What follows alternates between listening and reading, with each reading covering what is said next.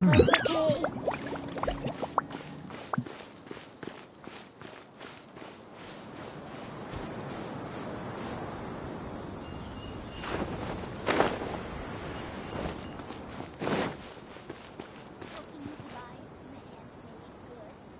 Candace, we're here! Has everyone arrived? Everyone is already waiting inside. Well, what are we waiting for? Let's join them! Please, wait a moment. Before attending the meeting, I hope you can promise me one thing. What do you need? Promise me that you won't commit to anything too reckless. What do you think? Okay.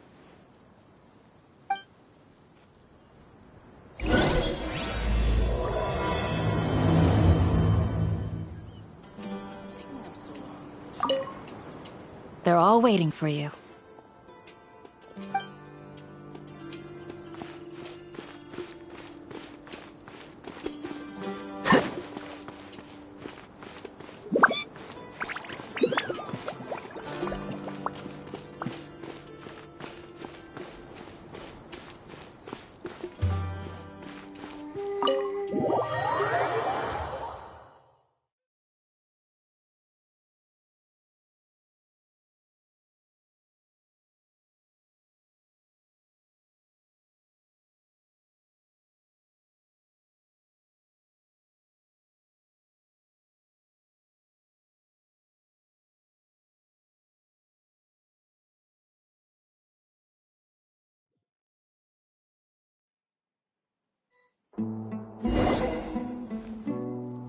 Everyone's here so early! But why isn't anybody talking? We already discussed things a bit. Hey, where have you been? I've missed you too. Are you ready? Very well.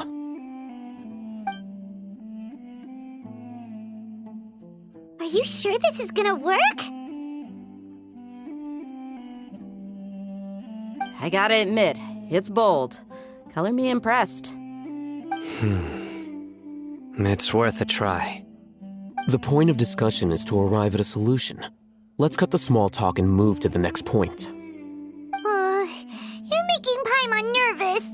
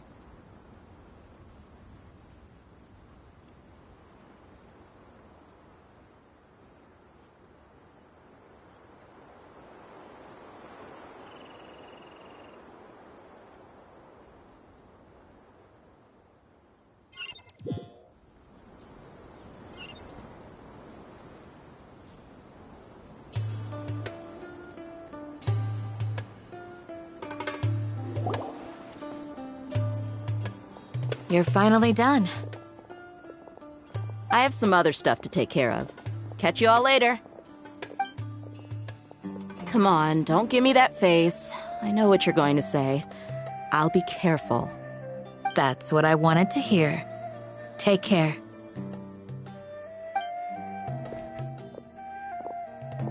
Well, traveler, Paimon, judging from your expressions, the meeting must have been quite productive.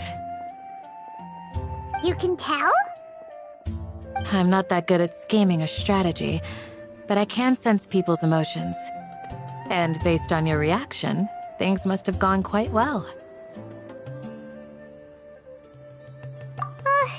Paimon's a little worried. Hopefully nothing will go wrong. To be honest, I feel the same. But you're already some of the most capable people I know. So you have my trust. Candace gave us a compliment. Your deeds speak for themselves. Candace, we stayed behind to tell you that, although you won't be coming with us, we'll be sure to remember your words. I'm very glad to hear that. I've said the same thing to everyone here today as I said to you when you arrived. Your safety is the most important thing. Only when you're safe can the plan be successful. So please, take care. You're welcome. And thank you for taking my advice. Good luck with everything. I'll be here in the village praying for you.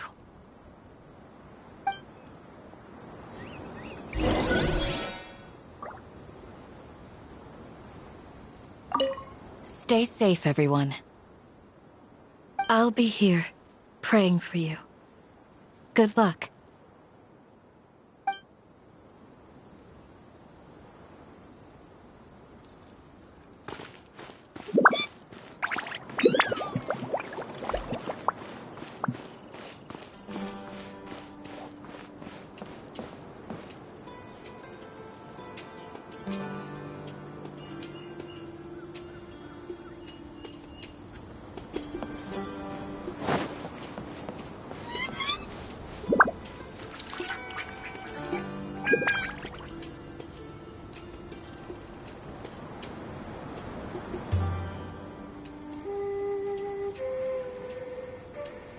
Sounds good. I'll go make some preparations. Okay. I'll hit them! Have you finished saying your goodbyes? Yeah! Also, Candace told everyone to be careful. Yes, she did. But I think my point also bears repeating. Our plan is not child's play. We won't be able to achieve anything if we're simply careful. We must go beyond that and fully commit ourselves to it. I hope this is clear to you. Huh? Shouldn't you be saying something more cheerful to boost our morale right now? Didn't we already do that during the meeting? You can never have enough words of encouragement.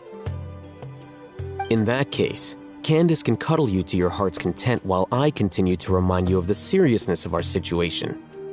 We all have our jobs to do, after all.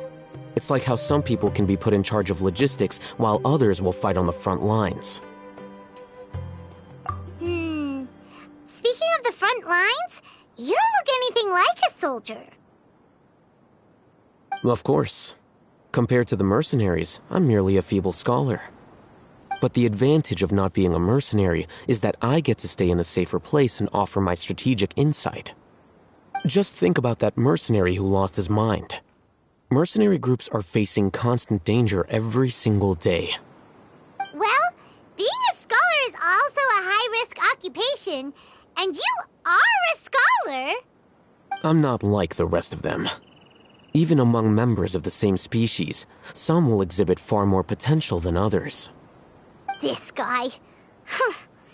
Paimon still remembers when those mercenaries in Port Ormos called you a lunatic. All intellectuals are lunatics in the eyes of fools. I'll take that as a compliment. That reminds me. Do you remember the record we saw in the King Deshret ruins? It mentioned forbidden knowledge. You have a good memory. Forbidden knowledge has the power to drive people insane, but this fact has never been shared with the public. Even I, who has worked in the academia for some time, was never once informed of this. I think those mad scholars and mercenaries we encountered may have all fallen victim to the corrupting qualities of forbidden knowledge. But the academia has always held a different view. They have always believed that symptoms of madness are a side effect of human contact with divine knowledge as mere mortals. Come to think of it, perhaps the academia has also never understood the true nature of forbidden knowledge, and thus always approached the issue from the wrong direction. The Withering, Elazar, and the sandstorms. Don't you think what is happening right now across Sumeru is rather similar to the forbidden knowledge pollution that occurred in the desert thousands of years ago?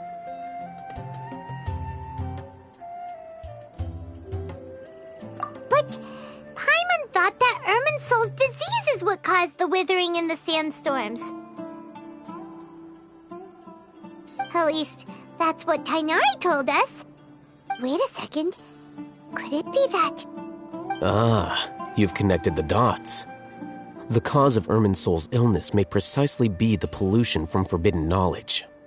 But if that's the case, what should we do? This is huge! Wait.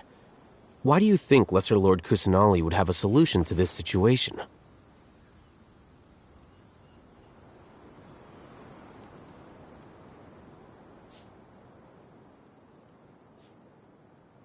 You mean, it's related to the scene you saw when you passed out in the Avidia forest? That whole, the world forget me thing? In that case, it's imperative that we rescue Lesser Lord Kusanali. Only by working with her to save Irminsul can we completely resolve the problems Sumeru currently faces. To make sure we're still on track, I would like to check on the state of some of our preparatory work. Where are we going? To an Eremite base.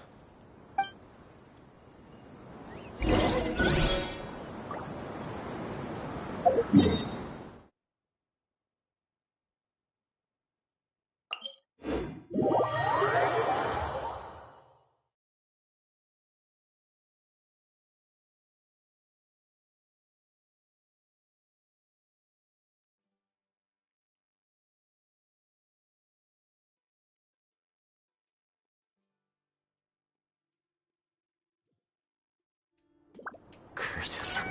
There's sand in my shoes.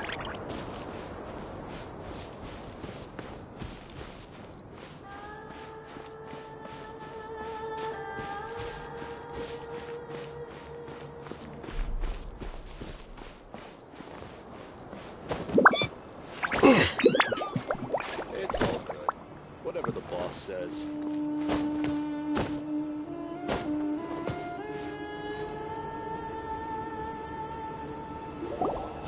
Ah, they're here. Huh? What are they doing here? I gave them some technical work to do. Ah, it's the scribe. And is that the traveler I see?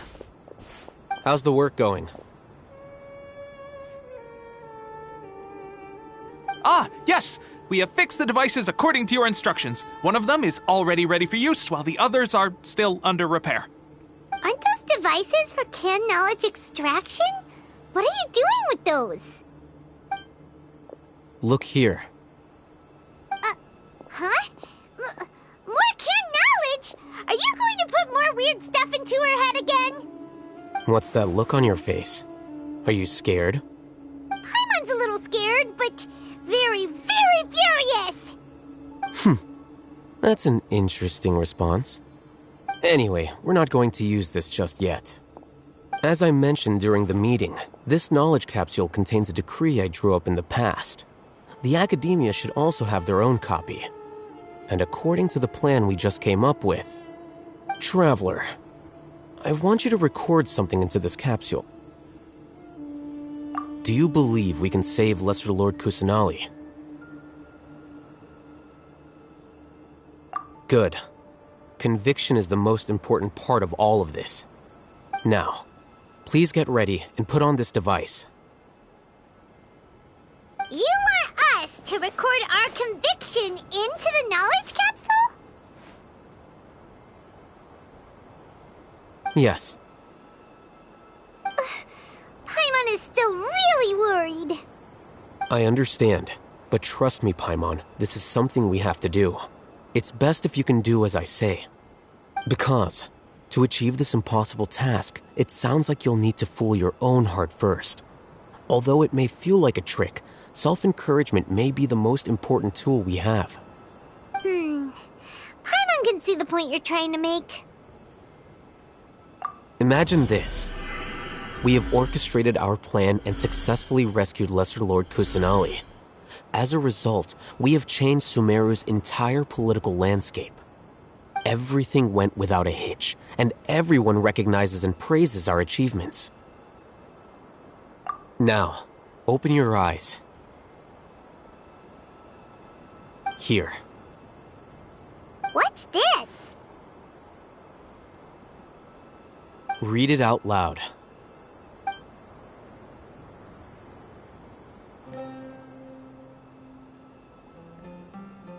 It's done. Is your head okay? Does anything hurt? It's just a recording. There should be no negative effects. But what was the point of doing this? Paimon doesn't get it. And that's perfectly fine. In any case, these capsules aren't meant to be used by you. Huh? What do you mean? Have you forgotten? Our plan needs to account for those who have long relied on the Akasha. You may find it hard to believe, but for those people, everything the Akasha transmits to them is nothing short of absolute truth. Imagine if you've been using a device like the Akasha since the day you were born, and this device has always supported you during times of need. After all that time, what do you think you'd become? A fool? A machine? A slave to orders. And that's why rules are so important. In addition, those who understand the rules can delineate boundaries and identify gray areas. But why would you need to identify the gray areas? You could say that those kinds of ambiguous zones can be very interesting. One might even say they're advantageous in the right hands. The things you're interested in are really out there. Are all Sumeru scholars like this? Anyway, that's enough chit-chat. I'm going to take those two to work on some small projects. You can head to Caravan Rebot and start preparing for the next step. Small projects? We're going to tinker with the Akasha terminal and make a few modifications.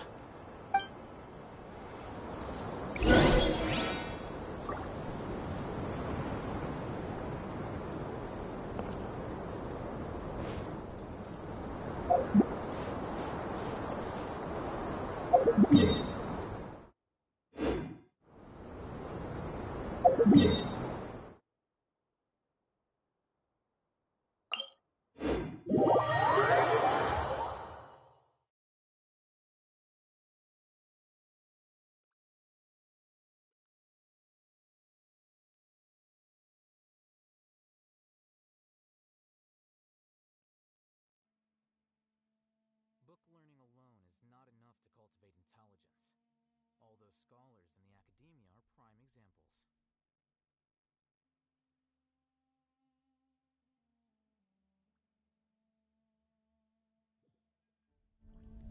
This weather is perfect for doing nothing at all.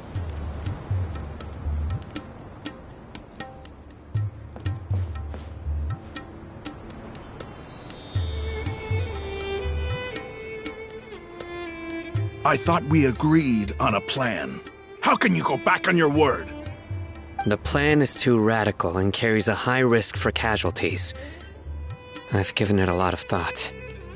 And in the end, I still can't agree to it. But it's still the best plan we have. As a former Matra, you of all people should be able to see the bigger picture and recognize the innate advantages of our plan. I did. And that's how I saw the danger behind these so-called advantages. Al-Hitham's plan is even more radical than I imagined. Huh? Why are you guys arguing? My friend, you're just in time. Why don't you help me persuade Sino? He's turned against our plan. We agreed to work out a plan at the meeting. As mercenaries, you're familiar with the local environment, so you'll take care of the specifics. But then, you went to Al-Haytham for suggestions. Had I known Al-Haytham would give you those kinds of suggestions, I would not have agreed to the plan. Look, you already know that we're all on the same side here, don't you? Mercenaries place a lot of importance on their bonds of friendship, but also will not hesitate to make sacrifices if they deem the situation to be sufficiently dire. I'm sorry, but as things stand, I can't accept your principles. Seems you really do understand the ways of the desert. Traveler, Paimon, this is also something you should know. Rahman's plan is to have me work with the Caravan Reebok guards in my capacity as a Matra. We will arrest the mercenaries and escort them into Sumeru City. Wait, how can we work with the guards? We can't get through that wall easily, remember? Caravan Reebok would never let so many unregistered members of the Eremites enter Sumeru City. My plan will clear us of any possible suspicion, and also let us enter the city as a big group. There is no better way. That also sounds like something Al-Haytham told you. Am I right? Doesn't Al-Haytham know how dangerous this plan is? Of course he does. He told me. There is no perfect plan, but this can get the job done. He also said that with the help of Sino and the Traveler, our chance of success would increase significantly. I never blindly trust anyone, and I've always had a good eye for people. I think he made a number of valid points. It's my own choice to trust you. If I make the arrests alone, I can control myself and prevent you from getting hurt. But I can't guarantee that kind of discipline from the guards. To make the whole thing more convincing, you'll need to resist to some degree. Casualties are inevitable once push comes to shove. I'm okay with the deaths of enemies. But now that we're allies, I'm against the meaningless loss of our own. I can't believe a Matra would actually care about us. I've lived a hard life, and I can say that people like you are hard to come by. I've always treated my allies with honesty and respect. They have the right to know important things like this. Now you're making this hard for me. Hey, is there something we can do to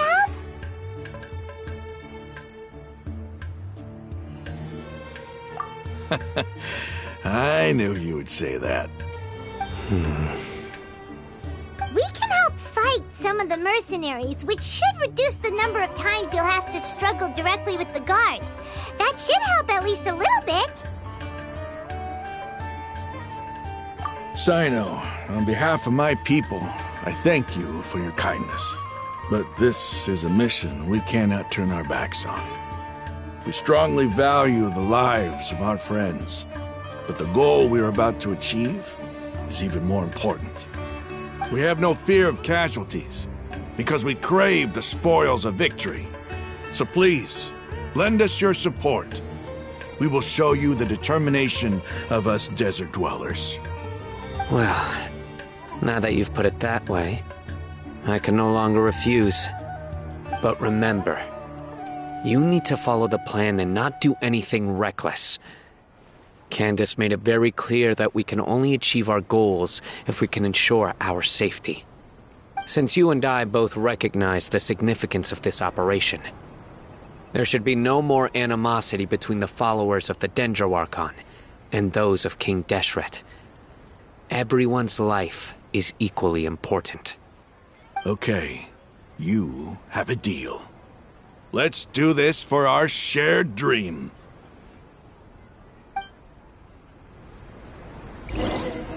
The guards should be stationed in the courtyard nearby. You can find them there.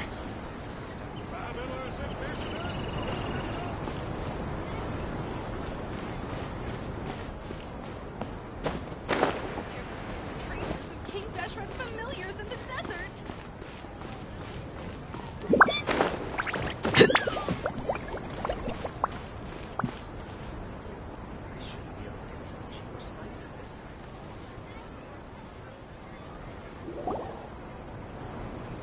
Guards! General Mahamatra! To what do we owe the honor? Keep your voice down. This is a secret operation. I'm going to arrest a large criminal gang near this location. According to the Academia's Guide and Regulations on Secret Operations, I have the right to ask for the cooperation of Caravan Rebot. Of course. Mahamatra Sino's order is the Academia's order. Just let us know what you need. But who exactly are you planning to arrest, and how many people are you expecting? Depending on the scale of this operation, we may need to report it to our superiors. They're a squad of Eremites whose number is comparable to Ain el Akhmar in Port Ormos. They're involved in the theft and resale of supplies from the Academia. As many as Ain el Akhmar? This should definitely be classified as a joint operation. Then I suggest that you report this to your superiors as soon as possible, and treat it as a top priority desert operation. I will need personnel. Got it. Please wait a moment. I'll contact them immediately.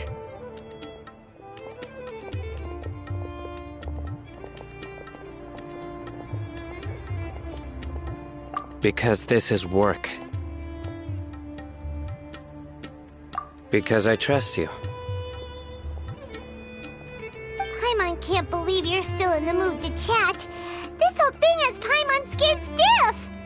Aren't you even a little worried? What if these guards already know that you have betrayed the Academia and are no longer their General Mahamatra? Even if that guard doesn't know, their superiors might, right? We discussed this, remember? The Caravan Rebot operation is of great importance. But don't worry, the guards there shouldn't know that Sino has stepped down. How can you be so sure? First, the other Matras still don't know why Sino has left, which proves that the Academia has been covering up the matter. Second, this is a crucial moment for the Academia's God creation plan. If something were to happen to the General Mahamatra, it's bound to attract a lot of unwanted attention. No matter how you look at it, they don't seem interested in sharing the news of Sino's departure. A reasonable inference. I agree. Which brings us to our next issue. I'm sure some of you have been wondering if the prediction function of the Akasha will affect our operation. The Akasha is still in operation, so I must remain on high alert. Actually, considering the power of the Akasha, it's quite strange that it hasn't already tried to interfere with my actions. I've given that a lot of thought. For now, I don't think you'll need to worry. If you remember, when you first came to Aru village, all your actions and routes were predicted by the Akasha.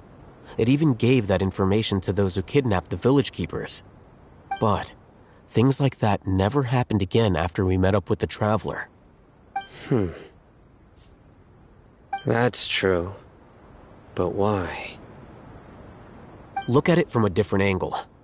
Why do you think the Akasha will predict your actions? Because my personal data has been entered into the Akasha. That's true, but the key to this question is, how well can the Akasha make predictions about a person? Haven't you ever thought about it? Just how can it do this in the first place? Because the Akasha controls the entirety of Sumeru. The Academia firmly believes that all human actions can be explained through logic. By sorting and analyzing entered data, the Akasha can derive behavioral logic and predict the actions of those who fit an existing logic model. However, at the risk of sounding like an advocate for fallacies, can everyone truly be considered logical at all times? Emotions are part of our behavioral logic, but can you guarantee that every experience of the same joy or pain would be equally intense? How can our feelings and opinions be predictable down to the letter in every single instance? Sino, in the past, you've always worked alone. In the absence of another person who could sway you or your thoughts, the Akasha could produce predictions that were similar to your real-life behavioral principles. Decisive and principled, you were used to solving problems alone. That's why the Akasha could figure you out. But now, you've joined a team, And I believe the Akasha hasn't yet figured out the full composition of it. Our thoughts and logic have intermingled and weaved themselves together to become a complicated, chaotic mess. Any one of us could potentially disagree with another. The Akasha lacks data on these interactions, and it's impossible for it to predict your actions in the future based on your decisions in the past. After all, there's probably a limit to just how much we can be modeled or controlled by data. So, in my opinion, you're probably safe for now. Makes sense to me. I agree. The Akasha is not alive, and I don't think we can be completely controlled by something without a mind of its own. Is that so? I guess there are things that even the Akasha cannot calculate, and people will not be forever trapped by the past. Whew! Paimon's so glad that this is settled. Next time, pay attention during our meetings. Will do.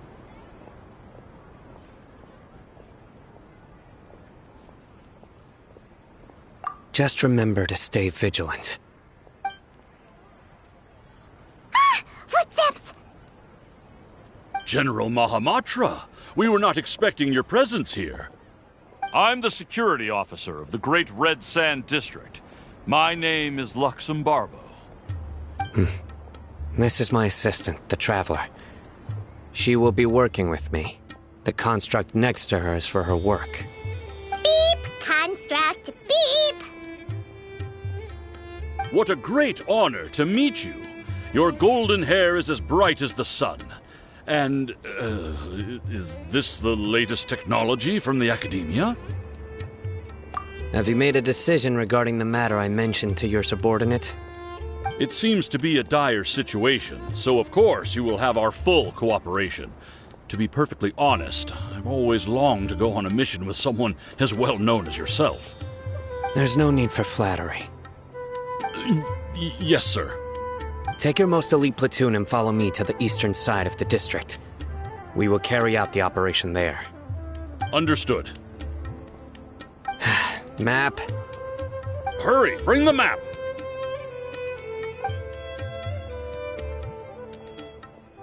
In 2 days, we will engage Rahman's Eremites and capture all of them. Any questions about the time or location? None at all, sir. Good. See you then. Yes, sir.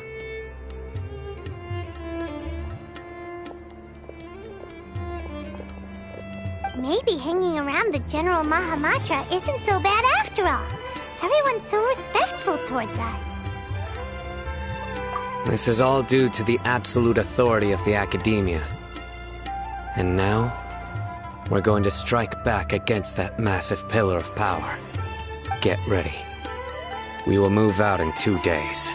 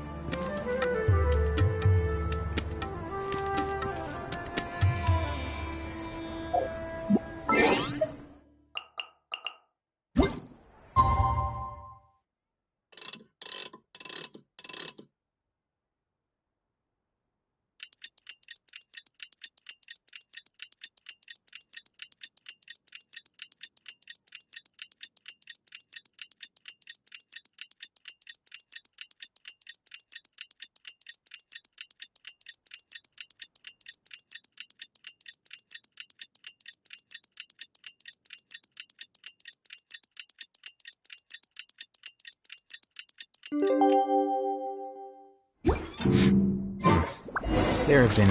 Time for the operation! Let's go meet Sino in the desert!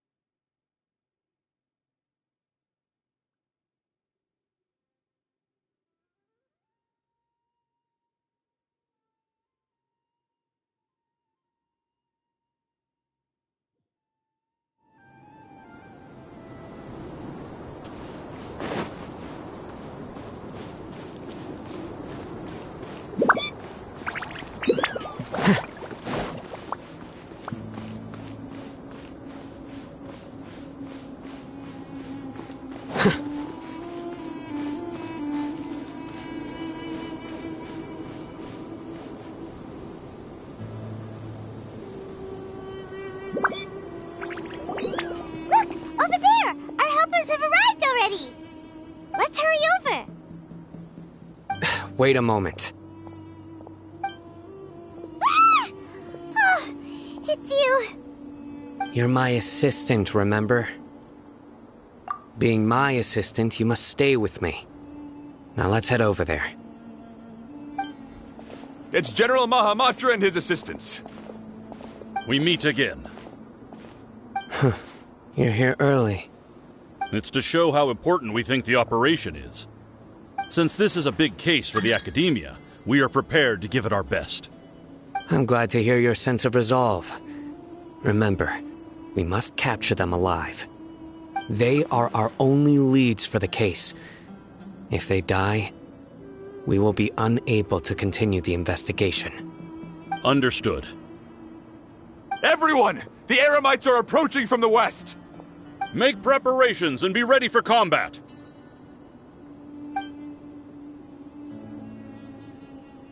Halt! Oh? What a warm welcome! What do you want? Judging from those shiny weapons in your hands, it seems like you're not interested in a deal. Rahman, the Academia has caught wind of your smuggling and illicit sales. If you value your life, I advise you to surrender. Who are you supposed to be? A Matra from the Academia? I can't believe you came all this way just to catch us. I'm not here to talk. Oh. Nobody's given me this much time of day since I became a mercenary. Brothers! For that slight, let's wash our blades with their blood. Let's show them we Eremites are not to be messed with.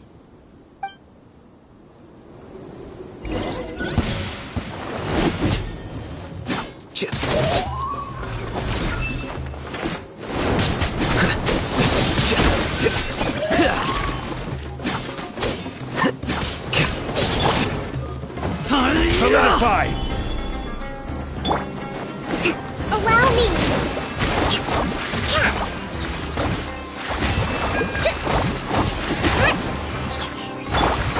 Here you are.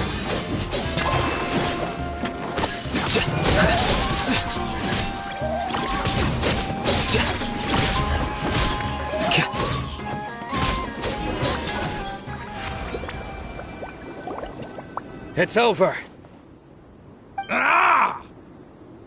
We have subdued them. The operation is now over. All Eremite mercenaries and related personnel in the area have been arrested. Ah, you pitiful Dendro Archon dogs! You'll regret this! I'm afraid you'll regret it first. King Deshret will curse you, and you will all! Silence! Oh, Restrain them and take them back to Caravan Rebot. Count their numbers and send them to the Academia as instructed by the General Mahamatra. Yes, sir!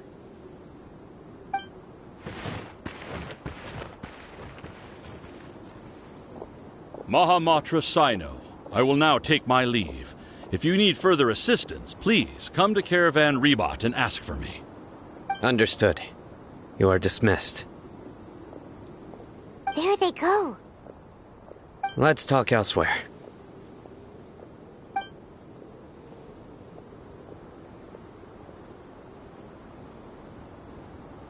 This part of the plan went really well.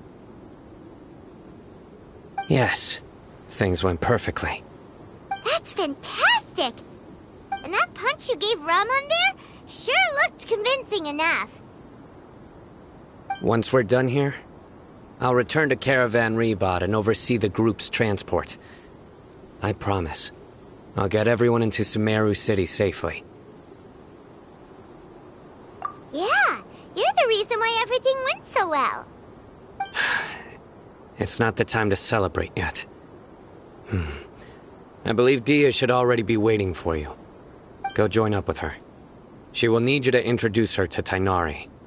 Speaking of which, is it really okay for us not to share the full plan with Tighnari?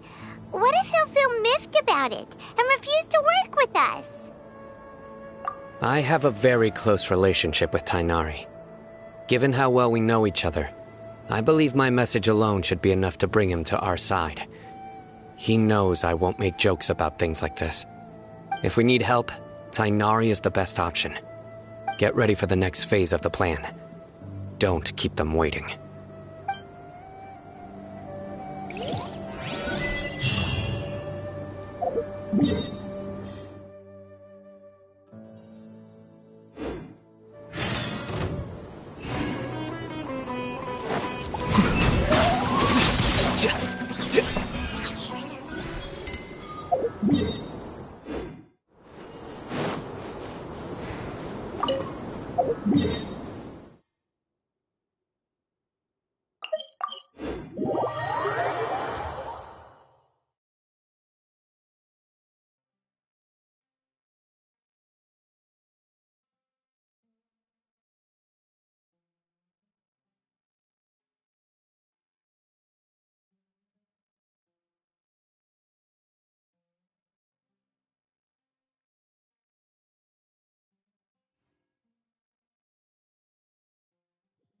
Wait.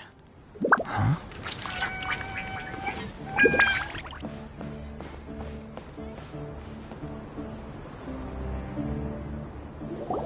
Dia! We're here!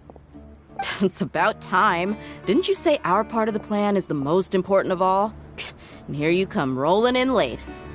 In the time it took you to get here, I already did 5 laps around the place, downed 7 drinks, and even did some clothes shopping. Sorry. We didn't mean to keep you waiting. I just wanted to fix your attitude and rub it in a little. After all, you took your sweet time getting here, and we've got important stuff to take care of. I just like seeing that serious look on your face. Alright, I'll stop. All joking aside, I'm glad you're here. Let's get moving and take care of this as soon as possible. But where should we start? Our responsibility is to get a status update on the ƑөÚыөω Harbinger known as the Doctor. We need to make sure he won't get in our way when we rescue Lesser Lord Kusanali.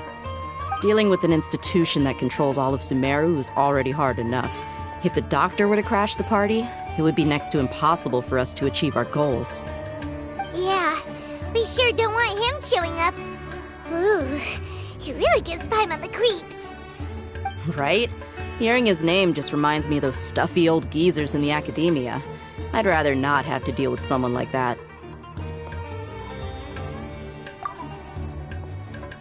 According to the plan, we should first go to Pardis DI and ask for Forest Watcher Tighnari. If all Hatham and Sino's sources are solid, then we can be sure that Tighnari still has the Academia's trust. So, we'll find Tighnari and convince him to get us the latest intel on the Doctor. Then, depending on what we learn, we'll make any necessary adjustments to our plan. The sages have placed spies everywhere on the other side of the wall. I'll follow you as a bodyguard. You should be honored. I don't offer my services to just anyone you know. But Paimon thought mercenaries would do anything for Mora. That's certainly true. But when multiple employers are vying for your services, you should always go with the best offer. Let's see. If I were to charge you a bill, I guess I can apply a discount. How much more do you want? Paimon's not sure we can afford it. How much do I want? Hey, how about paying me with a smile? What do you say? I haven't seen you smiling much recently. If you ask me, someone like you must look lovely when they smile. Come on, give me a smile so that I can be less worried. Looking good! I hope this pretty smile will become our lucky charm. There are many kinds of smiles, but only a truly joyous one can bring blessings to others. Let's consider this smile a down payment for our future victory. Let's go. It's time to pay a visit to Pardis DI.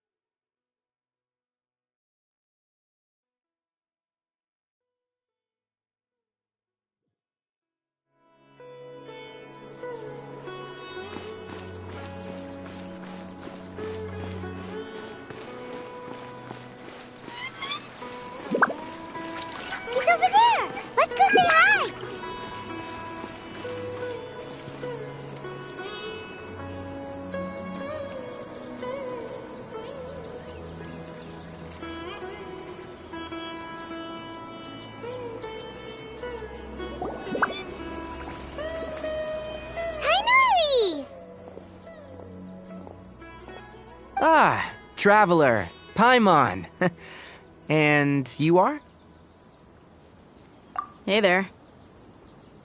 This is our friend Dia. She's an Eremite mercenary. A mercenary? You must have some big news for me. It's something really important. Please help us out. All right then, follow me.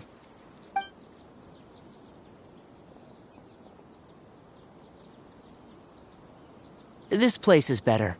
We won't be disturbed by any passerby. Okay, what is this important thing you want to ask me?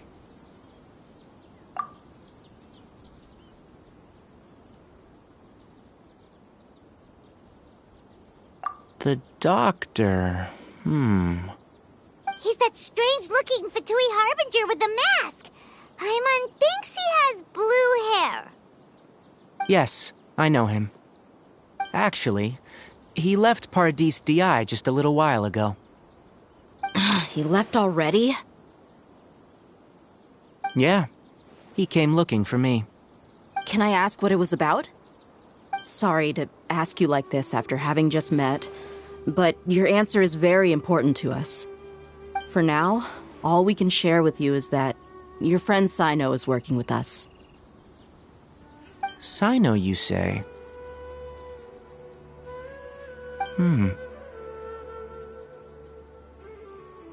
I see. So that's why he hasn't been at the academia. Okay. I'll answer your questions and will assist you any way I can. You don't have to tell me everything that's happened. Sumeru's name really does work wonders. You're not even a little worried that we might have made it all up? Despite having just met you, I can sense that you're the serious type. Between you, the Traveler, and Sumeru, none of you strike me as the type that would conspire to deceive me. You don't need to tell me anything you don't want to. I'll also get straight to the point. The Harbinger you mentioned came to me because he wanted to take the scholar ƑөŨើω away with him. Hypatia? Why would he want her? And what do you mean by take away? Is he planning to leave Sumeru? Yes. He told me his return to Snezhnaya is imminent. So you mean you're leaving this place soon? Indeed. Otherwise, we could have perhaps talked a little more. I was just about to set out when I remembered something important. To that end, I made a final trip to Paradis DI. Let me ask, have you been taking care of a scholar by the name of Hypatia? Your sources are accurate. No doubt because you've recruited many informants. But you're right, Hypatia has indeed been receiving treatment from me. Forgive me for asking, but how's the treatment coming along? Given the way you're asking, I assume you have something to say. Since you asked, I'll be frank. I would like to take Hypatia to Snezhnaya. It's incredibly difficult to transfer a patient. As a scholar yourself, shouldn't you at least be aware of this? Oh? I can't believe your utter lack of faith in me, to the point of even questioning my general level of knowledge. How unbefitting. Well, you're the only one who's ever made such a request. I have my ways of keeping her safe during the journey. In addition, I can also promise that under my care, Hypatia will receive the most advanced and effective treatment. I will personally supervise her treatment and see to her recovery. Would that be agreeable to you? Hypatia was born in Sumeru and remains a scholar of the academia. Her situation has not become dire enough to necessitate her transfer to another nation. Transporting her to Snezhnaya is risky, and the potential benefits are unknown. As the person currently responsible for her treatment, I cannot possibly sign off on this transfer. Your suggestion is rude and reckless. I'll pass. I don't know much about the doctor, but after talking with him, I realized that just like many other scholars, He possesses an aura of arrogance that I've come to detest. It's not so much that he's looking down on others, but more that he's confident in himself and his abilities to a point of near insanity. I would never refer a patient to someone like him.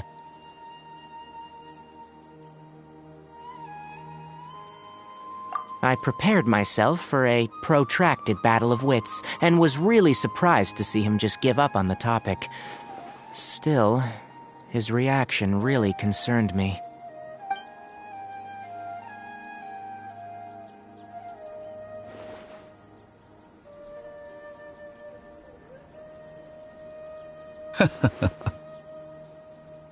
I see. Of course, your opinion makes perfect sense. You're still young, but already quite stubborn. I must say, you are not like what I had expected. Under normal circumstances, I wouldn't just let you off the hook like this. But unfortunately, I'm in a hurry today, what with Her Most Noble Majesty the Tsaritsa calling for our return. Luckily, there is still some time left for me to take care of everything before I leave. It's just as the Academia said, you're a responsible and gifted scholar. Sadly, even with all of that, you're still lacking a bit of shrewdness. And that's also why people like you can never realize that sooner or later, everyone must pay the price for what they've learned.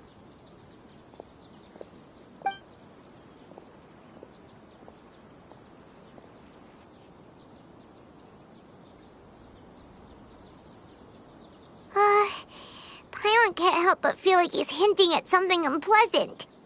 He asked a question, yet didn't care for my answer. Perhaps I'm nothing but a talking rock in his eyes. He never came off as malicious, but an utter lack of compassion permeated throughout our conversation. From his tone, I can sense that he's always looked down on others. I can barely believe it myself. But if that's true, the situation will be in our favor. I don't think I missed any details. Frankly speaking, I don't want you to do anything too risky. Now that you know a little more, it should be easier for you to stay safe. Sorry we can't tell you everything. We appreciate that you helped us anyway. I won't forget your kindness. It's okay. I have an obligation to do so. To be perfectly honest, all of this may have started because of me.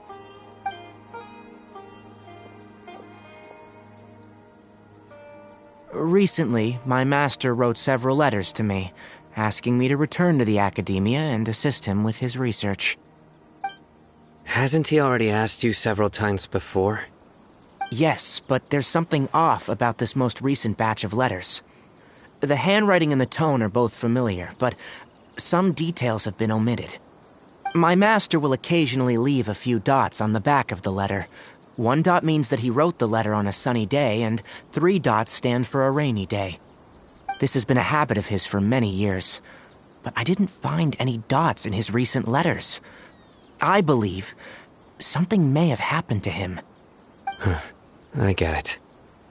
Since you are always at Gandharvaville, you would like me, someone already working at the Academia, to investigate this matter, right? I'd like to ask you to do that for me, if you can keep yourself safe. Please withdraw immediately at the first hint of danger. I can do that, but I have a feeling it won't be that simple. The Academia has been working on a big project. I'm not quite sure what it is, but your master might be involved with it. If the higher-ups really are hiding something, then it will be difficult to remove myself from the situation once the investigation starts. If the situation becomes critical, I'll leave the Academia. If you don't see me there for an extended period, that's your cue. All right, we've got a plan.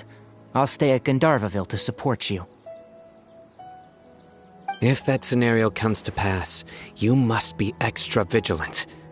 And be wary of any messages or direct requests from the Academia. I must say, I didn't expect a warning like this from the General Mahamatra. Being loyal to the academia doesn't mean blindly doing whatever the sages say. I know what I'm doing. On that note, aren't you also being quite distrustful of your alma mater? The academia, yes. But my master is a man of integrity. Even when I was a student, I was worried that he'd get in trouble for sticking to his beliefs. I suppose he's lucky to have lasted so long, but in the end, it's still caught up to him.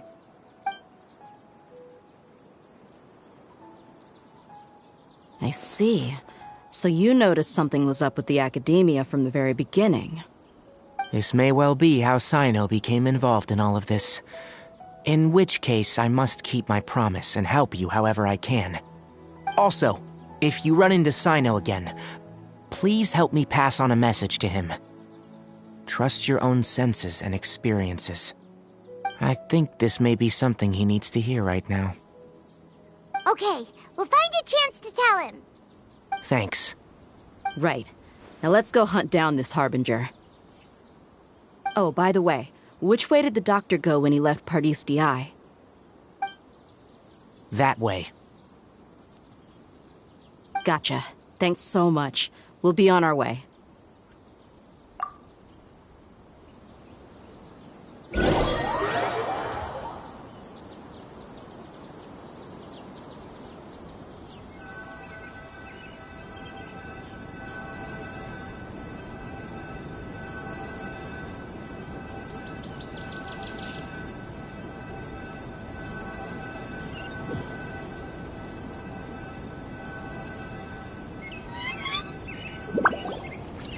According to Tighnari, the doctor is leaving Sumeru soon.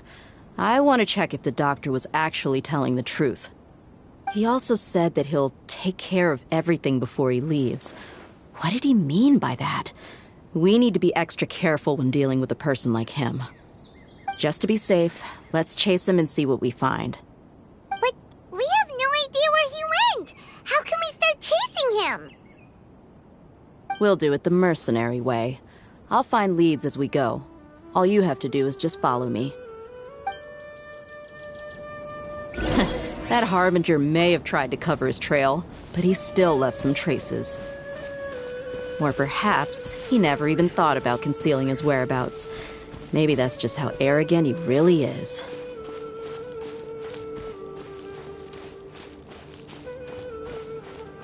Yep, we're headed in the right direction.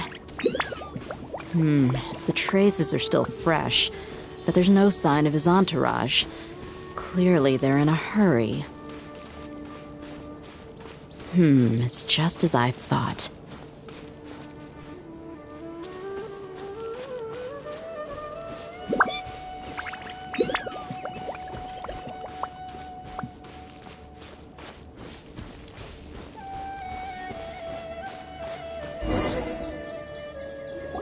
We can stop here. I think I know where the doctor went. To the south of here is Port Ormos, which seems to be where they're headed. Port Ormos? They're going to leave by boat? That's right. Let's go to the port and have a look for ourselves.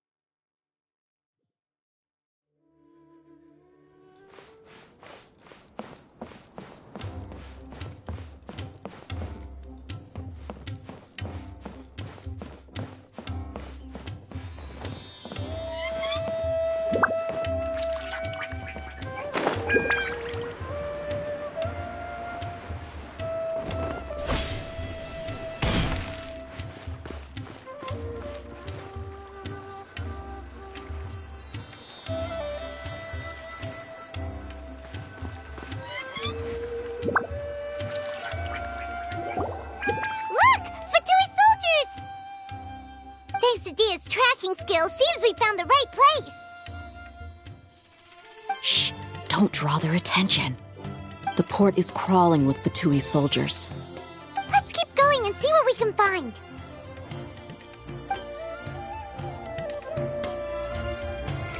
Now this is a proper farewell ceremony for a Snezhnayan Harbinger. The Lord Harbinger is leaving. I've still only seen him once or twice. I used to hold a position in our homeland, and back then, the doctor spoke in a very different way from the way he speaks now. Maybe the way people talk in Sumeru has rubbed off on him? It's always like that when you spend too long away from home. When he gets back to Snezhnaya, perhaps it will also take him some time to get used to the life there again. Huh? But, sir, that can't be right. No, I remember it like it was yesterday. Both his expressions and tones are now very different. Also, for some reason, he seems like he's all smiles now.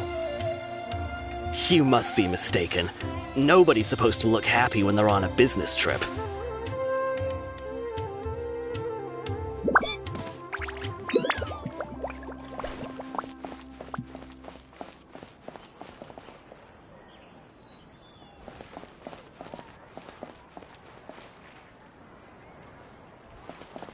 The doctor is on that boat. So he told the truth after all. He is actually leaving Sumeru. Let's get closer and find a place to hide so we can observe him.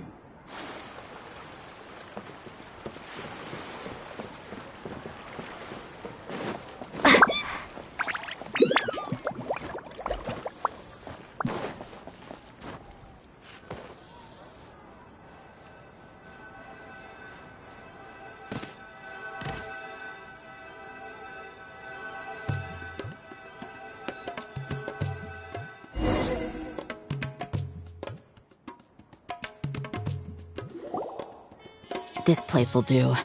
We can hide here while we keep an eye on the boat.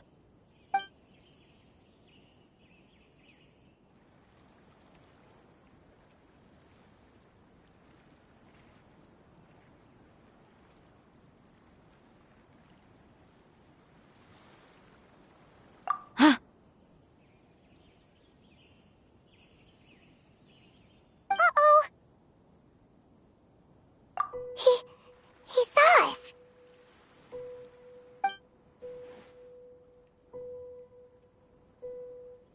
Huh? Is he waving at us? It's time to say goodbye.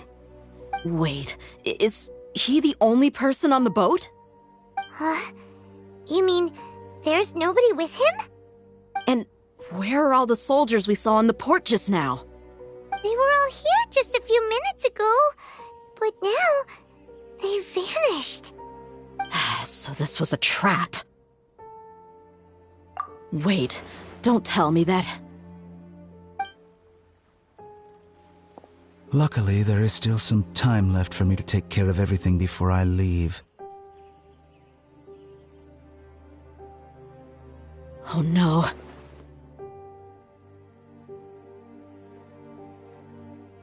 They might be after Ƒөΐĩ. Let's get back to Party's DI. Huh? What do you mean?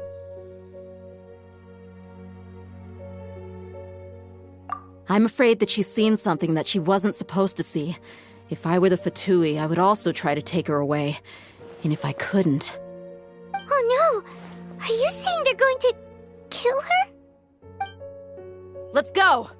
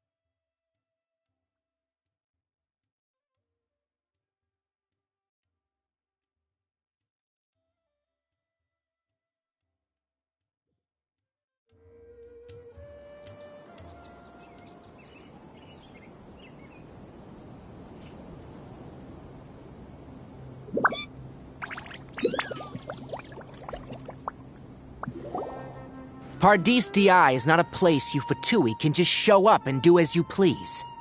I believe we've already made ourselves quite clear.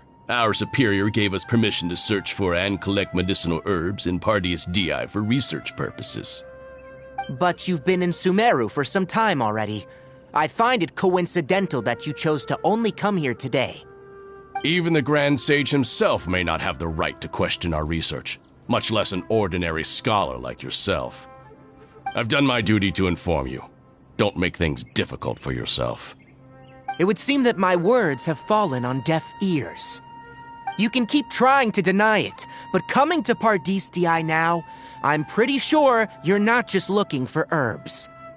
With all due respect, your baseless speculations will only lead to unnecessary trouble. Well, you only have your Harbinger to blame. He knows nothing about keeping a low profile.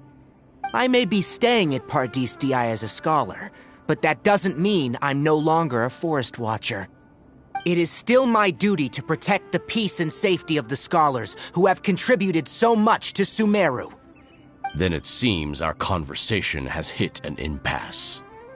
No one will lay a hand on you, Hypatia. Not on my watch. Tighnari! Are you alright? I'm fine. These Ƒө骝ũω have really crossed the line. Time to teach them a lesson.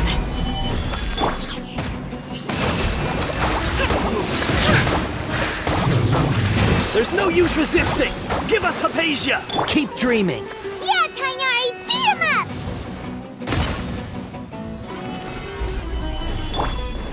Born of ice and frost. Yeah! Let's move! Reston! The doctor's orders are absolute! Yeah? You've been someone's lapdog for so long that you don't know anything else now!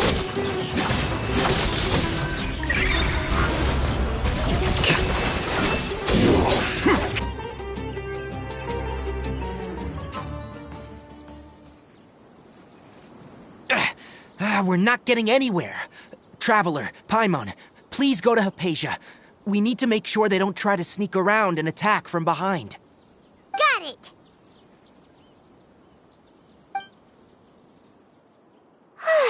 Hypatia's still here. Doesn't look like anyone's broken in.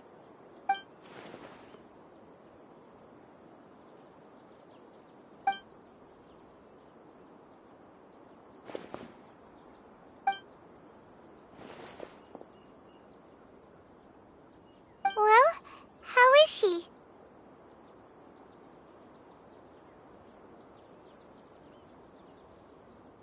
Oh, that's good.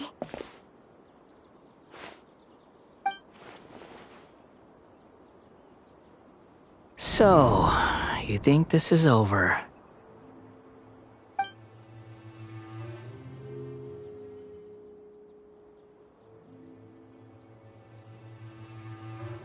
What? The Balladeer is here?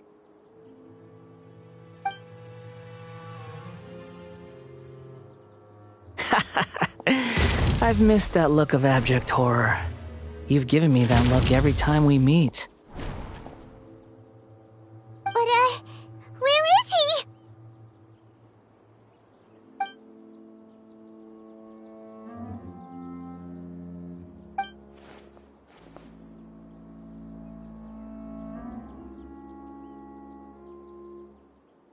I can hear all of your thoughts, you know.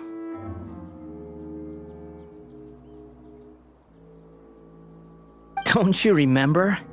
I already saw you the first time you came to Pardis DI and made contact with Hypatia. I didn't need to do anything.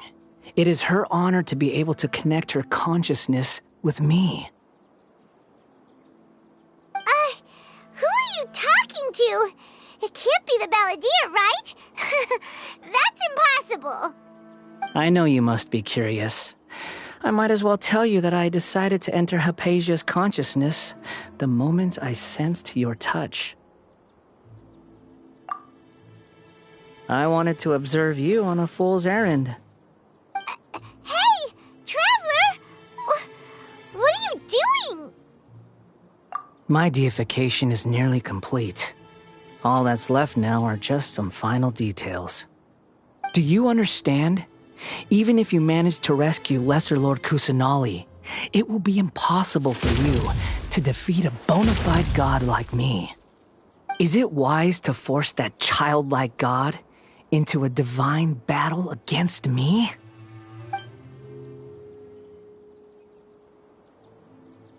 Scholars consider the God of Wisdom to be the sum total of their faith. It's how they can justify reverence for a god as they construct it.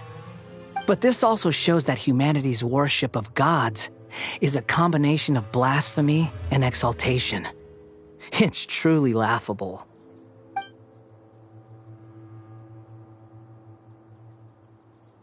Yes.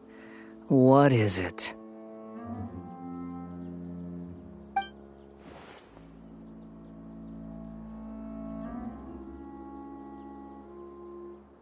Yeah, I'm in a good mood, which is why I'm talking to you like this.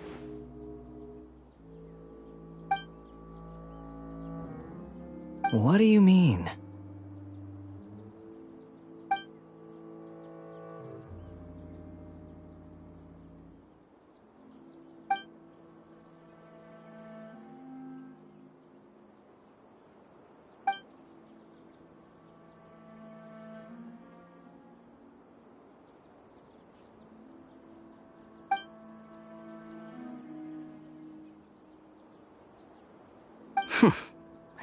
Those words almost make you sound like a friend who actually cares. But you're wrong. I'm different from all of you. I was born to become a god.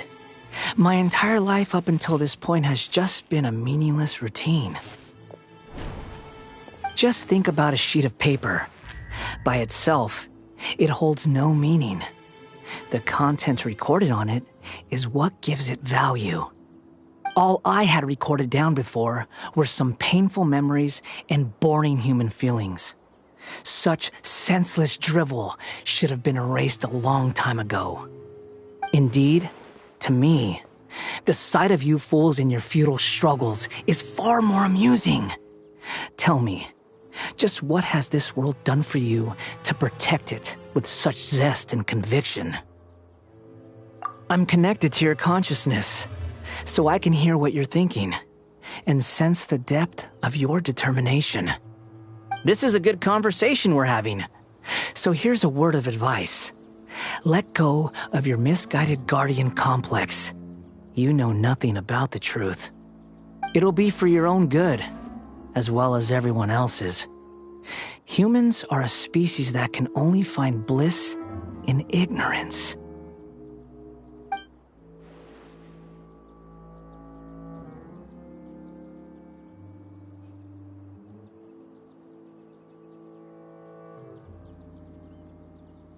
Ah, you've seen my affection for her. If you were in my position, I think you'd feel the same way. She peered into my consciousness and saw my past. Someone like that is qualified to become my first follower. All gods need followers. So Hypatia has been chosen. Her appearance heralds my imminent arrival at the throne of divinity, while her worship shall become my glory.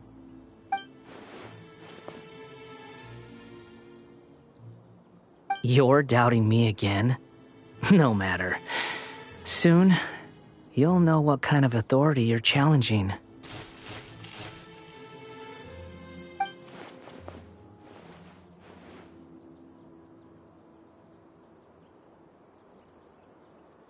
Who wants to hurt my devout follower?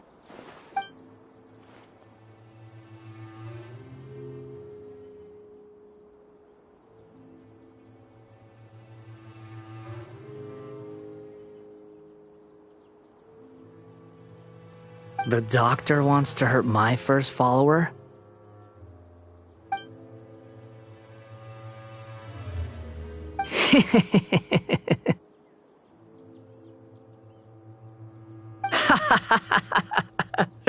How very amusing. Has anyone ever told you that you're not good at sowing discord? The doctor has never known his place. Even now, The puny human thinks himself capable of interfering in the business of the new god. You're still too naive if you think a few words will be enough to convince me to destroy the doctor. But I'm willing to give you a gift, just like my expression of affection towards Hypatia.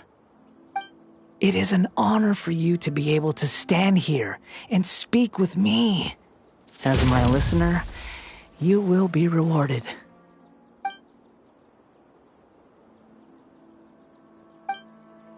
Both good things and bad things can be called gifts. After all, gods have never needed to be reasonable. Ah! Paimon hears thunder! That person Paimon couldn't see was the Balladeer? Oh, he sure chatted with you for a while.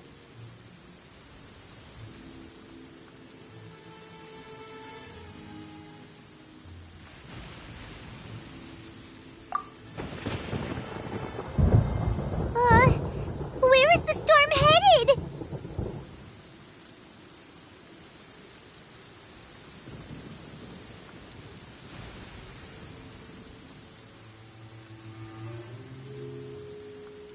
That means anyone outside is in danger! Let's go! Tighnari and Dia still must be fighting!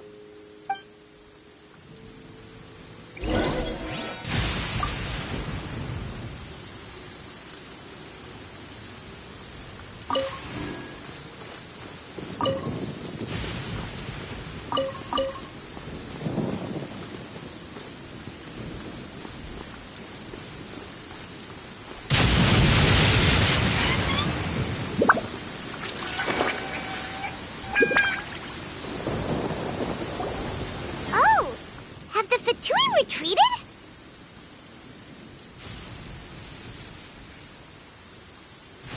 Hey! What happened to you? He's hurt. I'm fine. Ow! Don't move. I've seen Eremites get struck by lightning before. You need to rest. Struck by lightning? We were fighting, and just as things started looking grim, the weather suddenly became extremely strange. Lightning started attacking everyone, almost as if it were alive. Luckily, there were only two of us, and both of us were nimble enough to dodge most of the strikes. There were a lot of ƑөŨĩ, though, and they were being torn to shreds by the bolts of lightning. With that, all the Ƒө훠ĩ soldiers were forced to retreat. It's all right. My wound aside, you look like you've seen something unpleasant. Is Hypatia all right?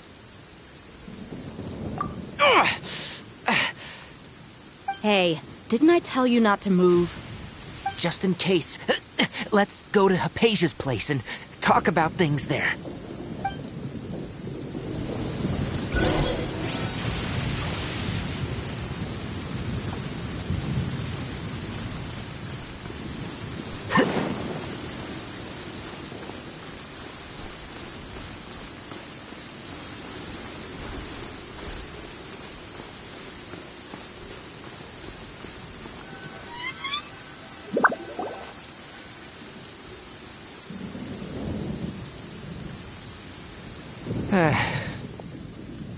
Thank goodness she's fine. Hey, how about taking care of yourself first? I understand my condition. The wound is not fatal. I'll be all right. Ugh. The more you understand medicine, the worse of a patient you become. I know. They always think they can push through the pain.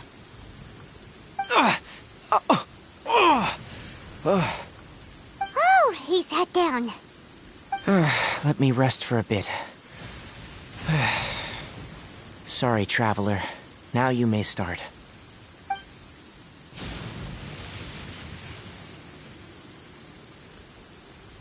So that's what you were talking to the Balladeer about? Oh, Paimon can't believe what he's thinking. The Academia's God creation plan. How ridiculous. That sounds, ambitious, I guess? Anyway, this is all way beyond me. As long as I can enjoy every day with a drink in my hand, tasty food in my stomach, and a good night's rest, that's enough. I'll only work when I have to. I must be the least ambitious person who's ever set foot in Party's DI. Don't say that. I haven't even thanked you for your help back there. Don't mention it. Well, if nothing else, all this proves that the doctor really did have some urgent matter to attend to and left Sumeru in a hurry.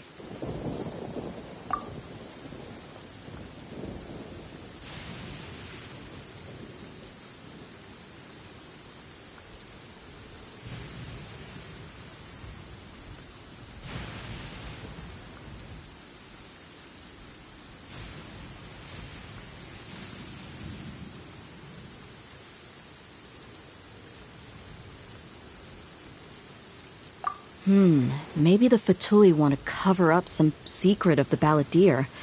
Is that why they tried to seize Hypatia?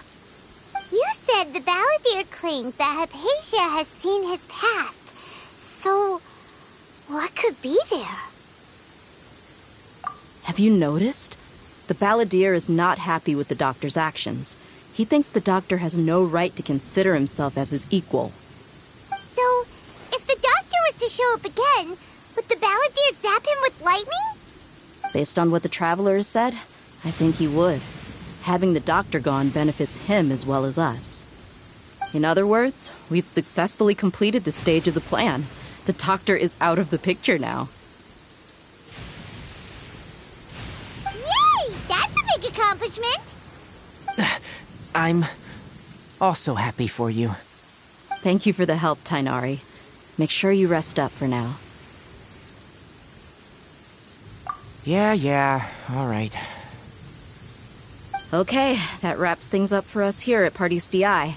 Traveler, it's about time we rendezvous with the others at the Grand Bazaar. Let's continue to keep a low profile.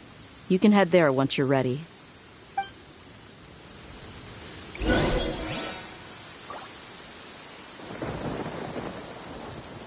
You can just focus on your plan. Leave Hypatia to me. My wound is not going to get in the way. Okay. Guess I'll sit still for a little while longer.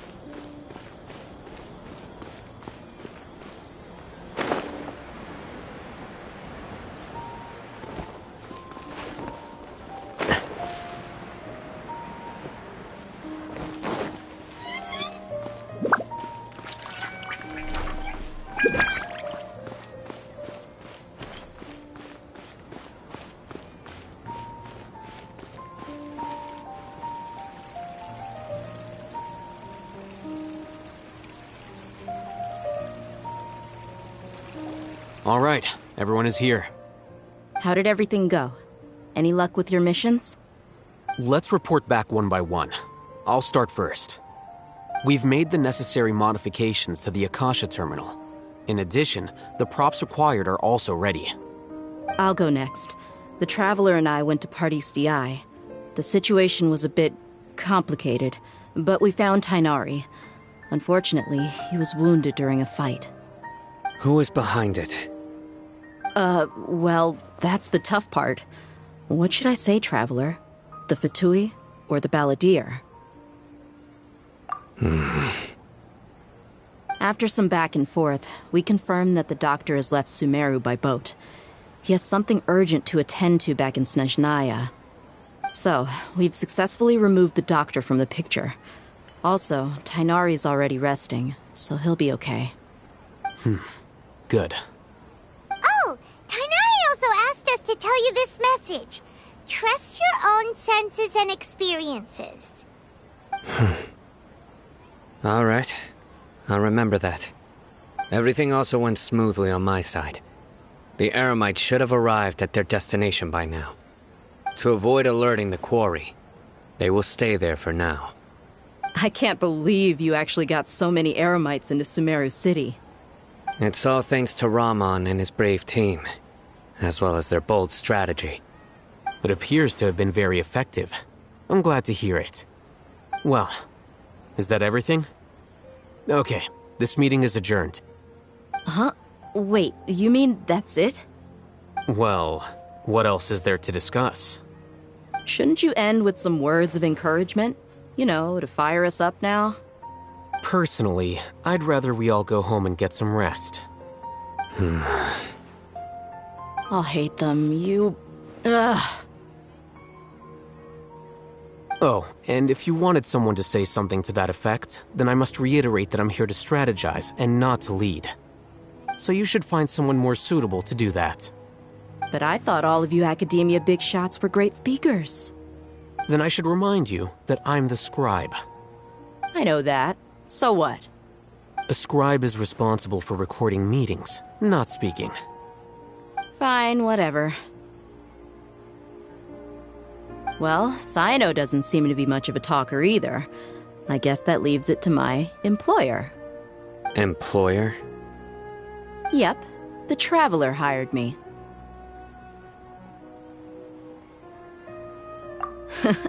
That's right. So come on, boss. What do you have to say for the team? Yeah, say something to boost morale. Huh? What are you all doing here? Oh, it's Nilu! Hey, everyone. I'm not disturbing you, am I? Not at all. I was actually just about to go find you. Judging from the group and all your serious faces, you were discussing something important, weren't you? But you also look like you're up to no good. Seems pretty interesting.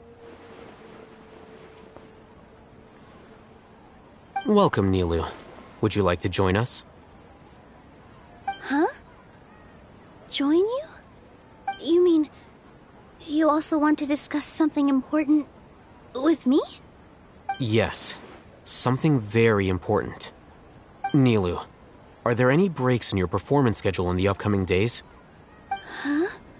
Wait, you're seriously inviting me?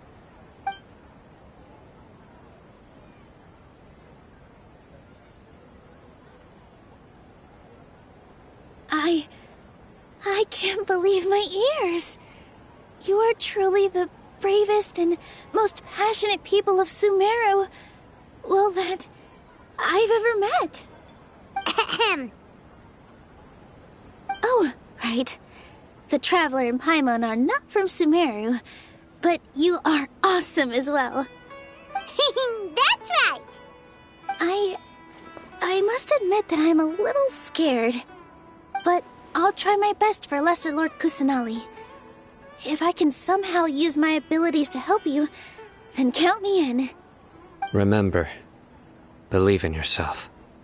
Okay, I'll get my friends at the Grand Bazaar to help us tomorrow. Just remember not to say too much. Be discreet. Yep, you got it. All the preparations are done. Now, can we finally conclude this meeting? So, have you thought up what you'd like to say, boss?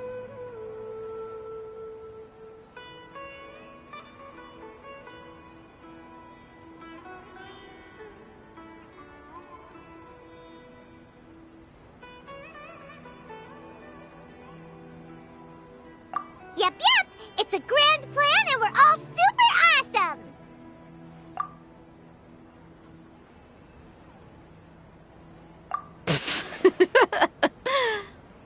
Well said. A good night's rest before an operation can be the difference between success and failure.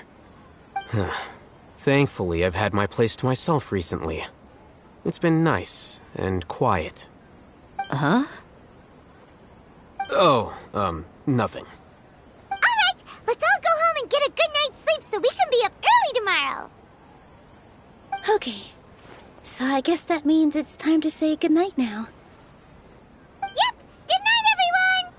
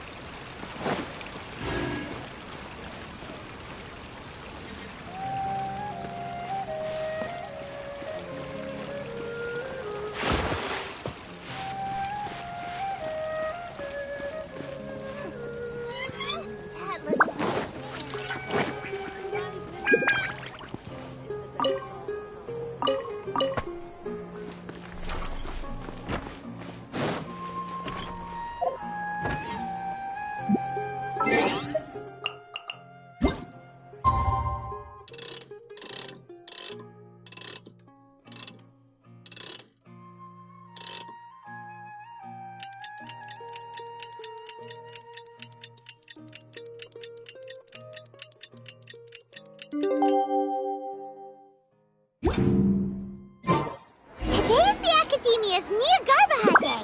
We can finally put our plan into action. Hatham should be waiting for us. Let's go to the Academia and find him.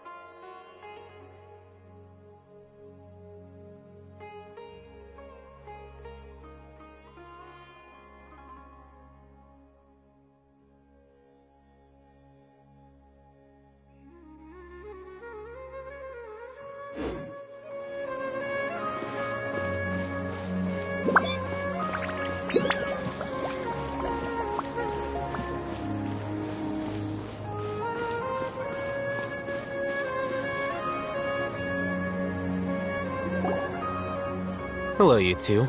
Sleep well? Not really. Paimon got too nervous thinking about today and didn't fall asleep until the sun was almost up. What about you, Alhaitham? Naturally, I slept just fine. After all, a good rest should be considered part of the plan, since energy is an important resource. You just want to show off how calm you are! It's crucial to dissipate any tension before we execute our plan. The only thing you're doing is being annoying! Anyway, do you need me to go over the game plan again?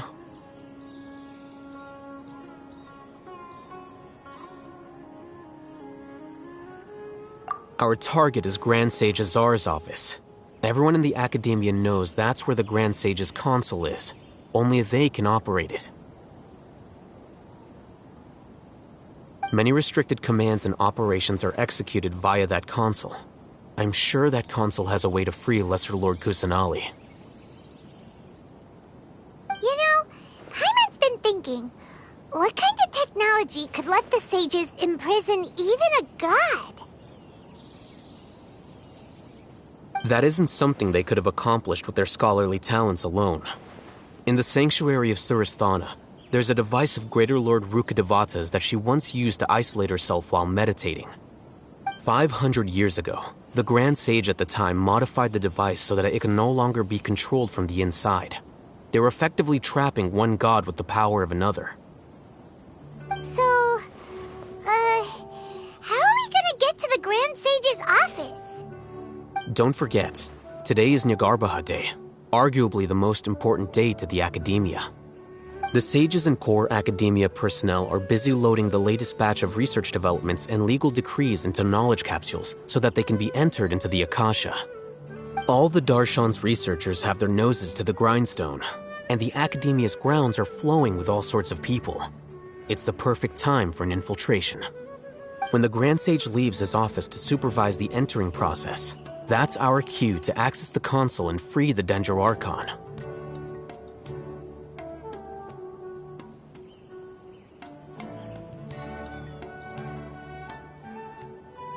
Well, yes. That's just the visible side of our plan, after all. If precedence holds, the Academia should have already started preparing for Nyagarbha Day. Everyone should be in position. All that's left is for us to lead the charge. Let's go. So are we just gonna walk in through the front door, or...? Yes. Were you expecting a stealthier approach? Paimon can't think of a good comeback. Alright, it's all on Alhaitham if things go south.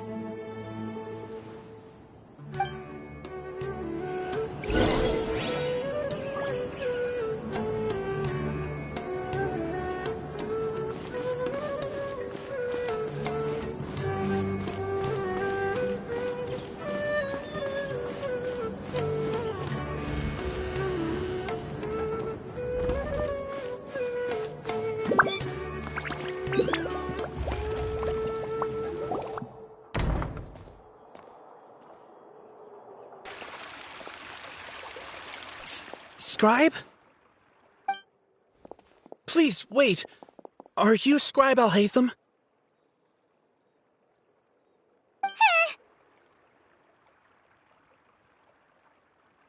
That's me. Is something the matter? I'm in a hurry. No. I was just surprised to see you here. I had heard that the sages were looking for you not long ago, but I didn't know what for. And, also, please don't bring outside guests into the Academia. Outside guests? How did you arrive at such a conclusion? Your groundless inference shames the Ḥuravatat Darshan. What did you say? I'm the top student in Ḥuravatat, and I earned 3rd place at the last Inter-Darshan debate. Don't look down on me! That wasn't my intention. As your Ḥuravatat senior, I just assumed that you possessed a greater aptitude for critical thinking.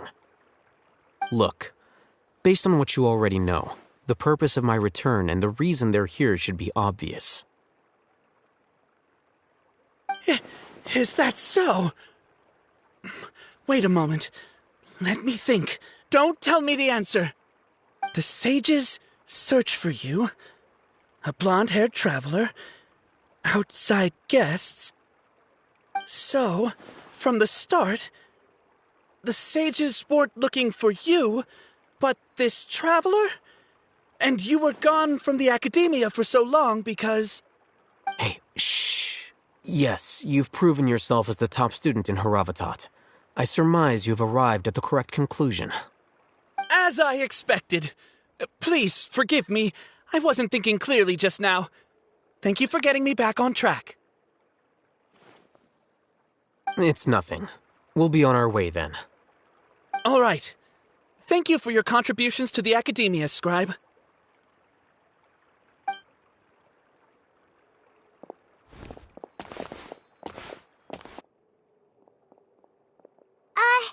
What the heck just happened now? What did he just guess?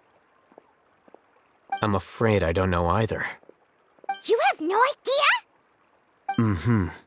He convinced himself of whatever truth he came up with. That is the so-called pride of a scholar. If someone questions their academic facility, they will instantly feign understanding to keep up appearances. Nowadays, the academia is rampant with this type of scholar. Their obvious farces of intellect only serve to highlight themselves as fools. Wow, so there are special ways to deal with smart people. We don't even need to make up our own excuses. We shouldn't waste any more time. It would be problematic if we missed our window of opportunity. Let's go.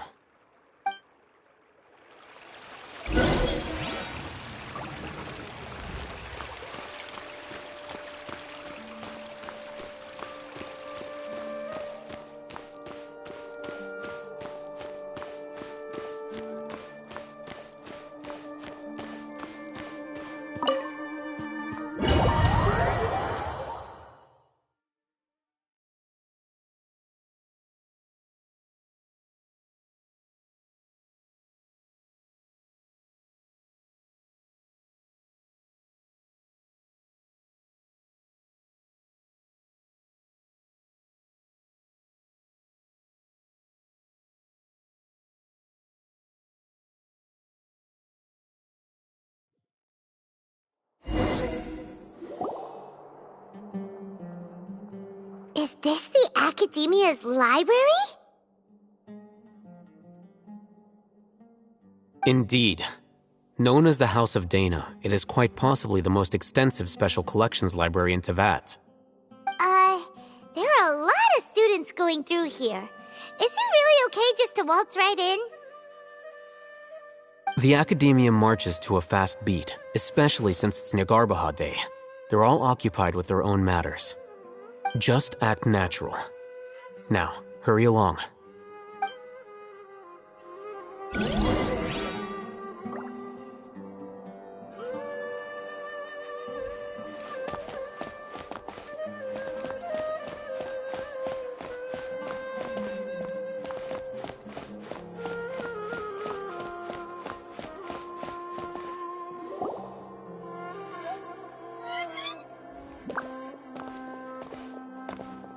What's this platform for?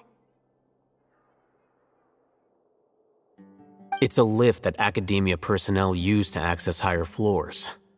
Are we gonna take it then? The Grand Sage's office is up there somewhere.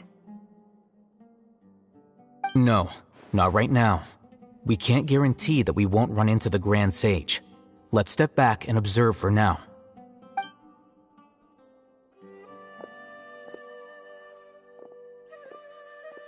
You think the Grand Sage will exit from there? And after he does, we'd sneak past him? Oh, Paimon thinks that's really dangerous. Who knows?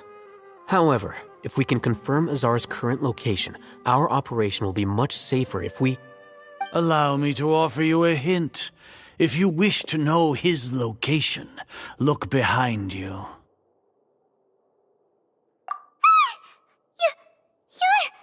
What's Grand Sage Azar doing here?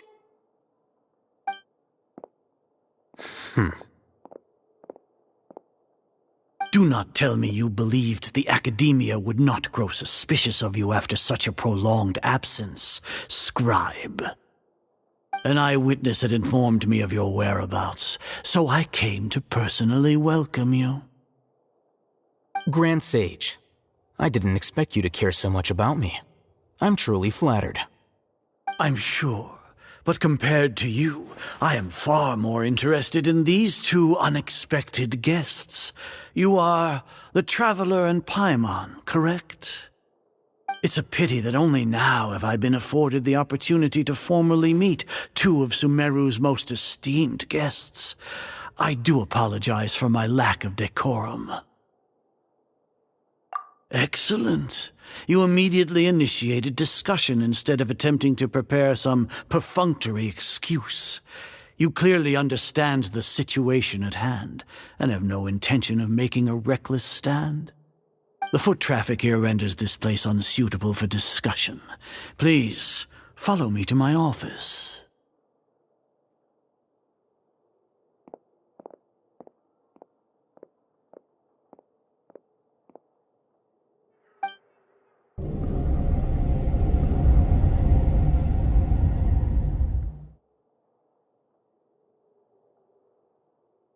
This place is crawling with guards.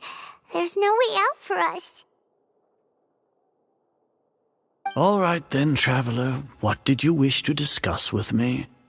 Today is Niagarbaha Day, so I still have many responsibilities to attend to.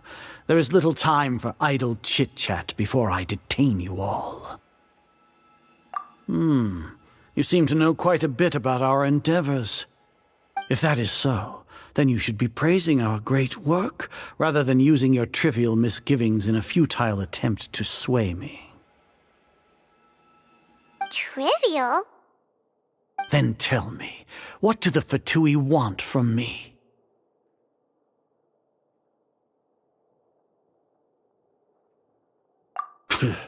Worthless. Those are all completely worthless. Benefits, divine power. These materialistic words do nothing but debase our great work. Creating a god. Yes, we are using human wisdom to create a god. If humanity cannot attain omniscience and omnipotence, then we shall create a god to reveal them. This is the pinnacle of human wisdom. We shall regain a god's guidance at long last. No longer will we flounder in the interminable void of consciousness and knowledge. Even Irminsul will be freed from its plight. For our nation of scholars, this is the ultimate aspiration. No cost is too great to realize it.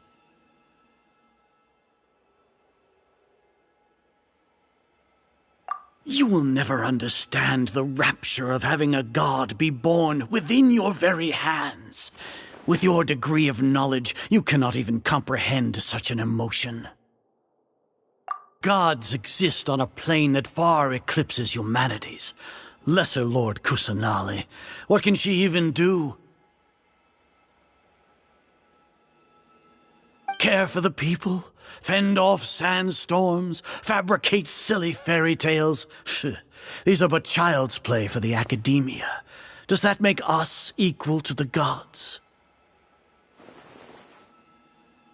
We are a people favored by Greater Lord Rukkhadevata. Though I may have personally not seen it, our forefathers bore witness to true wisdom. The ascension of the Lesser Lord has brought nothing but bewilderment to the scholars. They all ask, is that truly what true wisdom is supposed to look like? With that in mind, it is better to keep her isolated in the sanctuary of Suristhana, so our academy will not become embroiled in turmoil. What a pathetic justification! Do you really think that only the super smart or powerful should be able to call themselves gods? As per your judgment, Grand Sage, they are indeed dangerous individuals. Not only are they acting against the Academia, but their ideologies have the potential to lead scholars astray. Looks like there really was merit in my assignment. I'll hate them? Are you talking about us? Anyway, I've brought them to the Academia as ordered, but it took some time and trouble. Oh, that reminds me. Here's the investigation report you had requested. It's a summary of my time spent with the Traveler, an array of information about her ready for your perusal. Oh, Hatham! So you're still on the Academia side! We finally started to trust you!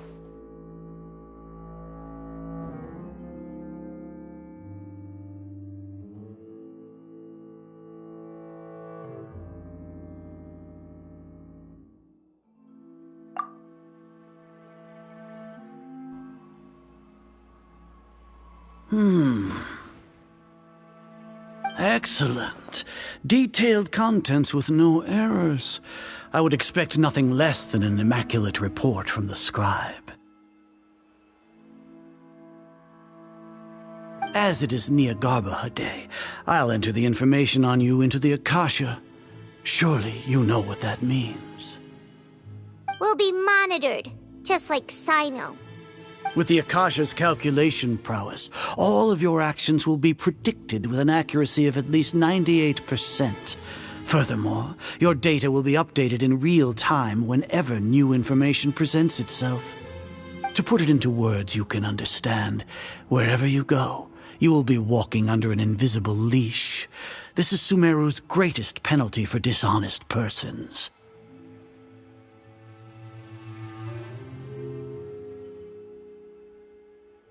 Are you not familiar with the concept that great responsibility begets an equally great suspicion? In any case, you are Sumeru's most concerning external variable. Locking you down will greatly decrease the chance of any undesirable outcomes coming to pass. You're despicable! Despicable? Perhaps from your perspective, but I suppose you had mentally prepared yourselves for this, no? Your ploy was to sacrifice the Traveler here, was it not? Lord Azar, I know what you're trying to say, but I've been following your plan this entire time. Why are you doubting me at this juncture? Must I delineate your entire plan? Very well, I will spell things out. First off, I received an eyewitness report that you were spotted with the Traveler at Caravan Ribat. However, you immediately departed for the desert and escaped surveillance range. Judging by the time, you all likely encountered the truant General Mahamatra in the desert. Am I correct? Maybe Paimon shouldn't have mentioned Sino just now. The Academia had not received correspondence from its scribe for a prolonged time. You were also in the company of the Traveler, a close associate of Lesser Lord Kusanali and General Mahamatra Sino, who had defected from the Academia. With their instigation, what was the probability that you would betray the Academia? Rationally speaking, 50%? 70%? What do you think? Regardless, that's only a guess. The facts are that I've brought the Traveler right before you, and I gave you my report. Indeed, your boldness deserves praise. To think that despite status as an outlander, the Traveler is still willing to sacrifice for the sake of your plan. If I'm correct, you have a contingency plan to save Lesser Lord Kusanali and ruin our great work. Sneak into the Academia on Niagarbha Day, using Alhatham's status as the scribe, for there is a good chance that an opportunity to save the Lesser Lord will arise. Should your intentions be discovered, Alhatham will turn traitor and sacrifice the Traveler, thus proving his innocence. He can then stay inside the Academia and continue searching for a way to proceed forward. As for Sino, according to the Akasha's calculations, he will soon return to the Academia and confront me in person. I suppose this is also a part of your plan?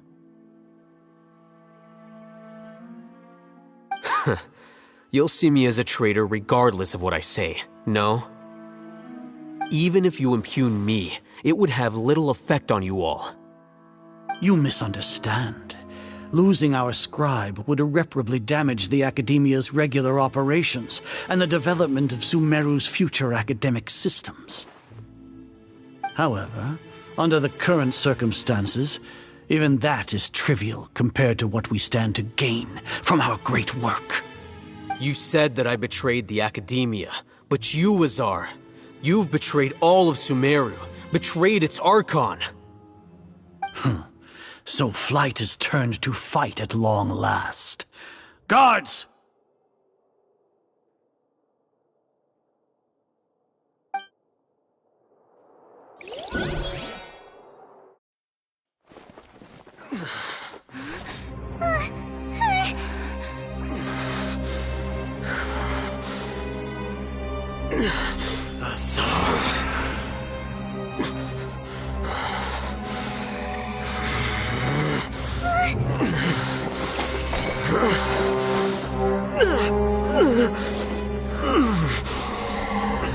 Well, what do we have here? So you stole that divine knowledge capsule. Traitor! You traitor! Even the most rational scholar will yearn for the power of a god in a moment of desperation. Aren't you doing the exact same thing as me, Ƒөΐũើω? Unfortunately for you, no god will lend you their power. Azar!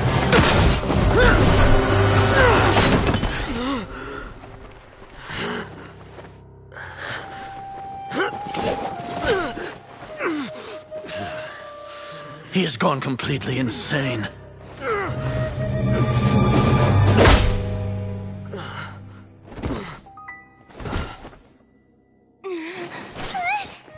Take him to the Matra and exile him to Aru village. Then find someone to take these two to the confinement room. I'll deal with them later. Grand Sage, we've finished all required preparations for Nyargarbaha Day. We may begin to enter the capsules now.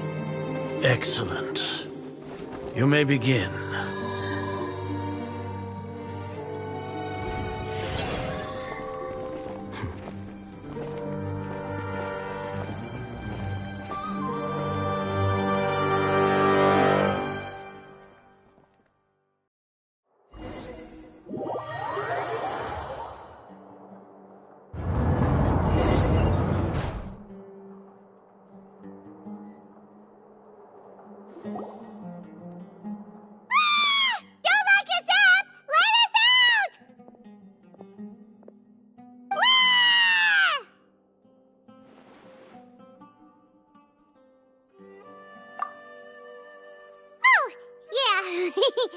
Paimon got a bit carried away there. How was Paimon acting just now? Great, huh?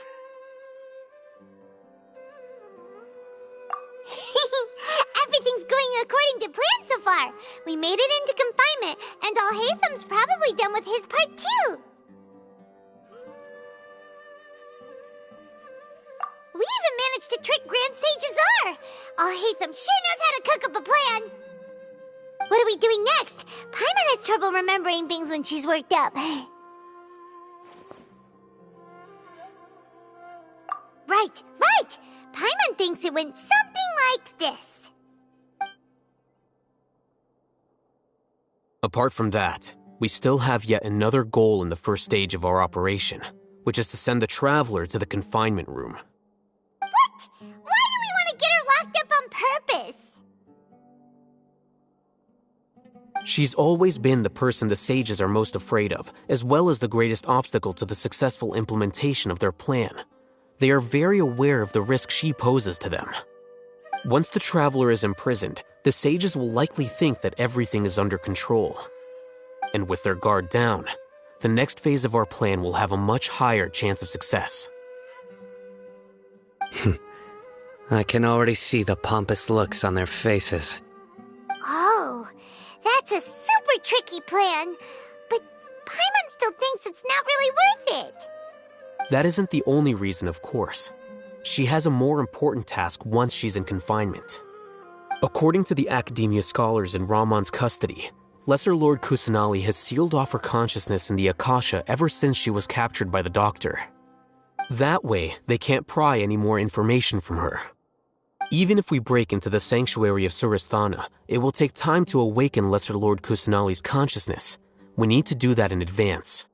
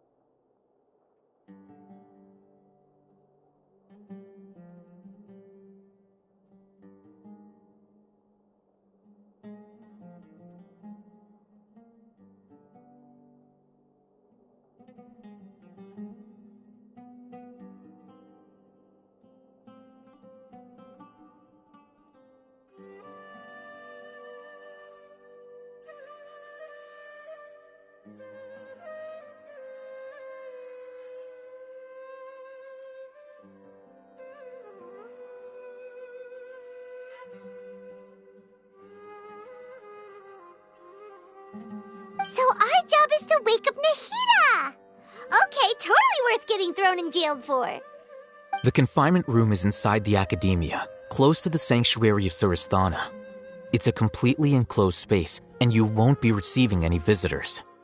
I'll work with Ramon's scholars to make some modifications to your Akasha terminal. Once you're in, get as close as you can to Lesser Lord Kusanali and try to connect to her consciousness. However, as for whether she'll actually wake up, that will depend on our luck.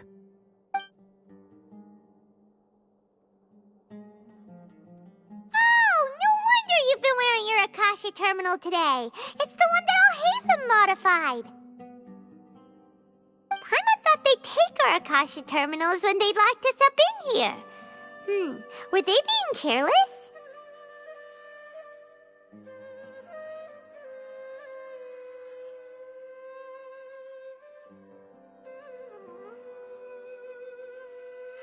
Alright, so what now?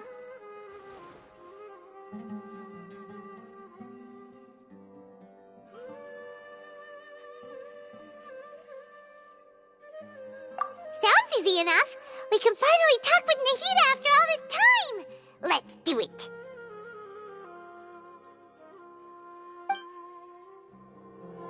There's a light flashing on your Akasha terminal. It's almost like... the faster it blinks, the better the signal.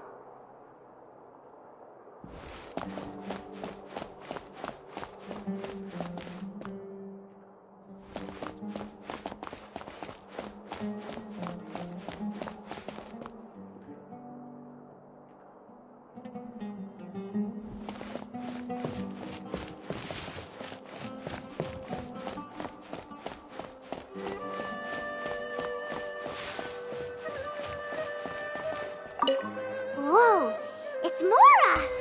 Ooh, Mora! No, Paimon, we're not here to hunt for treasure.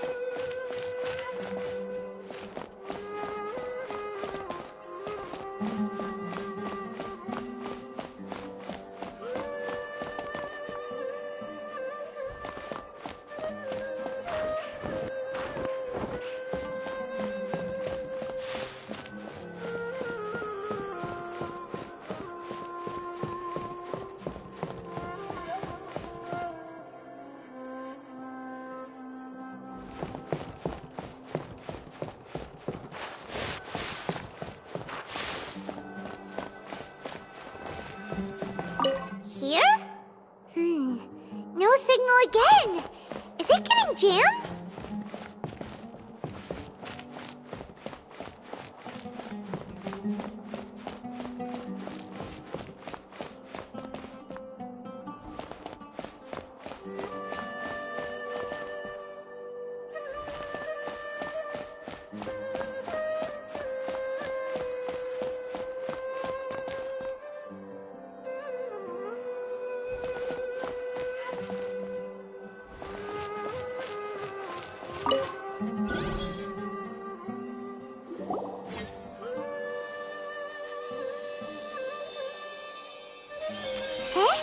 Is this the right spot?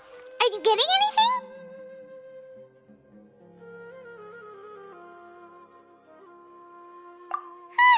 Please work.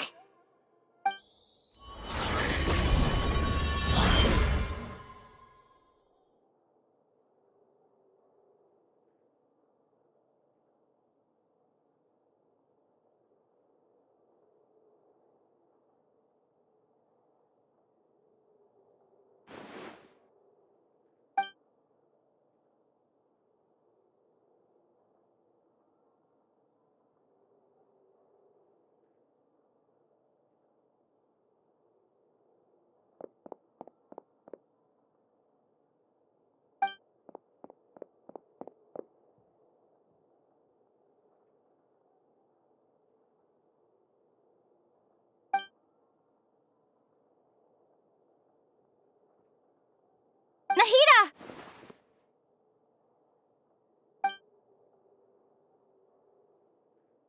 Hey, Nahida!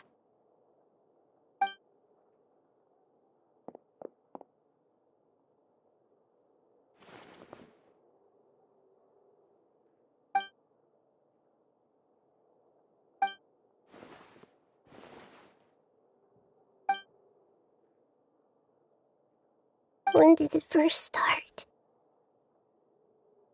Oh, right. It started from the moment I was born. I want to become a worthy Archon. So I've kept studying. Kept listening to my people and their hearts. Kept looking for a way to save Irmin's soul.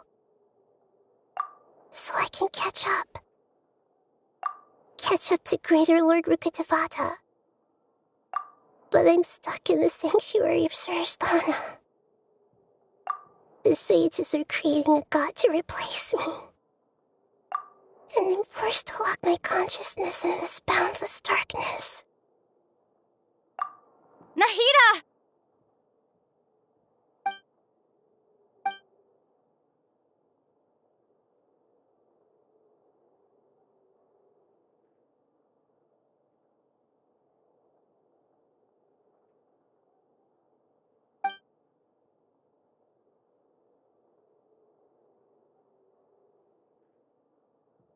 Nahida!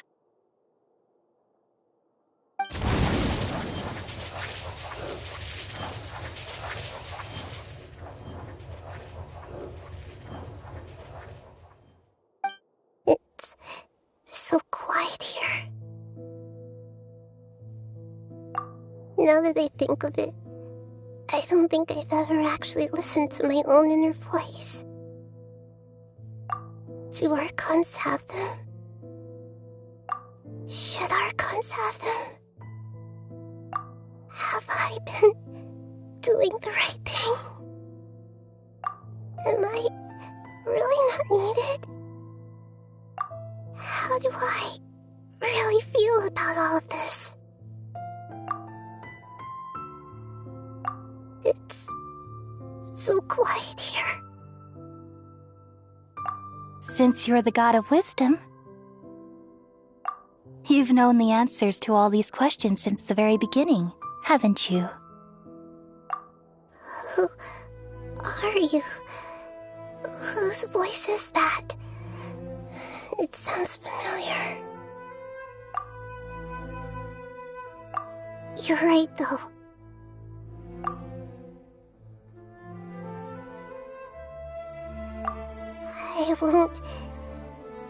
I won't ignore my own voice anymore.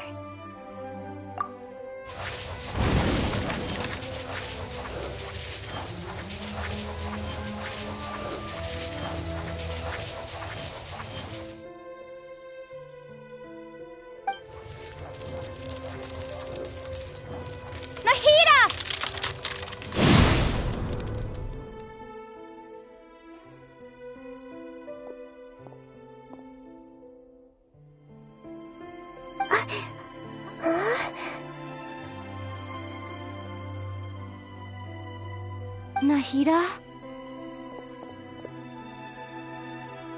Did you wake me up? Thank you. Why are you here? We're here to rescue you. Are you alright? I'm fine. It's just... when I think of everything that's happened to me, I feel really angry now.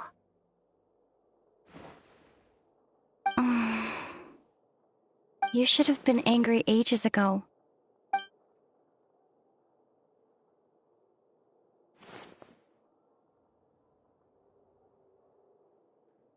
Huh? Oh, you're back! How's everything? That's wonderful news! Great! We weren't locked up for nothing! When you went to wake up Nahida, Paimon was listening for any sounds outside. You were out for a long time. There are fewer and fewer scholars going about now. You think everyone's done with their Nyagarbha day stuff?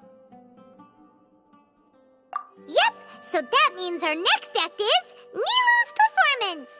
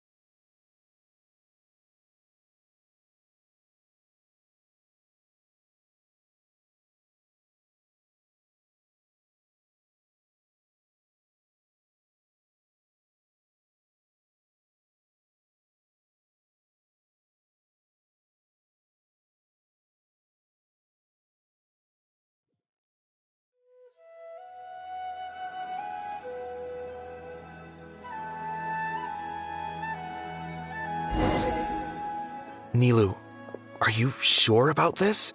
You're taking such a great risk for them. I'm sure, and I'm going. You know that I don't like to pass up any opportunity to dance, and this one is especially important. All right. You seem to have a lot of trust in them, so I won't say more on the subject. But if anything happens, the few of us here may not be able to help you. Don't worry. They've been through worse. Everything's going to be fine. All right. You know, if you really do get arrested, we'll do everything we can to get you back. Be careful, even if it's only for our sakes. Thanks, Mr. Zubair. You're so very kind.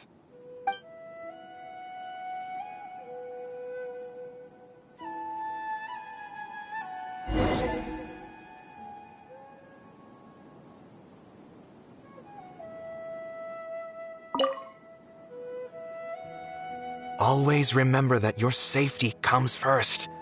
And don't forget that you're the star of Zubair Theater!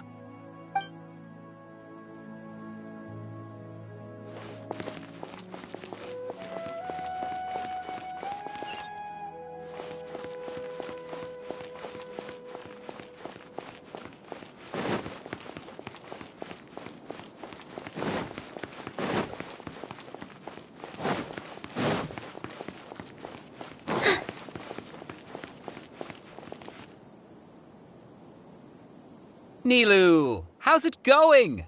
Nervous? Definitely more than usual. But it's because I'm worried I won't dance well enough. It's okay. Just focus on your performance. We'll take care of everything else. You sure know how to talk. Taking all the credit, even though we came here together to help out. Well, thank you both. I'll have to treat you to a meal after all this ends. I really, really appreciate all of your help. Ooh, that sounds great. Huh? How can we say no to that? All right, let's get back to business. Nilou, we'll be here to keep people from going to the academia so they don't interrupt your performance. I was planning on telling them something like, the Academia's been conducting a weird experiment, and some of their test subjects escaped. It's really dangerous there, so stay away. Oh, you couldn't think of anything better? Oh well, I guess it does sound like something the Academia would do. I think it sounds great. I'm counting on you guys. Don't worry, it'll be a piece of cake.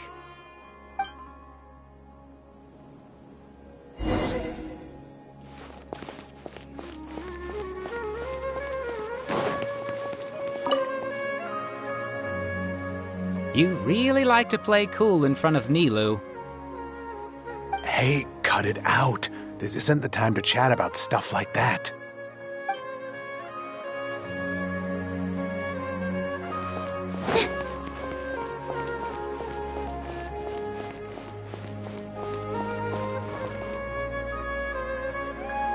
Hey, Nilou! Sorry, it's great to see you, but I'm really busy right now.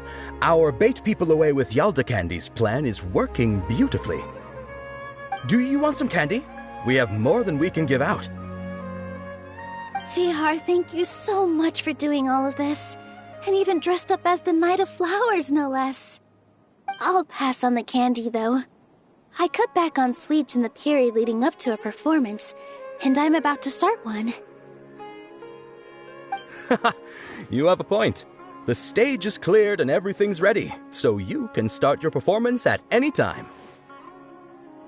Yeah, thanks to you. I'm really grateful. All right, time to hit the stage.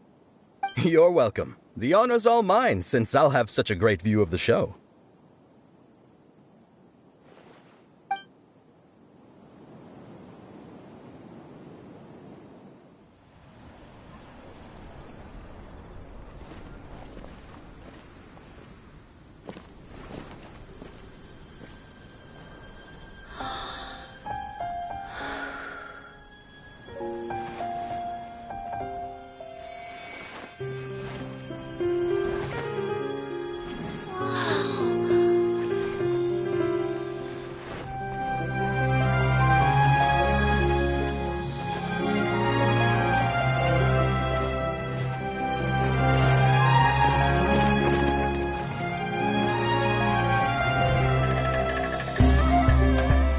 I've never seen a performance like this.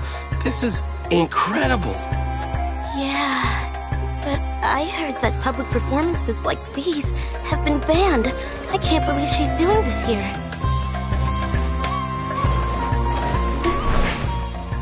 Grand Sage, there's some commotion outside. How uninteresting. Issue the new Prohibition Act from the Akasha to the guards. They'll know what to do. Do you think we should, stop her? Let's just watch for a little bit longer.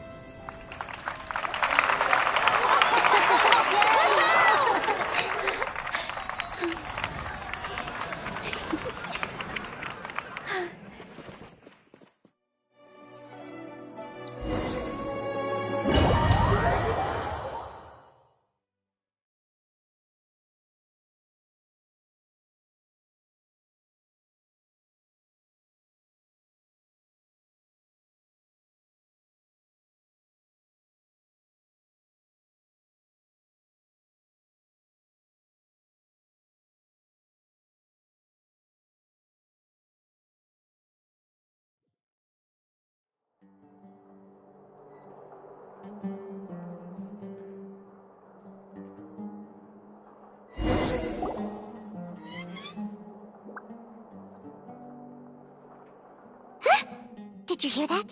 It sounds like a lot of guards just ran by. Does this mean the plan has moved on to the next stage? Yep. It's great that everything seems to be going well. Come to think of it, when did Al-Haytham replace the knowledge capsule that was about to be entered into the Akasha?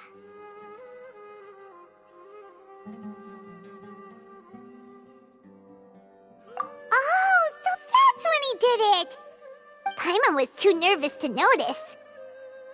Speaking of, didn't Al-Haytham also yoink the divine knowledge capsule from that mercenary leader in Port Ormos when everyone else was distracted? It's a time-tested trick of his.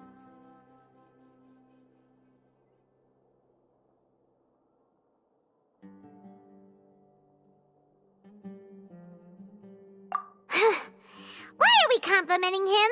Yeah, he's smart and all, but he still makes Paimon's blood boil. Let's review our plan for this stage again. It's not like we have anything else to do right now anyway, and it'll help us feel more confident. Paimon remembers that Nilou's task was supposed to go a bit like this. Now that Lesser Lord Kusanali's consciousness has been forcefully sealed, the core figures of the Academia and their guards have started to wear their Akasha terminals again. With the Doctor's technological support, they think they have nothing to fear. How despicable of them to rely on such a person. But this is also our chance. I was originally asked to draft the knowledge capsule for the Artistic Performances Prohibition Act when I was still at the Academia. It should be on the Grand Sage's desk right now, and will be entered into the Akasha during the next Nyargarbaha Day. Are they really going to stop all artistic performances? That's horrible! I'll make an identical knowledge capsule, but this time, I'll smuggle some misleading information into it.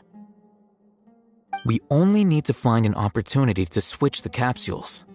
Once it's been entered into the Akasha on Nyargarbaha Day, if someone were to be seen performing in public, the sages would definitely use that opportunity to announce the ban, and so the misleading information will be disseminated amongst the guards.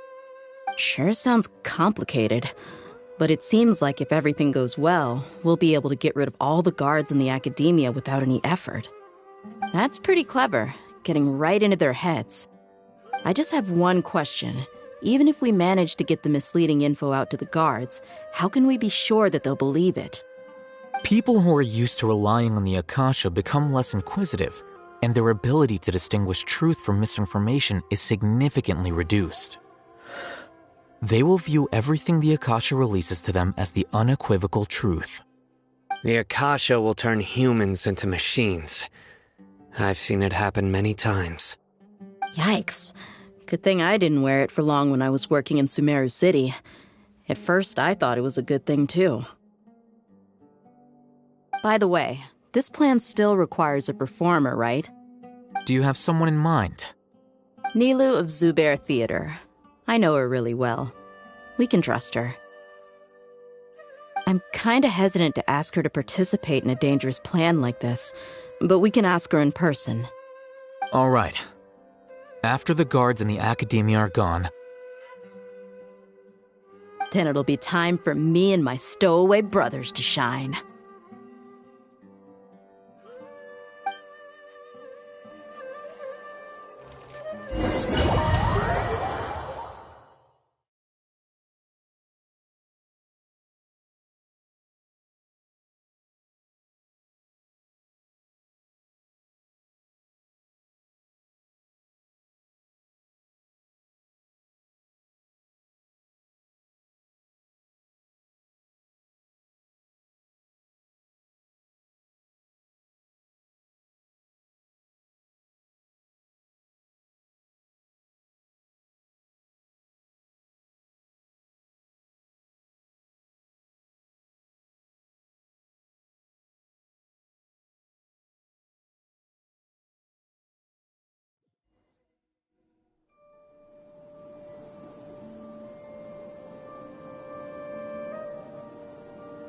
Here they come. Did you see that, Raman? They came out from the Academia in droves.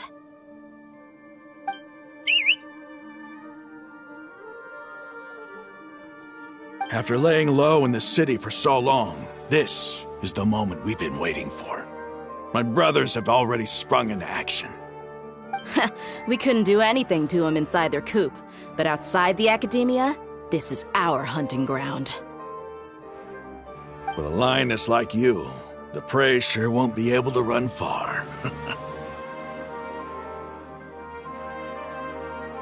We still need to eliminate the guards as soon as possible. If we give the sages enough time to realize what's happening, the plan's doomed. All they've done is to sit on their cushy salaries and twiddle their thumbs all day while we fought and struggled every day in the desert. The only advantage they might have is their numbers. Speaking of which, most of the guards who report directly to the Six Sages belong to the Corps of 30, but they have a completely different reputation. Following those blasted sages every whim, throwing away all the principles of being a mercenary. As someone in the same profession, I'm obligated to teach them a good lesson today. Indeed, the trap has been set. All we need to do is lead them there. All right, let's each take a road and herd those scattered guards back into one place. Make sure to attract their attention. Isak will be the key. You gave such an important task to that child. Will he be okay? It'll be fine. Isak was so determined to help, so let's put our faith in him. Besides, even if he's caught, the guards would be too scared to do anything to him. They've never seen Lesser Lord Kusanali in person, after all. You've got a point. Anyway, I think I see them coming. Let's head out. Good luck.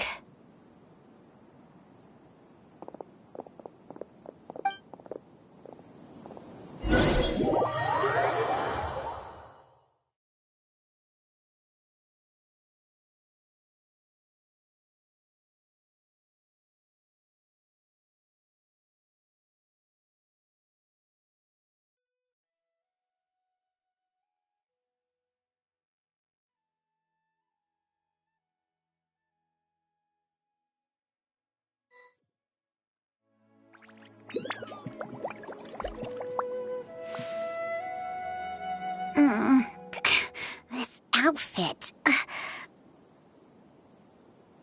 Hey, do you remember what you need to do, Isak?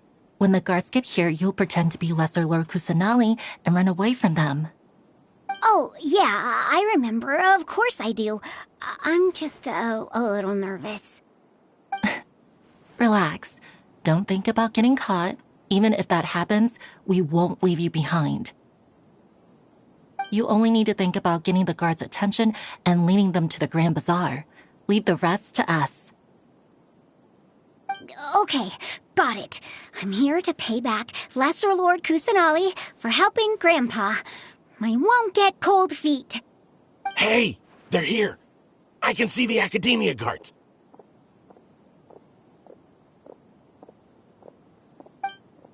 All right, it's time, Isak. Take a deep breath and go. You can do this.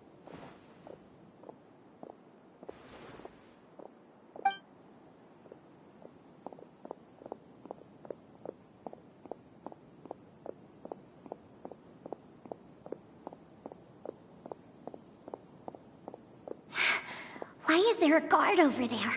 Did he already run ahead of me? This is different from our plan. But there's no time. I need to make a choice. Huh? Did I just see something dart by? I'd better go have a look.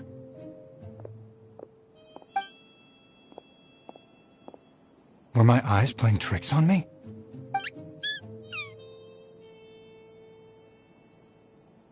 I should go check to see if someone's hiding over there.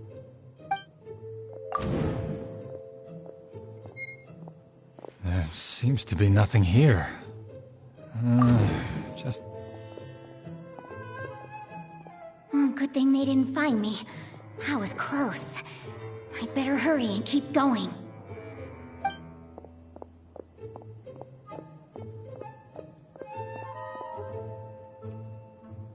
Hey!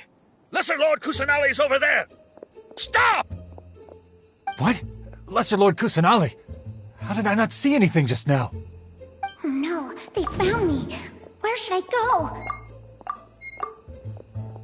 The target suspected to be Lesser Lord Kusanali has escaped into the Grand Bazaar. Assemble and arrest her!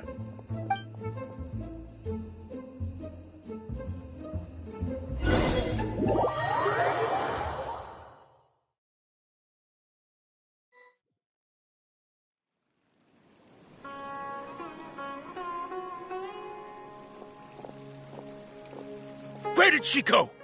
How did she disappear? Did we lose her? Hurry up and find her! Hey, why is your team here? Didn't we say to split up our search? Hurry! Hurry! This place is... Why are you all here? Yeah, isn't it one heck of a coincidence? Everybody's here. What on earth is going on? I suppose that's all of you? Who are you? Did you set us up? What are you planning? Phew, that was rough. I almost got caught. Little brat! So you're not actually Lesser Lord Kusanali. Who exactly are you all? Eremites from the desert? Just some colleagues. Think of this as a business competition, or a personal grudge. After stepping into our traps, stop thinking of yourselves as hunters. Behave like the prey you are.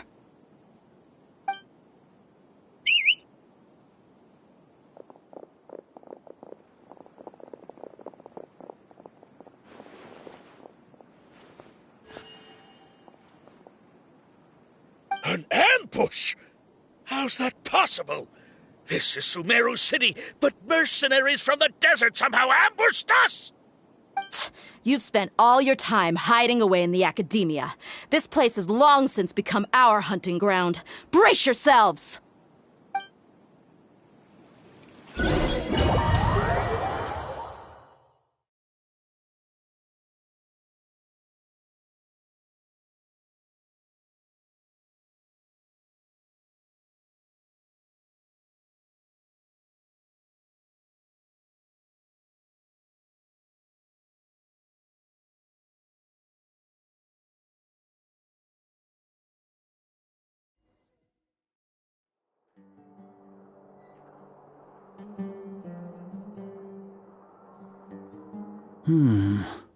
This is odd.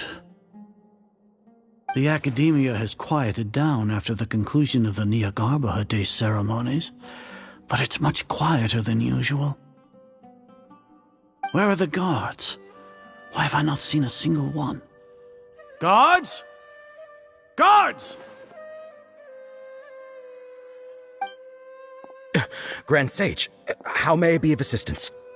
I called for the guards. Why did you come? My apologies, Grand Sage. Right now, all Academia guards have entered the city to perform the ordered arrest. I thought you knew. Arrest? Who is there to arrest? I have an ominous feeling. Arrest Lesser Lord Kusanali, right? Is that not what the order was? Lesser Lord Kusanali? You mean she has disappeared? Yes. I wouldn't dare make up something like that. Right now, everyone is in a panic, and many are saying that Lesser Lord Kusanali will take revenge on us. What happened? Just what is going on? Lesser Lord Kusanali somehow escaped? Was it Alhaitham and his party that freed her? That's impossible. The Academia is heavily guarded today, and any order to release Lesser Lord Kusanali would be strictly confidential. Besides, Alhaitham and the Traveler are already in our hands. What manner of trickery did they employ? How could Lesser Lord Kusanali disappear into thin air? Disappear? Wait. How was the arrest order distributed to the guards? It was issued by the Akasha earlier today. Only you have the authority to send messages like that, so I thought it was your order. Let me check.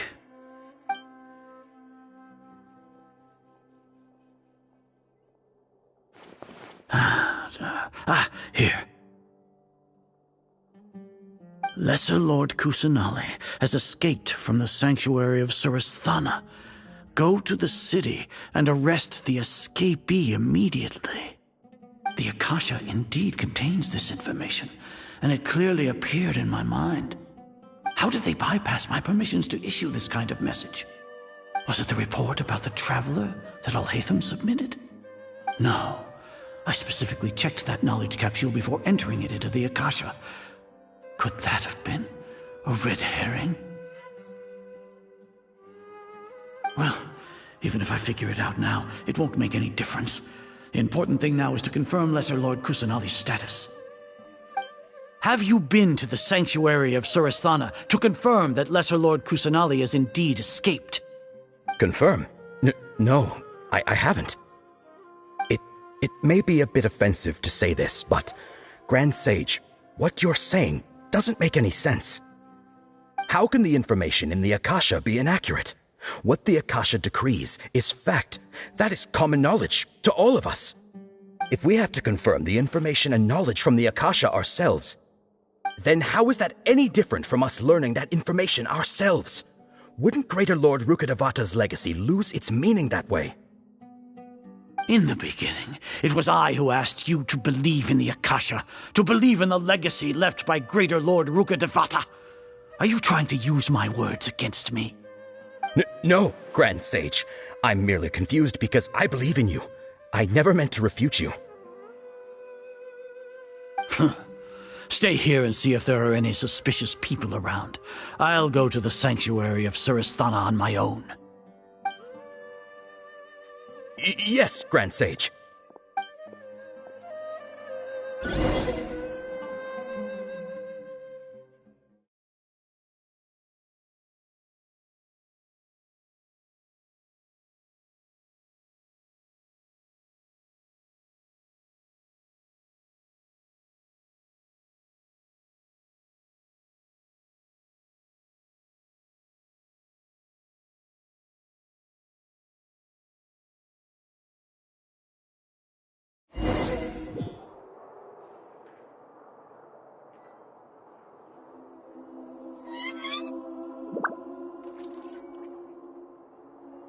Lesser Lord Kusanali has escaped from the... How can that be? Stop thinking about it. Stop. It must be a trick of theirs. As long as I personally confirm it. Ah! Impossible. That's impossible. There must be something wrong with my eyes.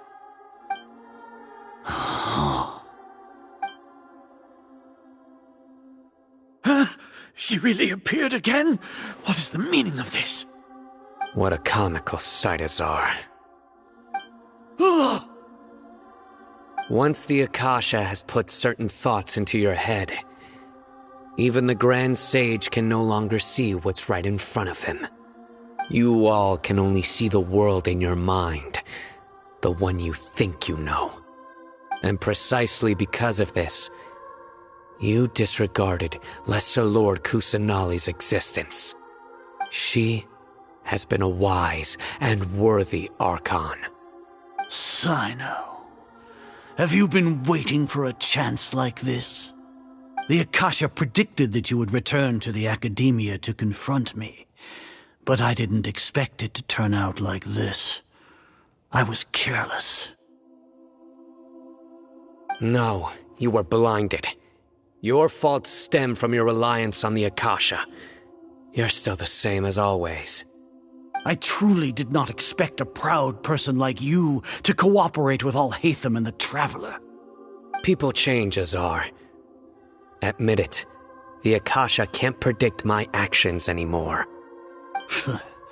Then tell me, what have you found during your investigation? You want to buy time? This is the sanctuary of Suristhana. Under your own regulations, even Academia staff are forbidden to come here. No one will come to save you. As for the investigation, I've at least confirmed that you are guilty of insurgency against the Archon. A serious crime. So what? Did you do all of this so I would plead guilty in front of you, General Mahamatra? No. I want you to plead guilty in front of the Archon herself. You once said that I had no standing to judge you. So now, how about judgment in the name of a god?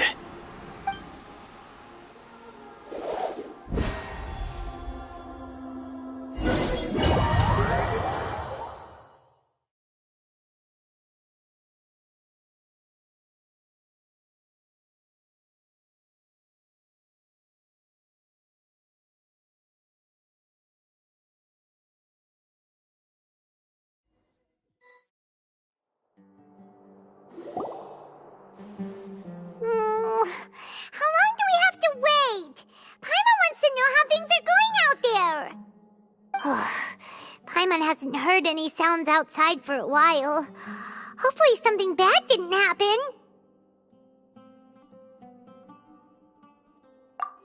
Yeah, but aren't you scared that we might be locked up in here for the rest of our lives?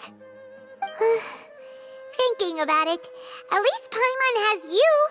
We could still chat like this. When Paimon thinks of Nahida being imprisoned alone in the sanctuary of Suristhana, Paimon can't help but feel sorry for her.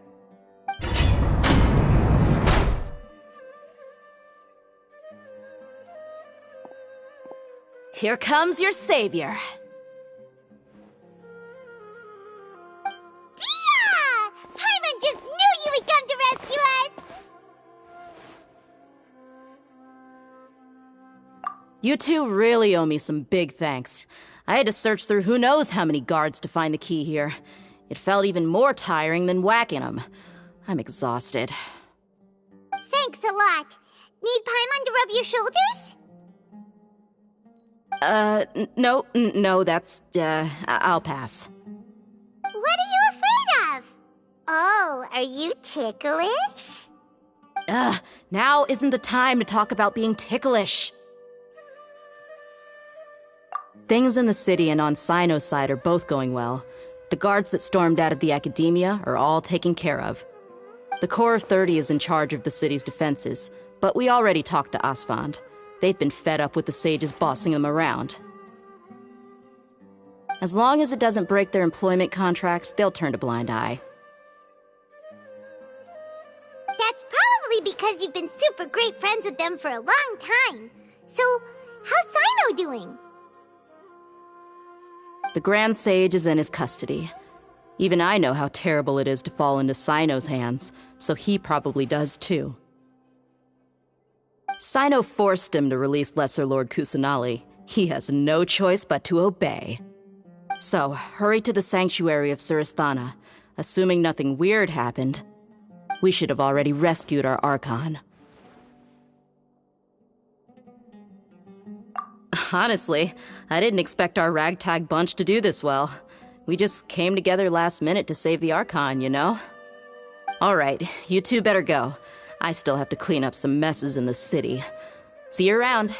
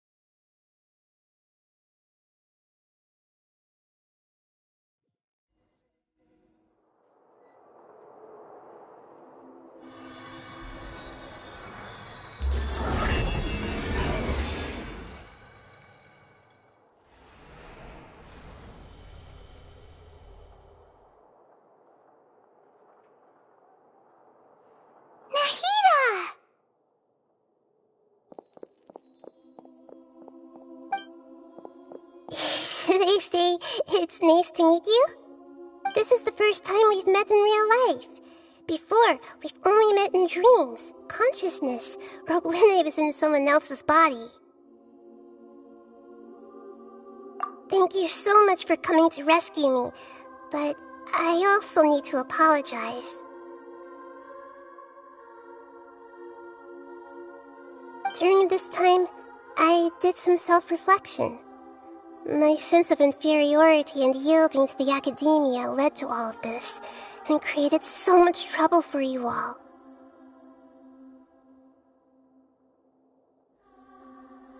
Exactly! We're here because you're a good Archon and one of our friends!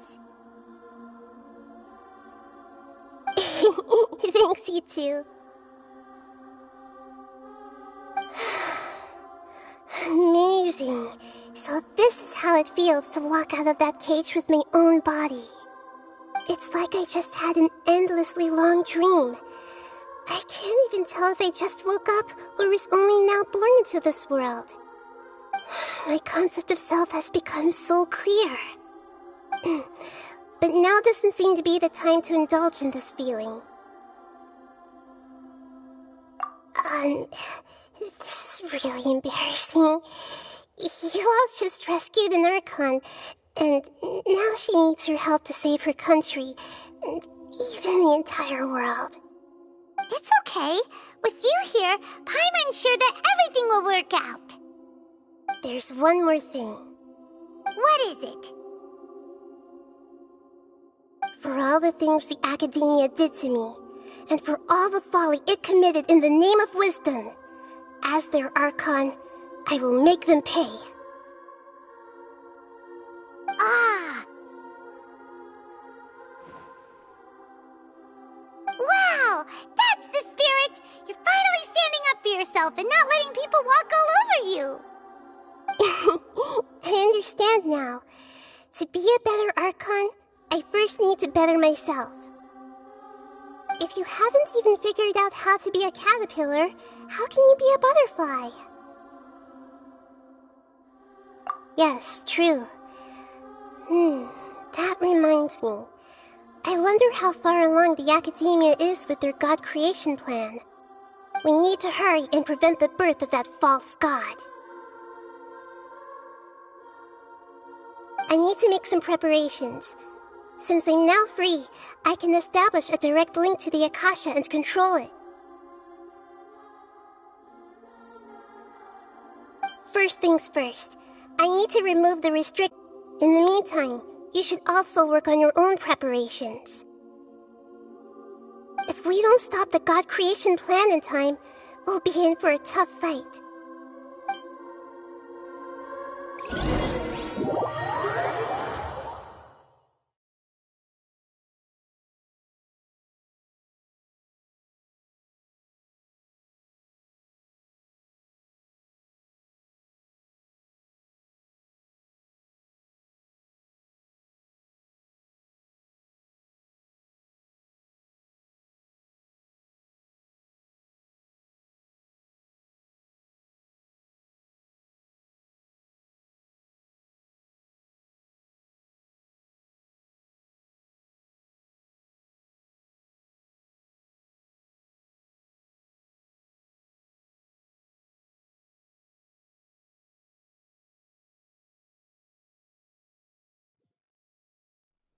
Might as well prepare for a fight. When we're done, we can take a walk around. After all, we missed out on a lot of stuff when we were locked up.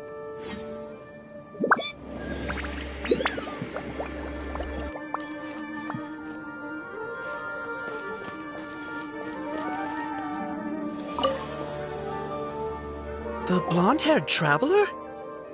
How did you come out from the sanctuary of Sumeru? It's normally forbidden to enter that place. Sorry, we don't know the rules here. It's fine, just pay more attention next time. Anyway, I'm looking for Grand Sage Azar. Have you seen him? The more I think about it, the more I believe there's something fishy about Alhaitham's return. I need to let the Grand Sage know somehow. You're finally starting to put two and two together.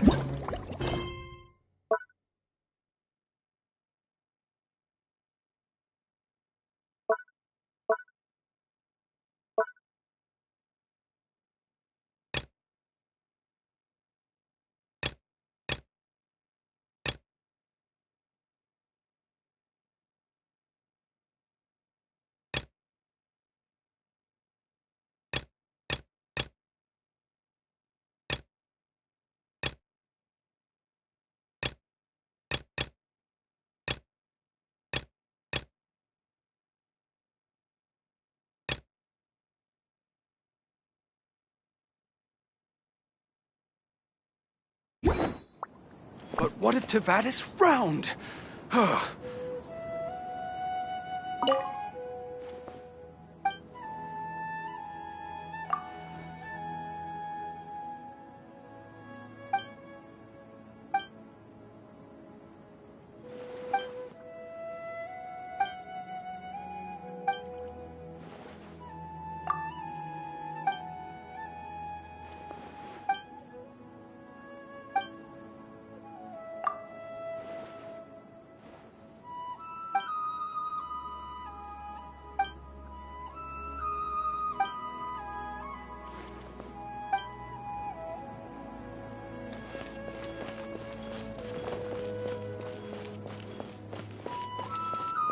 Next on the agenda...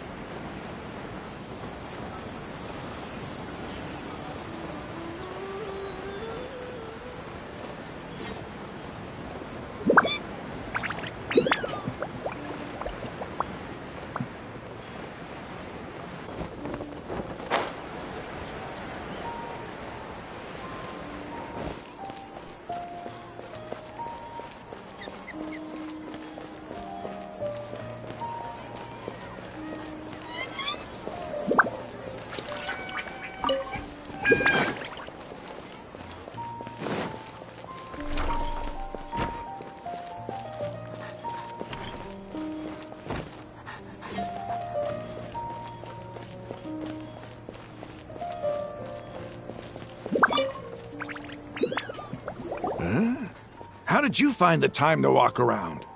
Did you manage to rescue Lesser Lord Kusanali? We did! She's handling some Akasha stuff right now. That's great. Just now, Dia went to find Asfan, the senior consultant of the Court of 30, and explained everything to him. In response, Asfan said, "Why didn't you tell me earlier? If it was to rescue the Dendro Archon, we would have helped as well." I didn't know we could have even counted the city guards of the Court of 30 among our potential reinforcements. It looks like we were a bit too conservative with our plan.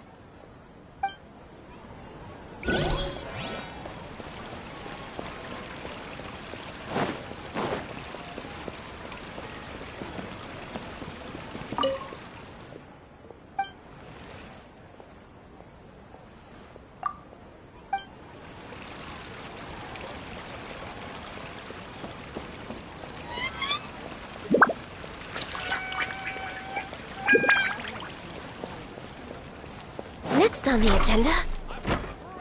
We're way behind schedule.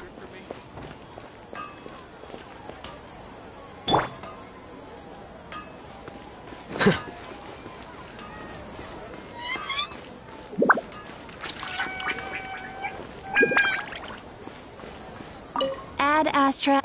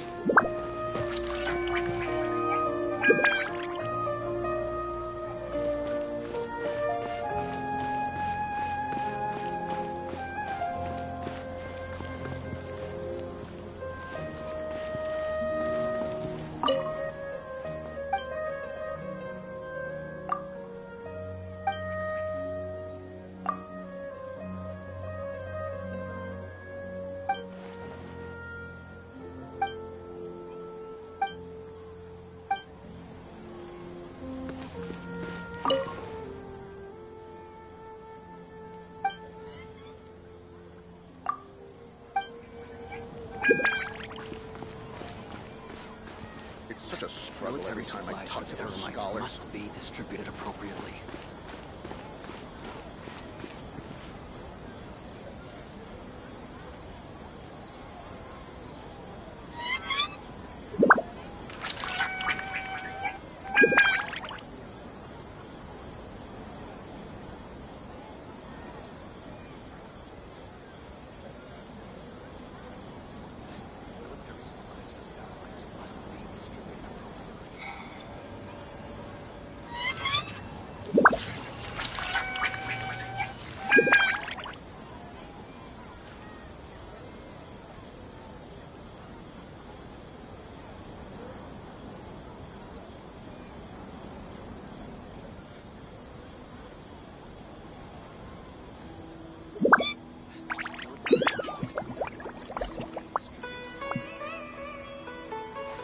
Wait. Huh? No. Whatever.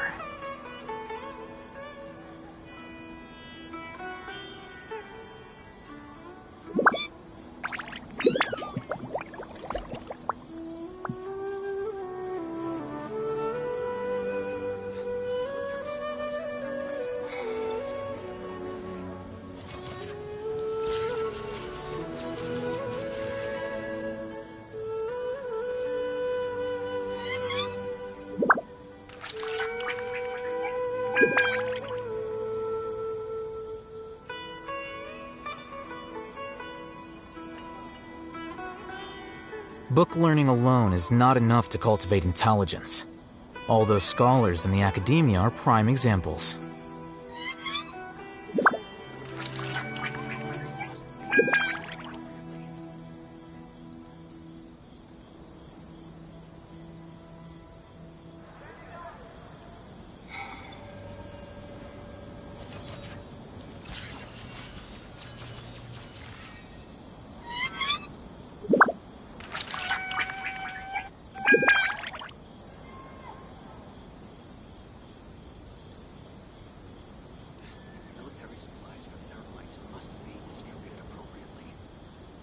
The scribe's work is simple, which is exactly why I took the position.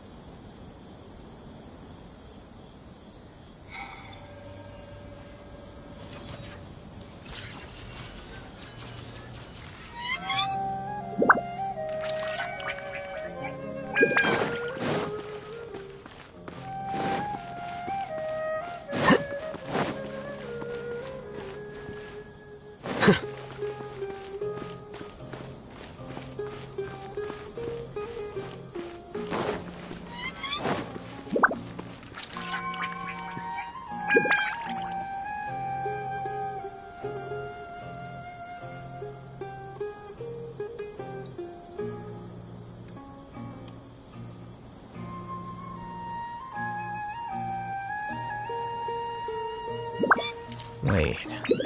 Huh? No. Whatever.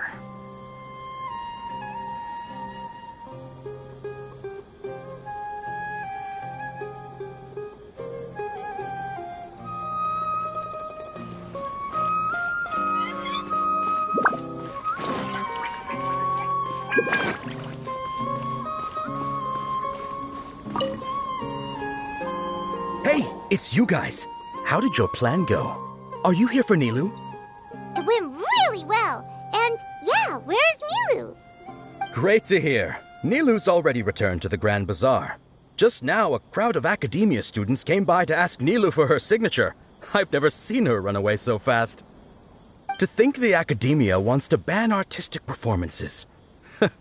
I think their students would be the first to disagree.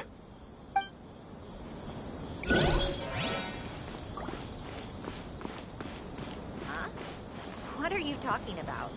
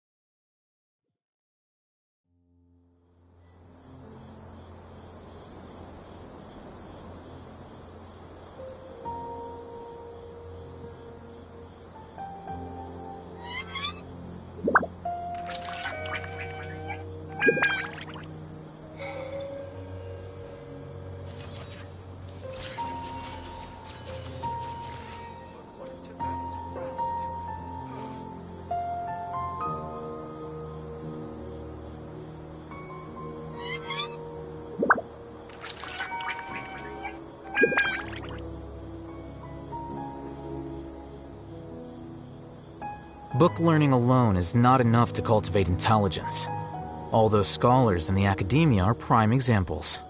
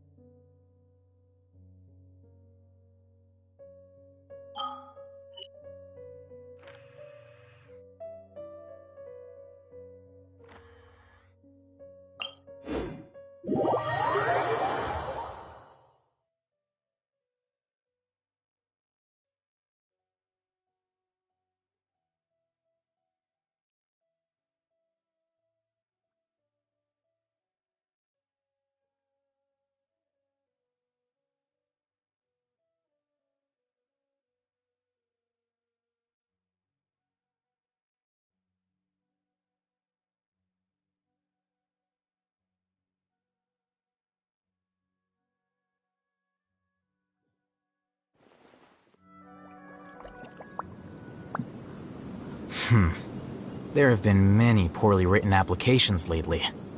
I guess I'll just have to reject them all.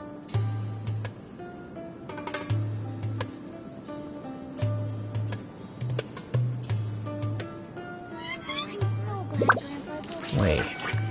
Huh? No. Whatever.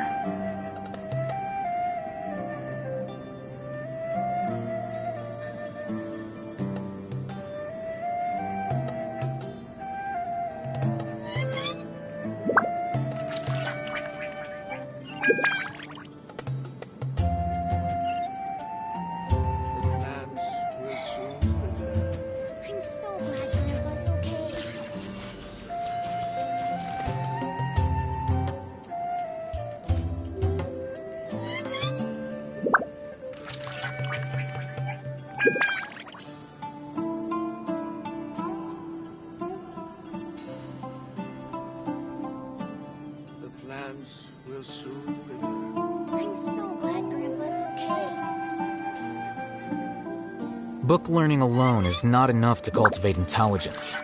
All those scholars in the academia are prime examples.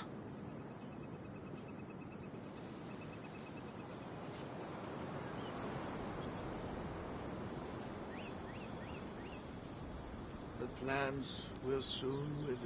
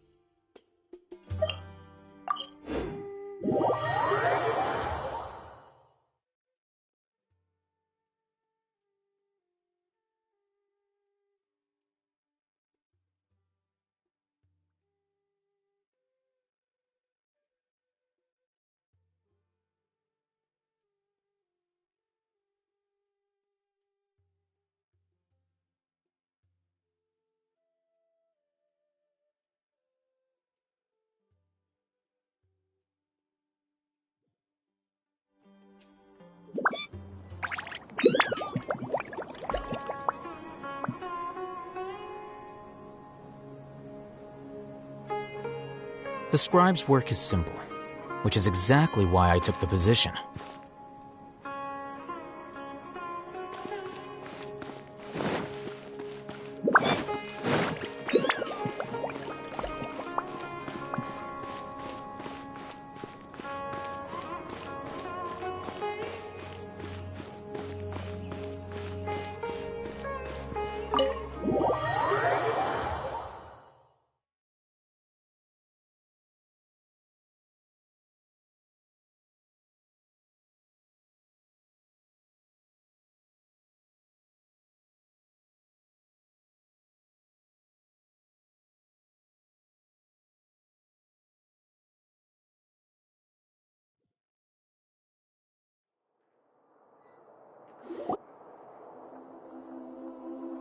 How's it going, Nahida?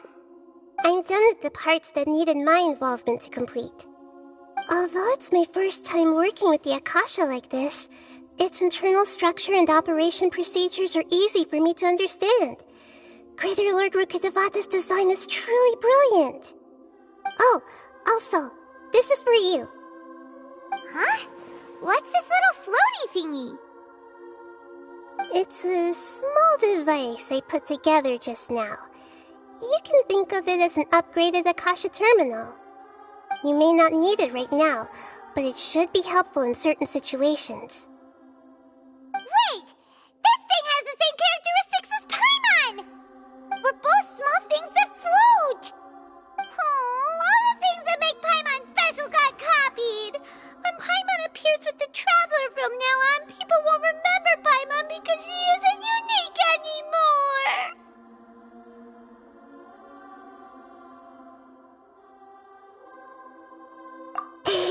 It's alright, Paimon. It can't replace you. It's only a flying device, but you're the Traveler's irreplaceable friend. You're so good at comforting people, Nahida. If only the Traveler was as smart as you. I was simply telling you what I feel to be the truth. I wasn't trying to comfort you. Nahida, you're natural at this. What you just said made Paimon even happier. By the way, there's something I need to confess.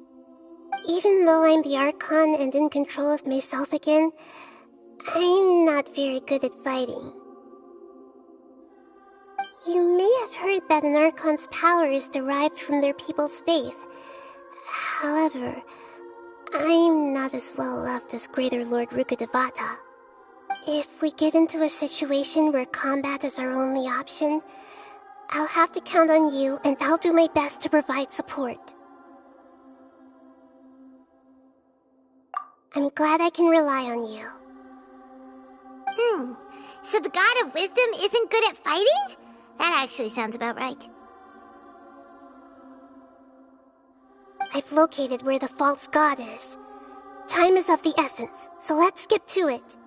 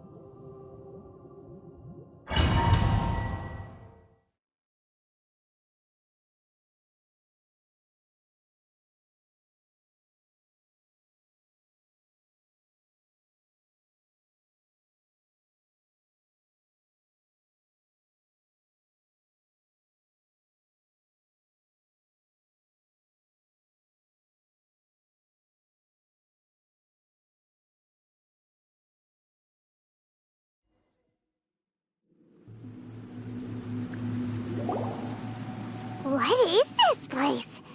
Is this really the way we need to go? Wow. Who would have thought there'd be a place like this hidden right slap bang in the middle of the city? The sages wanted to realize their god creation plan without being discovered. The safest and most convenient way would be to build within the academia itself. That's true. They were already hiding one god, so why not two? Judging from the structure here, the project is a huge undertaking. The sages really saw the god creation plan as their ultimate goal. But this place doesn't look like it could have been constructed by the academia alone. The ƑөÚÿ under the doctor sure didn't hold back. They provided a lot of technological support.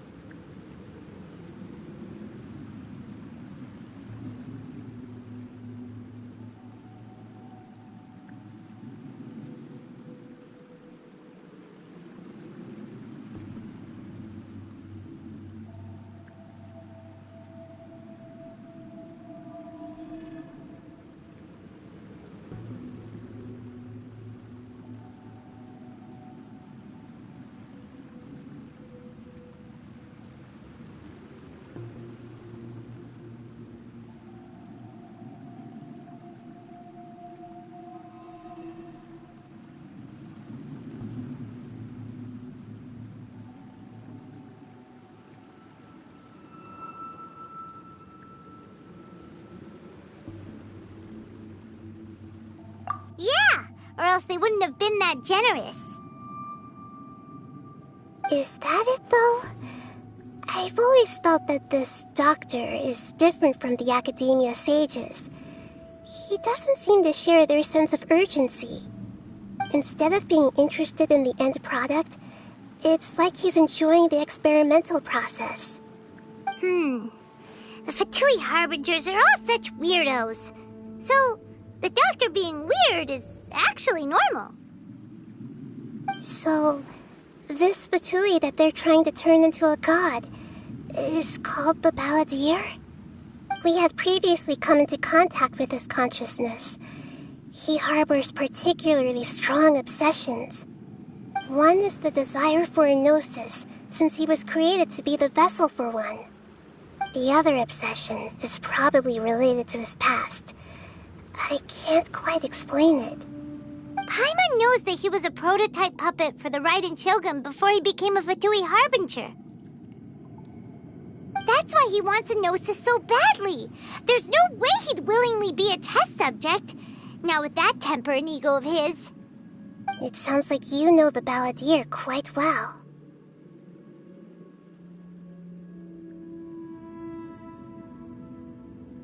I see. Tell me more about him and what he's like. The more we know now, the better we can plan for and react to any future situation.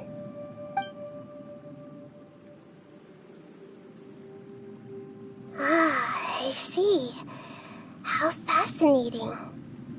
Alright, time to go. Let's get through here and meet him in person.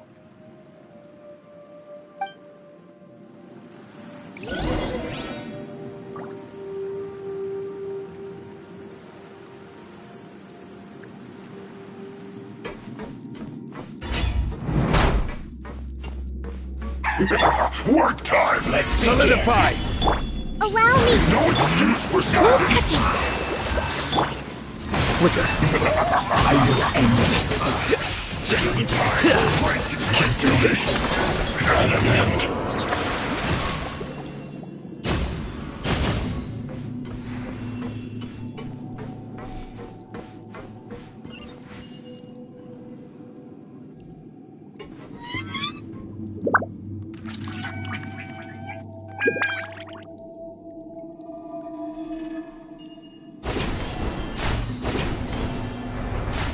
It looks like we can climb up these pipes.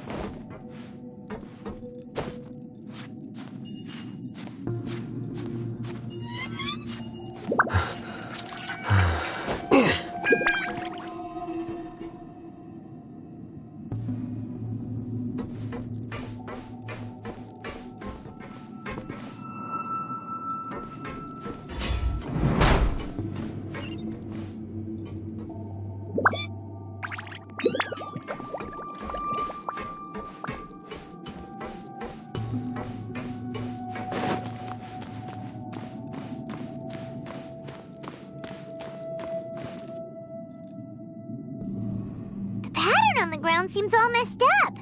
Let's go around and see if there's a way to fix it.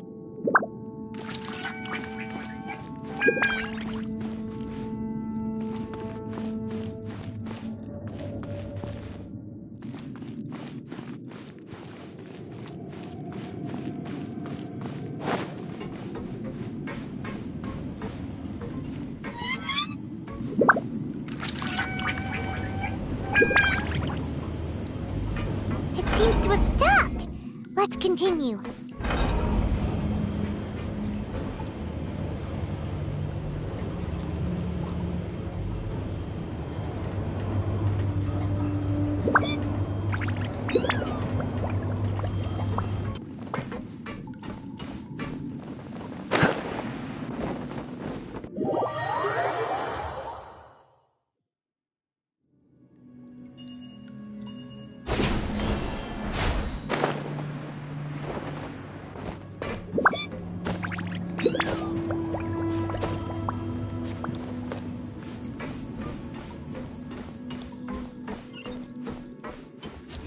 No more words.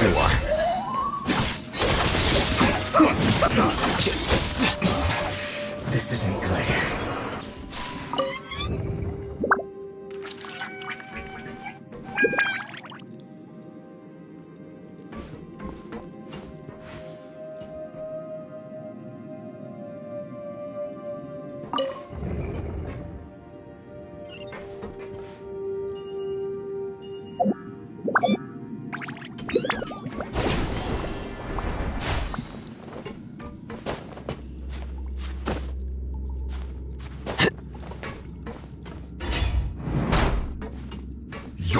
Frostbite. Frozen. Stabilize. Crisp. Rest and rebuild! Born of ice and frost. Freshness preserved. Chill to the bone. Pay your dues.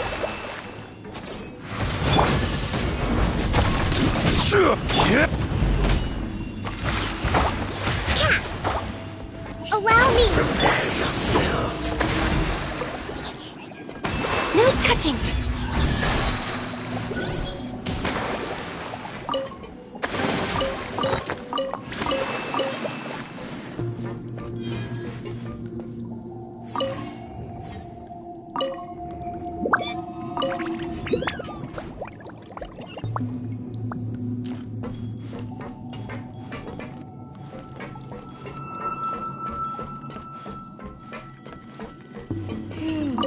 The cart is stuck.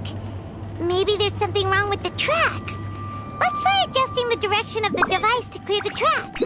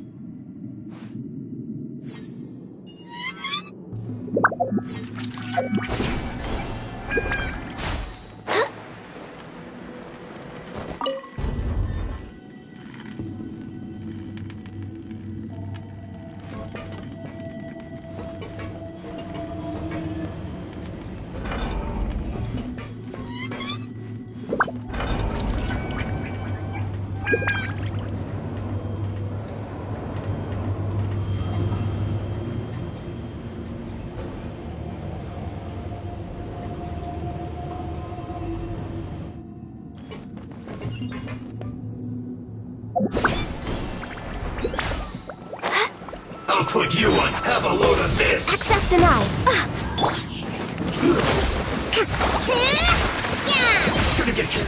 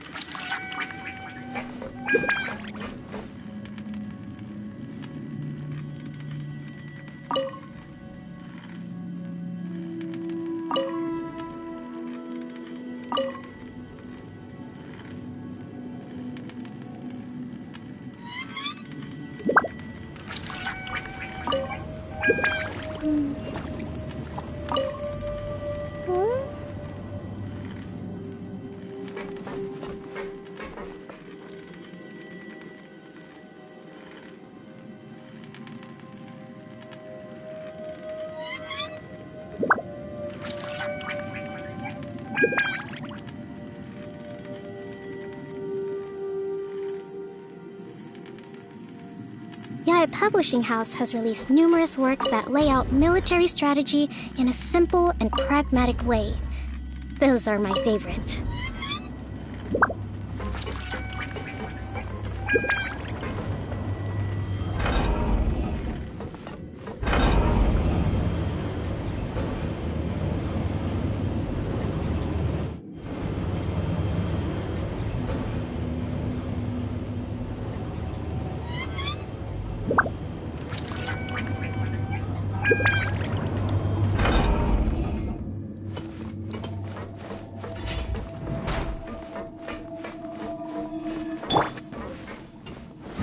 Got him! Trouble. Use this first.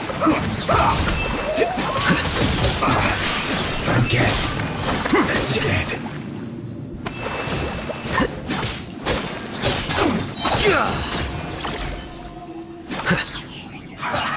Well met. Stabilize. Don't be a killjoy. We've only just begun with this. I miscalculated.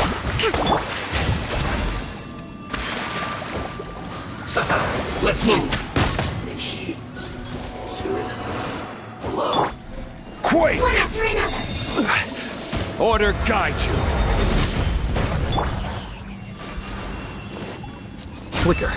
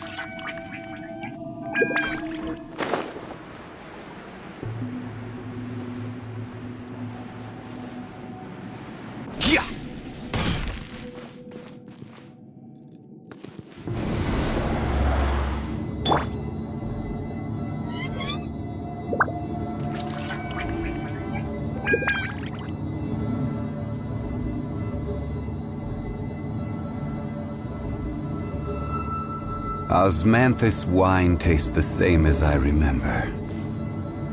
But where are those who share the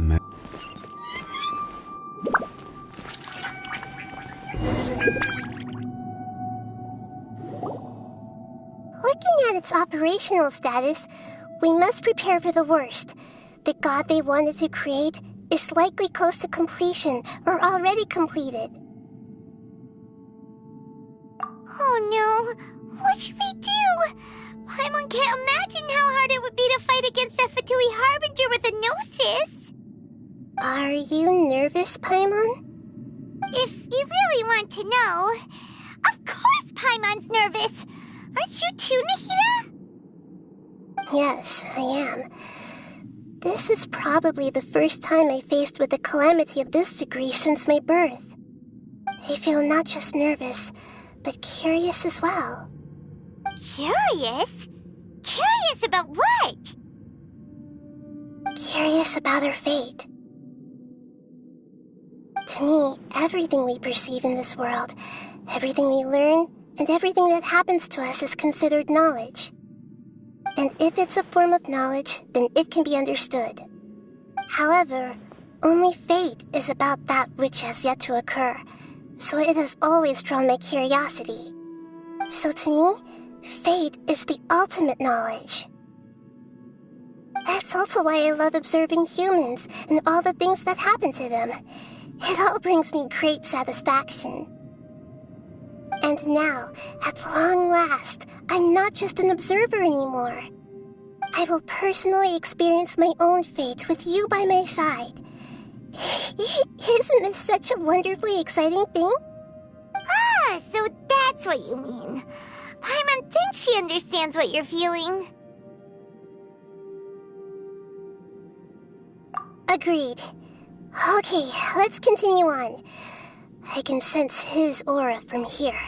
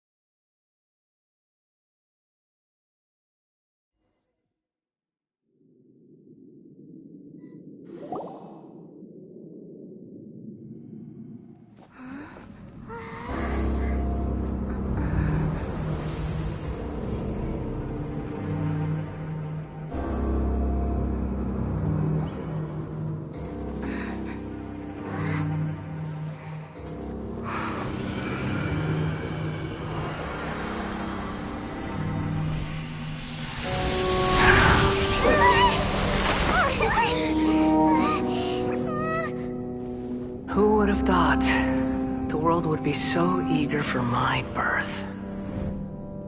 I remember you, Ƒөուÿöω, the god of wisdom, and standing beside you, the traveler. Is he all-knowing and powerful now, like Greater Lord Råkudevata? No, I can't feel the same kind of divinity I felt from the Greater Lord. It seems that the sages didn't get the chance to infuse the divine knowledge capsules into him. But even still, he has undoubtedly become a true god now. So we're too late? The Balladeer has already become a god? The Balladeer. A long bygone title. When my spirit ascended to divinity, I felt as if I had existed for the same number of epochs as heaven and earth. Looking back, the existence of what once called itself Kunikazushi appears infinitely small and ugly.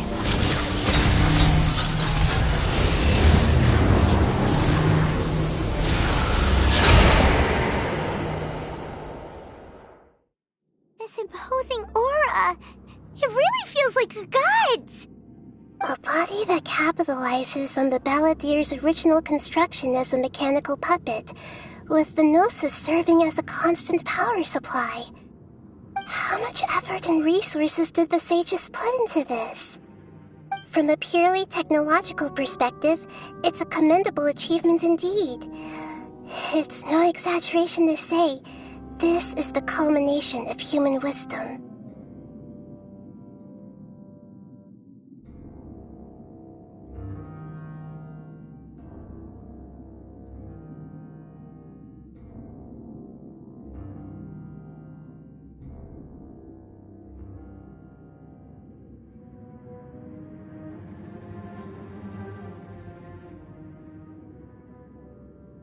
You sure are something! Dishing out compliments at a time like this? But I don't think he's reached the spiritual height of a god.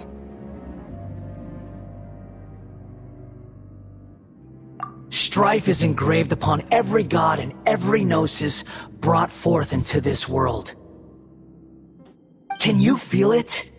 The exhilaration of such power, and the thrill of anticipation for our contention. Nahida wouldn't feel the same things as you! Do you not realize that you are interrupting a conversation between gods? Lowly creature, know your place!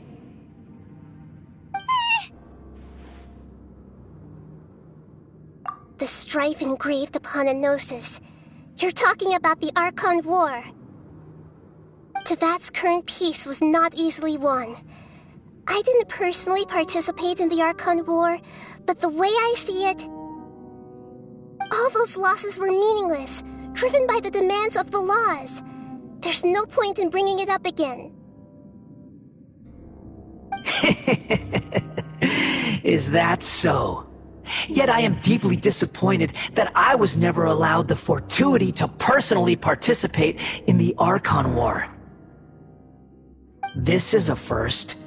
Encountering a god in this world who does not crave power.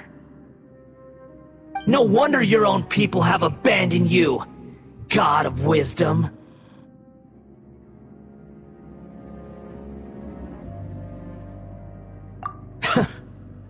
Your judgment is as your existence, unsubstantial. This is where everything ends, Ƒөուÿöω, the god of wisdom. You should know that wisdom cannot solve every problem. Like now, where your only option is to face me in combat.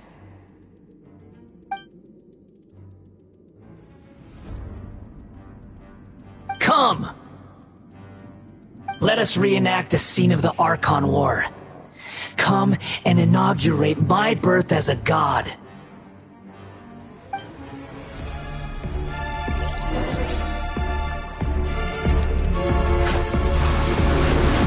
Gather! Perish!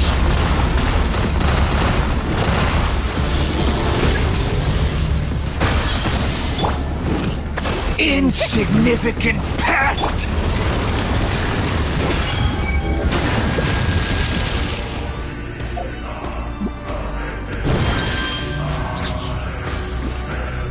The process of elimination.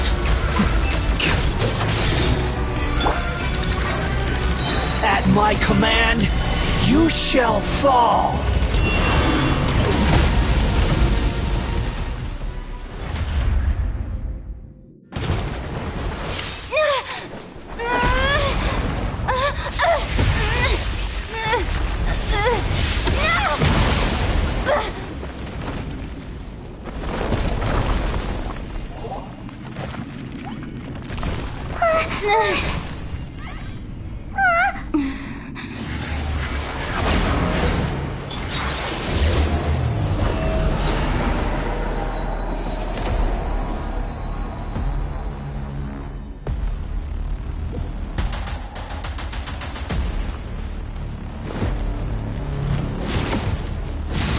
Solidify! Let's move out. Allow me! No touching!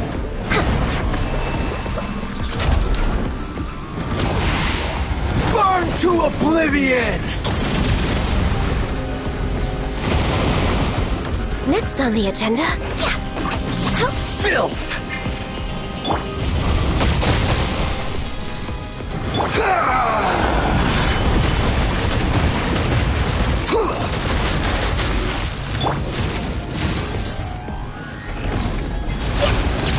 Kneel!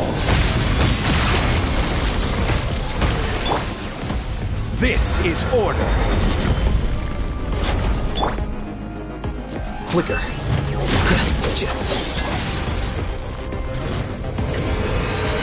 Reality is pain!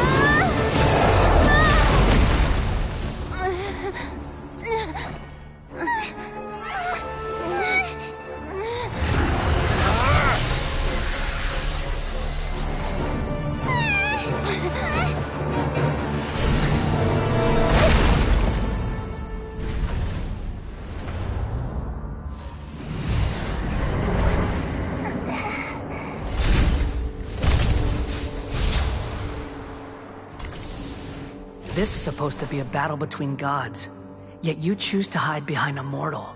And now, you're acting like you'd sacrifice yourself for a human. Are you having fun proving a false sense of heroism to yourself, Ƒөΐũωω?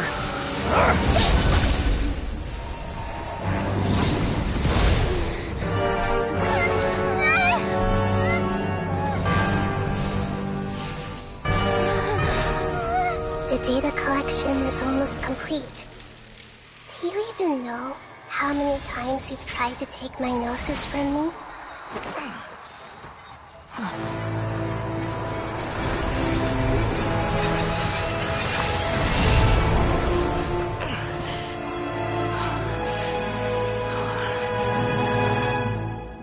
We just concluded the 168th loop. Did you know that in the effort to create you, the people of Sumeru were forced to live through the exact same number of Sub-Zerus festivals and Samsara cycles? The power of dreams. When did you use it on me?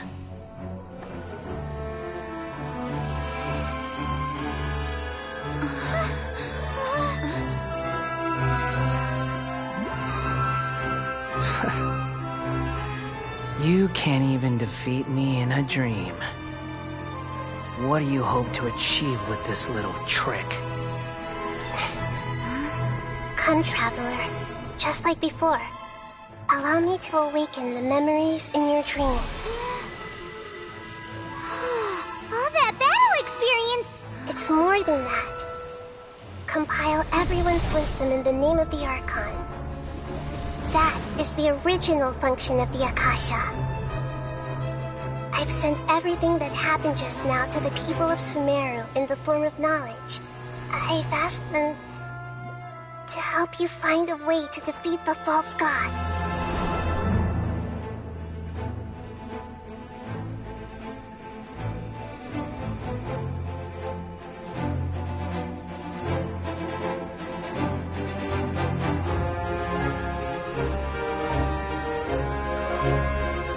Now, all of Sumeru's wisdom is at your disposal. Meaningless tricks won't save you.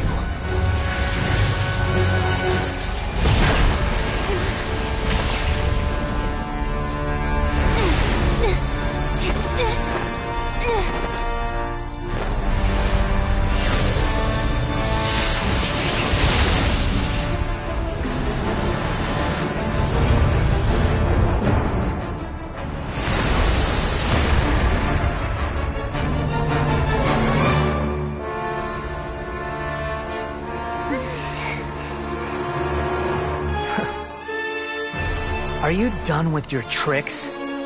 Can I finally take this as a real battle between gods? I'll leave this to you. The first sage of Ƒөուÿöω.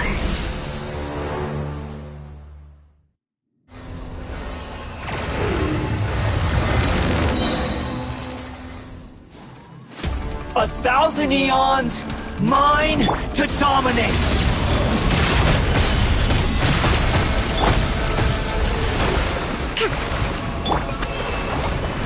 Access denied. Burn to oblivion! Sharing my knowledge.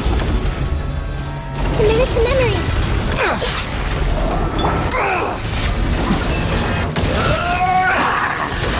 Subtract.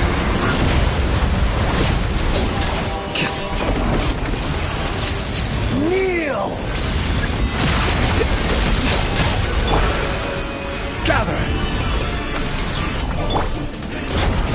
No touching!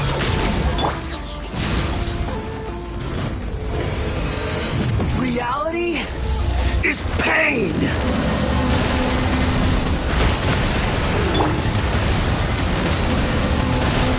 For Rex Lapis!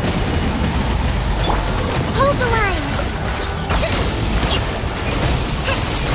Good riddance, cruel world!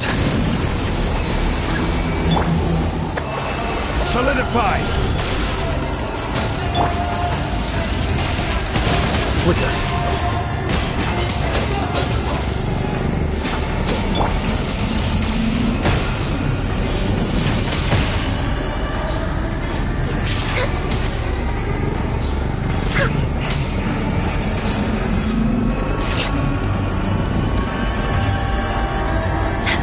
We're way behind schedule.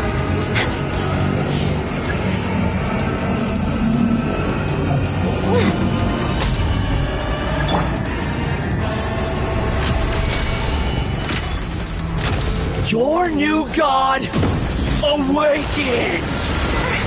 Collapse and judgment. Now, your eyes have been opened.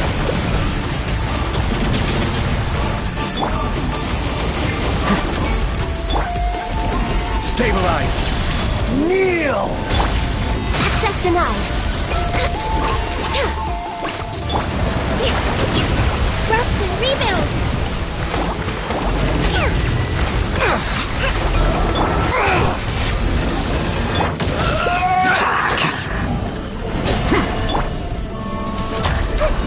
This may hurt a little.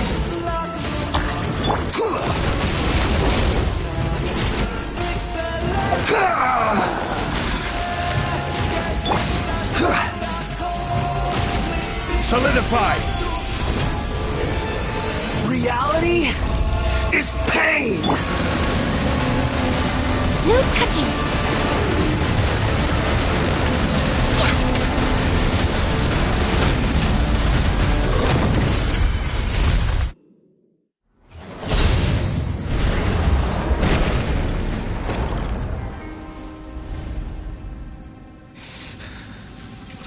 Humans. Filthy humans.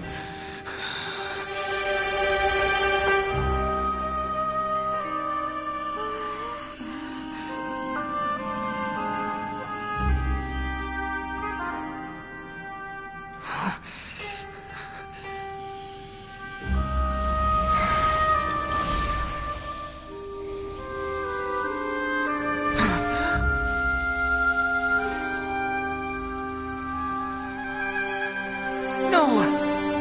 Wait! Please! Anything but the Gnosis!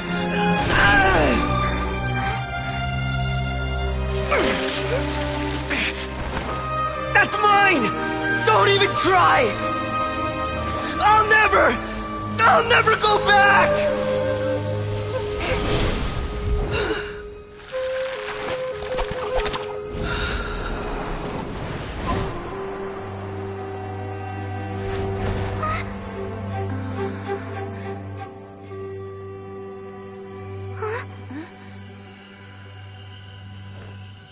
We haven't yet found the answer to the most important mystery.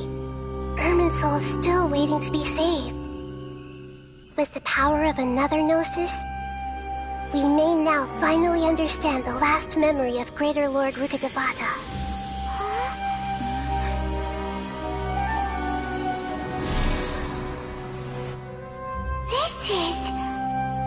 That's right.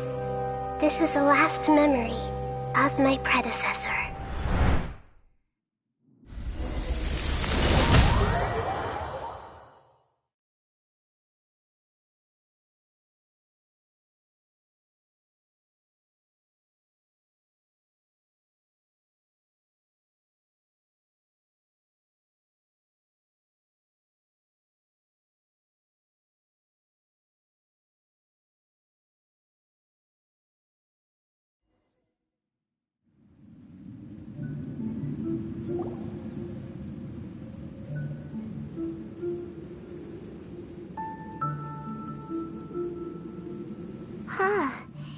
This sure seems very different from what Paimon imagined.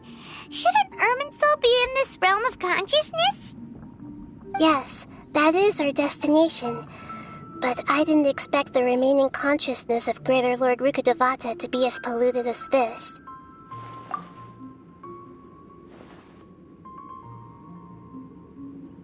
Forbidden knowledge? It seems you know about a concept that even I don't completely understand.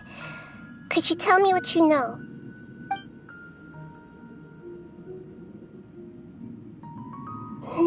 Your inference seems logical enough.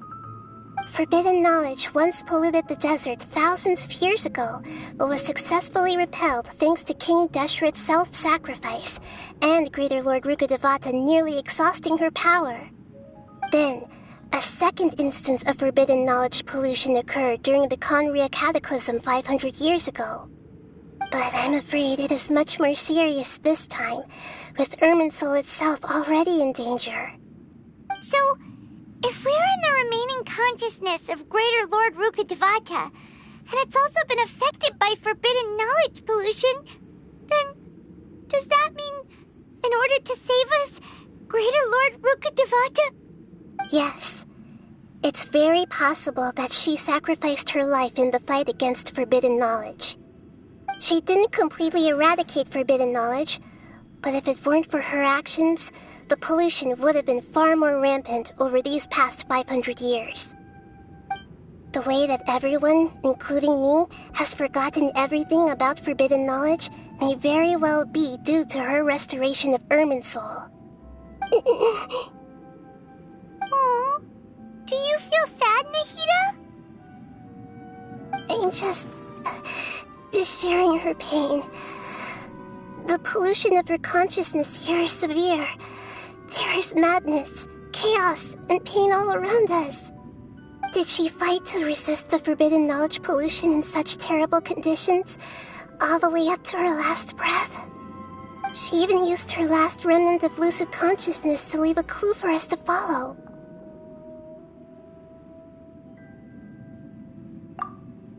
Yes, her words were distorted by forbidden knowledge, so that's all we could hear. But now, we have a chance to find the answer to this mystery. We can cross the polluted consciousness until we found the right path to meet with her lucid consciousness. And then, we'll let Greater Lord Rååkudevata tell us the truth in person. Each of us need to be mindful of the state of our own consciousness while we are here. Even with the Gnosis' protection, we must always keep a clear mind. Otherwise, we could go mad at any moment. That's so scary. Don't worry. It should be easy enough for you to keep that mind of yours clear, Paimon. Let's go.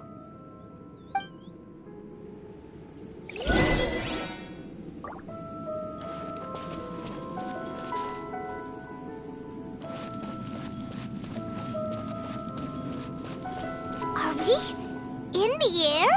And why is there a huge boat? That's the boat of consciousness, which symbolizes reason here. Its course is the direction our consciousness is traveling towards. If we lose control over our consciousness, we will fall into madness. So let's make sure the boat stays on course.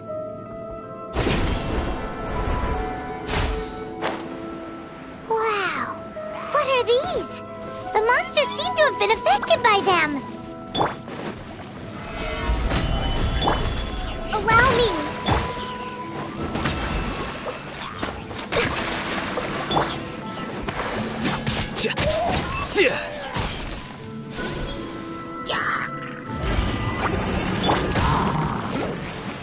Solidify!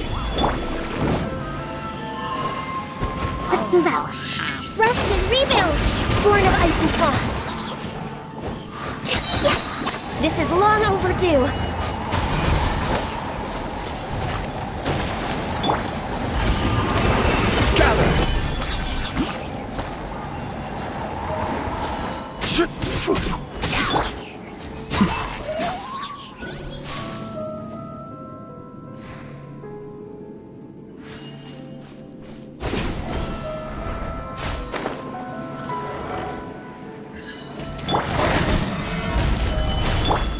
Allow me!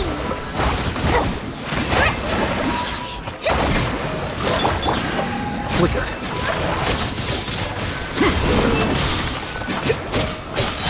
Look! Four-leaf sigils have appeared in the sky!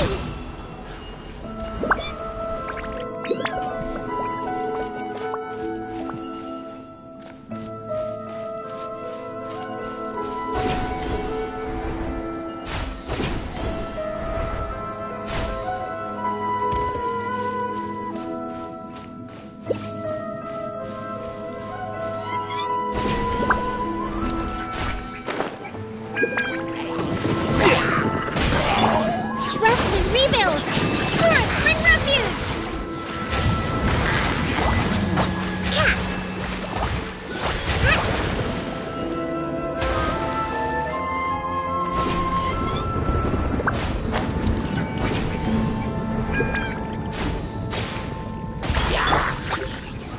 Stabilize!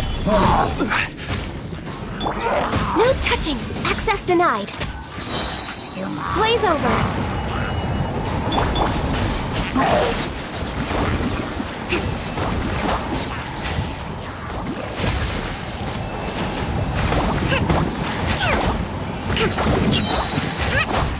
Covenant of the Deep!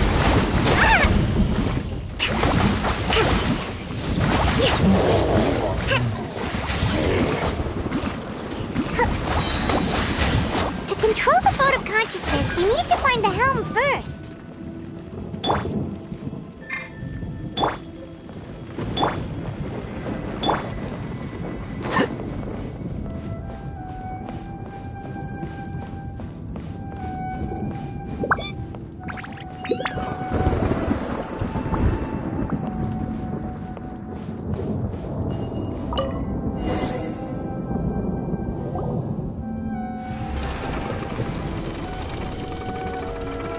We changed direction. Are we still going the right way, Nahida? Judging from the current route, the boat of consciousness will soon take us out of here.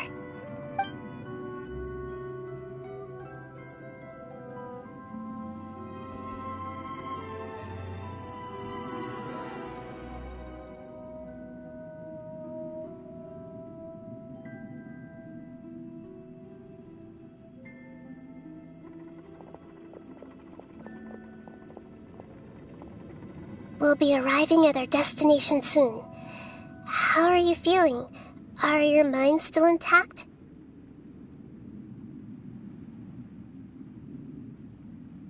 Huh? But everything's been completely normal for Paimon. Hopefully there won't be any more interruptions. This time, we should be able to meet Greater Lord Rååkidevata.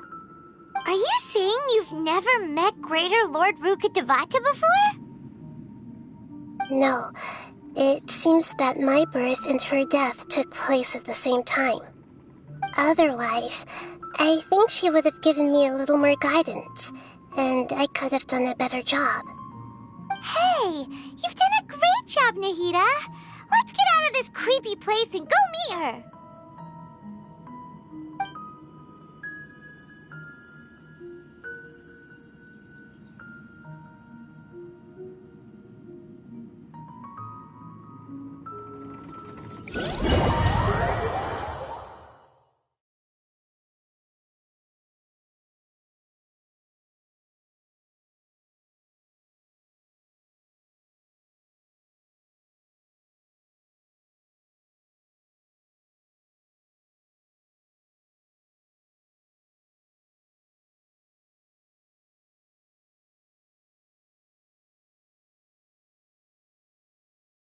So, is this the place you were talking about?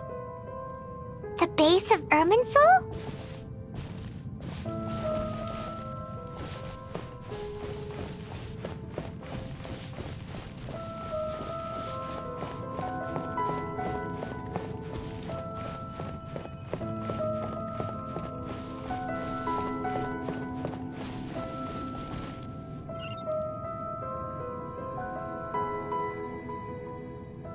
Well, this is the place.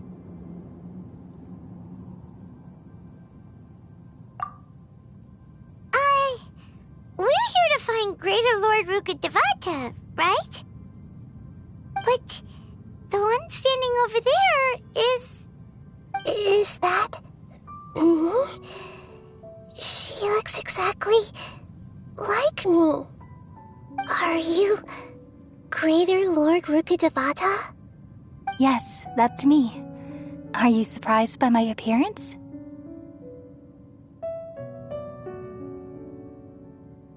Irminsul and the surrounding lands have been reproduced here as they were years ago. But this is just a realm of consciousness. We are manifestations of the same nature. Hence why we would appear exactly the same. We're of the same nature? Why? Because you are me, and I am you. You are me in the new samsara. The new samsara? As Greater Lord Rååkidevata, I'm the avatar of Irminsul, and you are the purest branch snapped from Irminsul. Imagine it this way. Even if a tree dies, its branches will eventually take root and grow, continuing the tree's life in another form. I'm merely the remaining consciousness of Greater Lord Rååkidevata. The real me has presumably died a long time ago.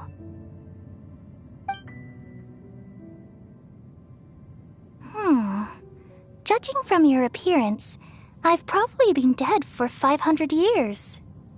But you're finally here. My new self in the samsara.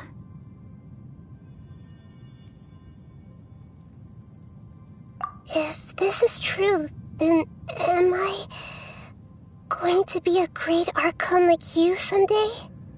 Though we share the same nature, our fates are bound to be different. All things have their own fate. When a branch grows into a mature tree, it won't be the same as the original tree. That's why fate is the ultimate knowledge, isn't it? That's a great insight. Yes, very good. It's also precisely why you won't become like me. Really? But perhaps you may become an even greater Archon than I. I already see a determination in you that I didn't possess in my time, and the future that it leads you to will be yours alone.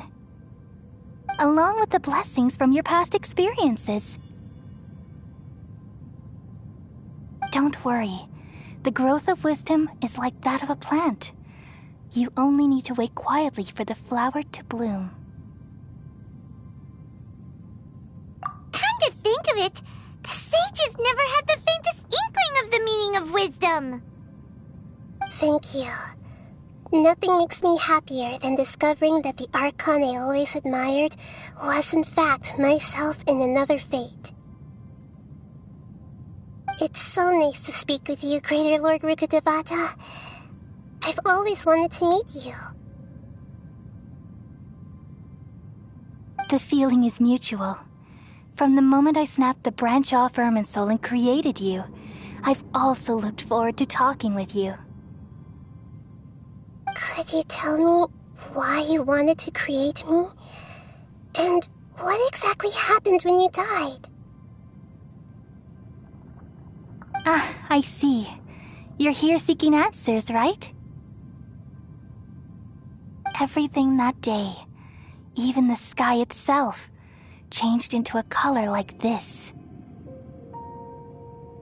At that time, the seven were all summoned to the nation of Khaenri'ah. Except for me. I had a more important task to attend to. I had to protect Irminsul. The disaster occurred together with the pollution of forbidden knowledge. At that very moment, with my consciousness connected to Irminsul, I sensed something was wrong. The pain started to torment my mind. By the time I reached Irminsul, it was already displaying signs of corruption. Had I not repelled the pollution of forbidden knowledge with King Deshret thousands of years ago, I might have felt even more hopeless and lost. So what exactly is forbidden knowledge? It's a kind of knowledge that doesn't belong to this world, and a form of truth that can't be understood. It came from the very bottom of the abyss. Even I could never understand it. The world is constantly rejecting it, leading to all kinds of bad phenomena.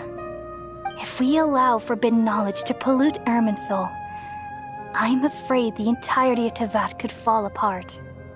So, there's knowledge that even the God of Wisdom can't understand? At that time, I knew I couldn't repel the forbidden knowledge with my strength alone. Which is why I created a device that compiled human wisdom and named it the Akasha. It's truly the world's most amazing invention. Thank you. For a long time, I thought dreams were the fruit of human wisdom. Though it was selfish to do so, I borrowed people's dreams using the Akasha. Then I compiled their wisdom and all of my own power. Well, did it work? Thanks to the wisdom of the people of Sumeru, almost all the forbidden knowledge was cleared from Irminsul. But things didn't go as smoothly as I thought. I had a terrible headache, which gave me an uneasy feeling. And then I remembered that my consciousness was also connected with Irminsul. It brought me knowledge and wisdom, but vile corruption as well. From the very beginning, my existence had been polluted by the forbidden knowledge. Oh no! How could that happen? I've experienced that pain in your consciousness. It must have been a horrible experience. Yes, but my feelings weren't important. The important thing was that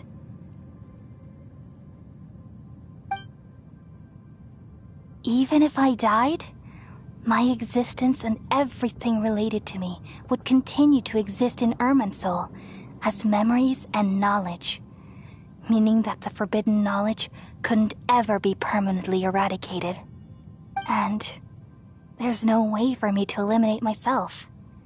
It would be a sort of paradox.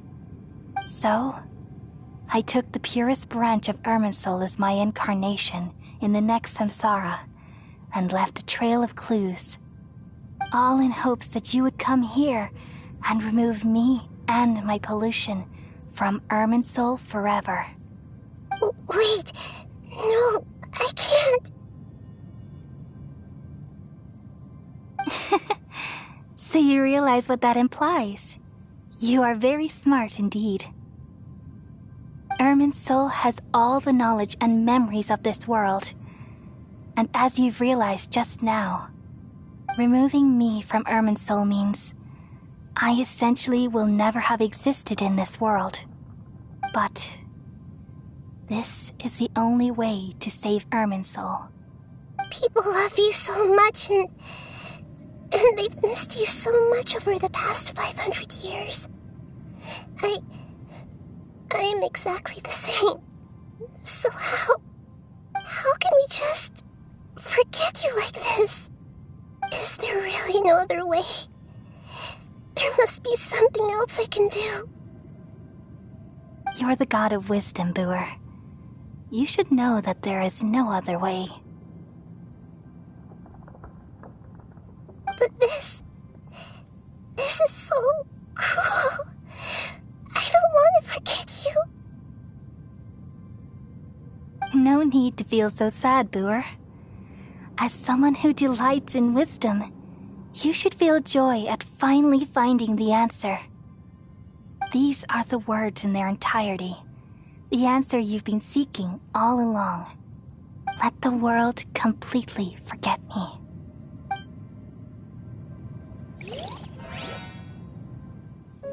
We all nestle under the great tree of wisdom, peering out to perceive the world. From the earth and from the rain, we perceive its wonders, until we become a white bird to perch atop a branch, and finally snap off the most important leaf. Once upon a time, I alone dreamed in this world. In my dreams, everybody would also dream after they fell asleep. Wild and wonderful thoughts would emerge from their minds. Some tumbled to the ground, and others floated to the sky, connecting all things in the world into one dazzling net. Among a plethora of worlds were numerous smaller worlds, all of fate, finding within the tapestry their brilliant glow. I gradually understood that these indescribable and constantly changing things are the most profound things in the world. Only they can completely repel the madness. Only dreams can awaken consciousness from the deepest darkness.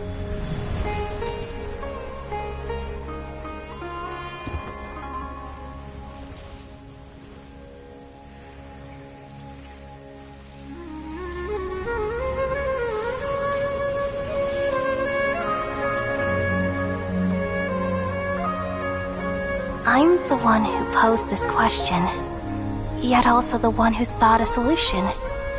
Saving the world with the dreams of the people used to be my answer. And now, you've also found your own answer, and I shall return all the dreams to the people.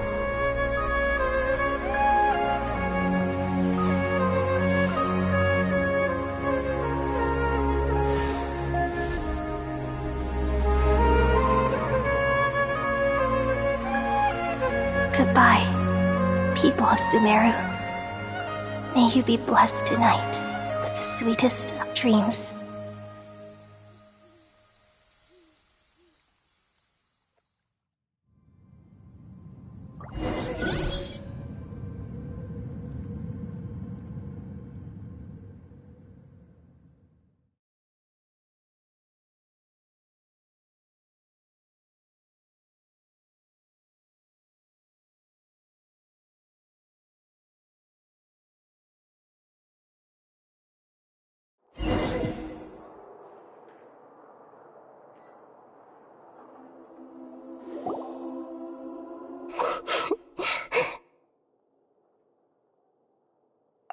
I'm alright.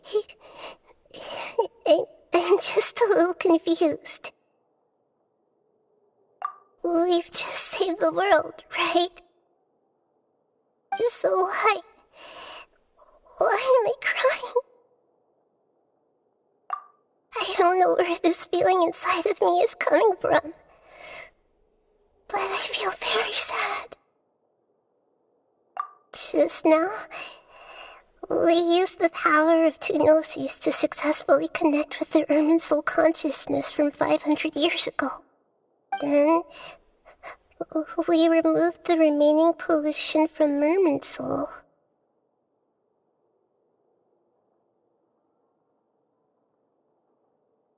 Yeah, what's wrong? Weren't you there just now?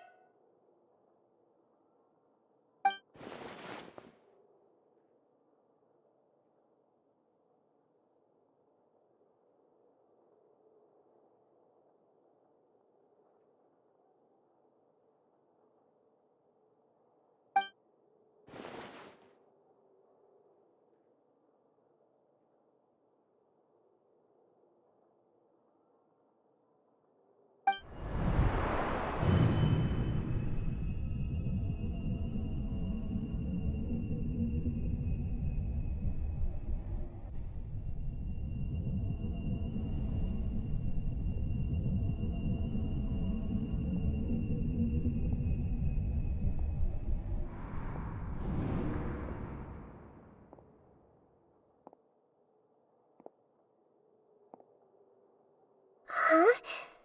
That sound. Traveler! Paimon! I've been waiting here far too long. But finally I have the chance to be alone with you. All the precious time I wasted has finally paid off. The doctor! What have you done? Just a type of sound wave that can quickly put defenseless people into a dream. As I expected, it doesn't have any effect on gods. This is the only thing of interest I found among the sage's research. I thought I'd take it for a little spin. Don't worry. I know you would never forgive me if I actually killed them. I'm here to negotiate with you. Naturally, I won't do anything dangerous that could potentially damage our relationship. Negotiate with me? I heard you had already left Sumeru. Why are you here again now? I left Sumeru, but I also stayed in Sumeru. Even the God of Wisdom is restricted by the habits of cognition. How disappointing. You mean there are many different versions of you in this world? An astute guess. Even the same individual will have different cognitions at different ages. A long time ago, I made a major decision in hopes of preserving all my perspectives of how I observed the world. Observation is the first step of any experiment, but observing the current world doesn't satisfy me. It lacks an important dimension, that of time. So I saved segments of all my ages and made them into independent individuals. That's all there is to it. Indulge me. How does the God of Wisdom find my method of seeking knowledge? It's an insult to the very concept of life. Life inherently has many rules and restrictions, each with its own significance and reason to exist. They can't be broken on a whim. Good. Amazing, even. Indeed, it's difficult for humans to make peace with themselves, not to mention oneself from a different period. Since you're in the academia, why wait until now to show up? You could very well have stopped us and helped that fake god. Simple. Let me ask you this. Would any staff member ever help the subject in the middle of an experiment? It was my experiment. So why should I interfere with the results? The academia saw the plan to create a god as their ultimate goal, yet you only saw it as an ordinary experiment. You really are crazy. If the experiment succeeded, you would have had a new god on your hands. How would you have faced your own god then? Would you still take the same stance? Would you still hold the same view of yourself? I'm first and foremost a scholar. These results should be left to the judgment of the hypothetical me confronted with that outcome. But you're right. And that's exactly why I'm disappointed with the conclusion of this experiment. As an individual, you don't have any sense of belonging. You seem to have even fewer convictions than a typical scholar. Oh no, I certainly have my own convictions. They just don't fit your standards, that's all. All right, that's enough conversation for today. The experiment is over, and it's time to tidy up the equipment and reclaim any useful materials. For example, the Gnosis. Lesser Lord Kusanali, you're an intelligent Archon. I'm sure you understand the disparity in our combat abilities at this time. Besides, you have no way to use that Electro-Gnosis in battle. Didn't you say you were here to negotiate with me? Somehow, it's starting to seem like you intend to take it by force now. I'm merely stating a fact. After all, I'm also a scholar. Naturally, I hope to show proper respect and dignity to the God of Wisdom. Your hypocrisy is built on absolute confidence. I understand your scheme, but... what if I were to destroy the Gnosis now and awaken the heavenly principles? Awaken the heavenly principles? Do you think that's really possible? The heavenly principles have been silent for many years, but the Gnosis are symbols of their control over Tevat and all the laws. Will the destruction of a Gnosis attract the attention of the heavenly principles?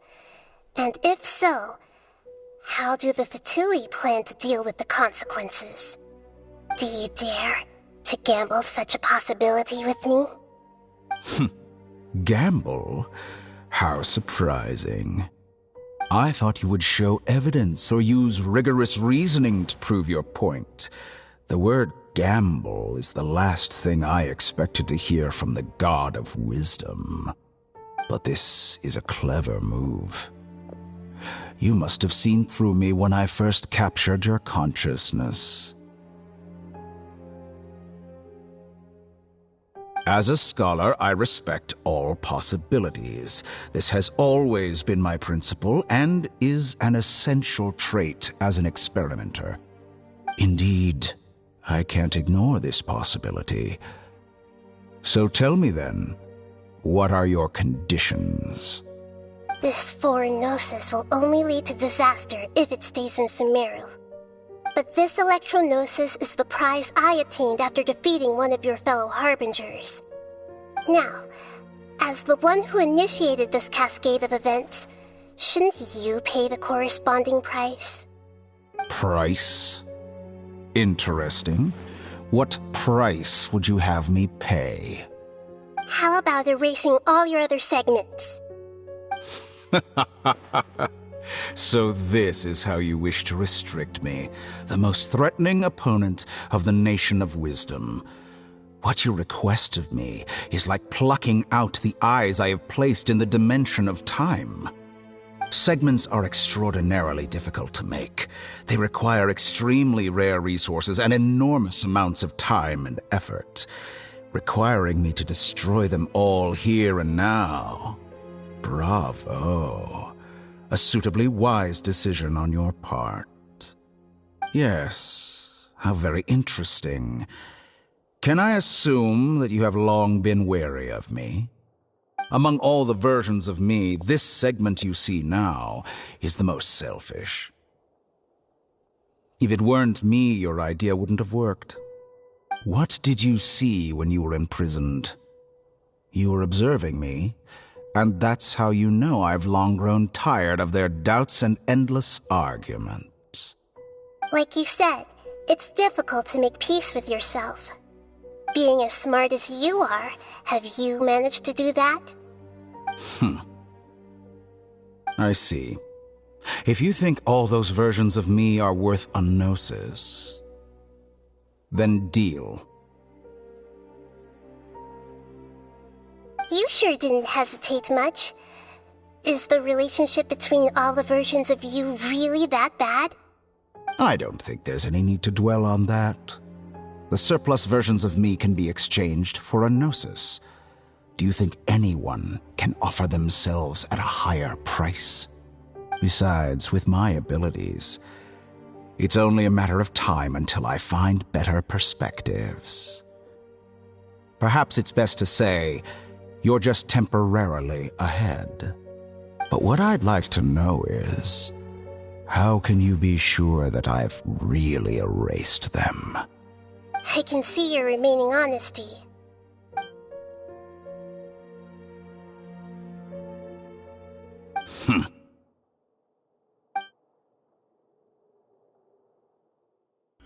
What a ridiculous decision! Sheer You can't be foolishness. serious!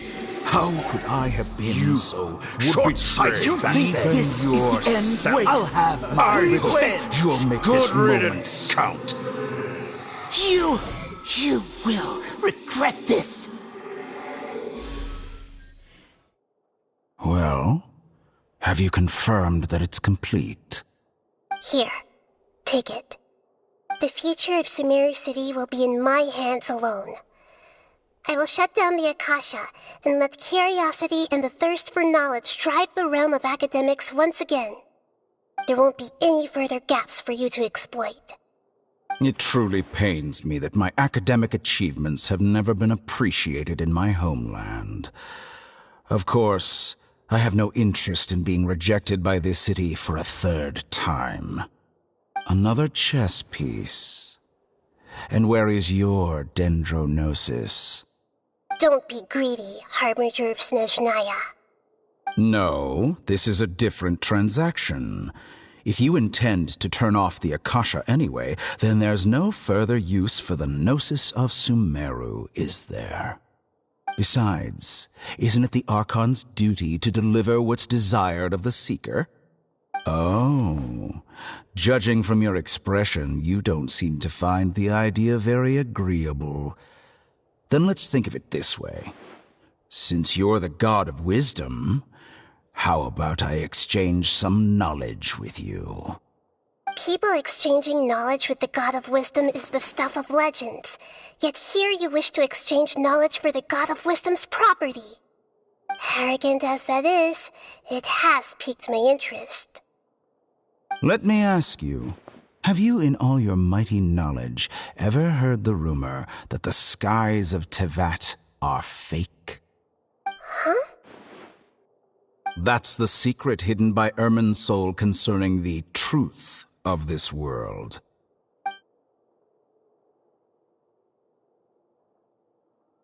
Once I finish telling you about this, it will be time for me to say goodbye. With negotiations, we've all gotten what we wanted. I'm very glad I got to meet you like this. Your arrogance may know no bounds, and convictions may mean nothing to you. But I'll still listen to what you have to say.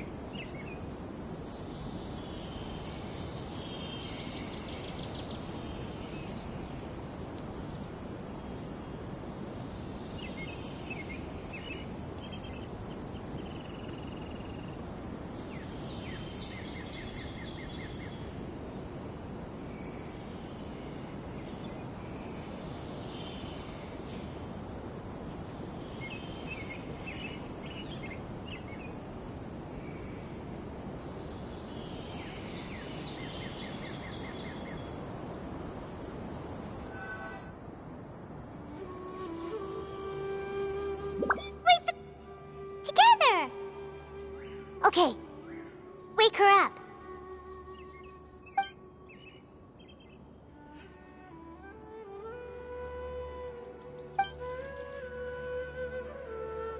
Are you awake? Kali says it's time for breakfast. Come on, get up! Good morning! How are you feeling today? Good to hear. It looks like we've recovered pretty well. Not even Tighnari could stop us from going out now, right?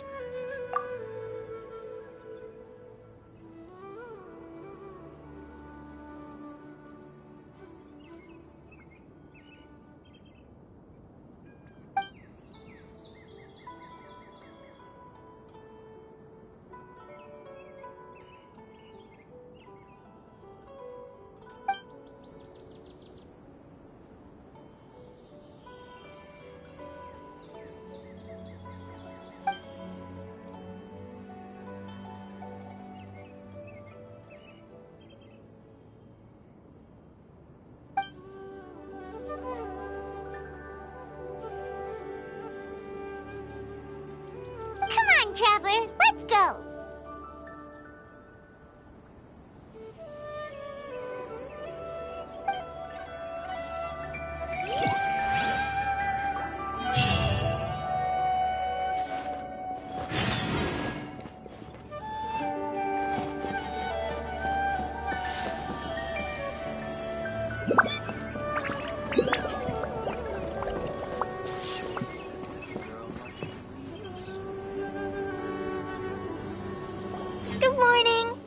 Like you're awake.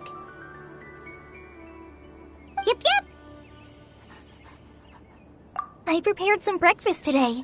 Please have a taste. I hope you'll like it. It's nice to have you here so we can eat something yummy. Well, now that I've recovered from Elazar, I'm feeling better than ever. I can even prepare 4 or 5 meals a day now. And Paimon bets they're all delicious.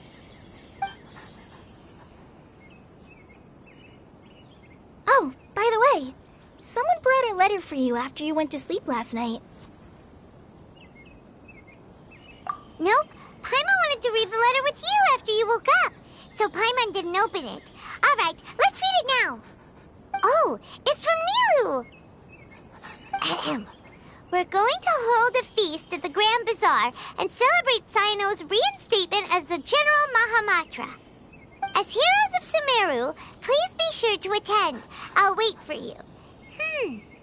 The date of the banquet is written on the back. It's in 2 days. Oh, I've also heard that you've become heroes here as well. That's amazing.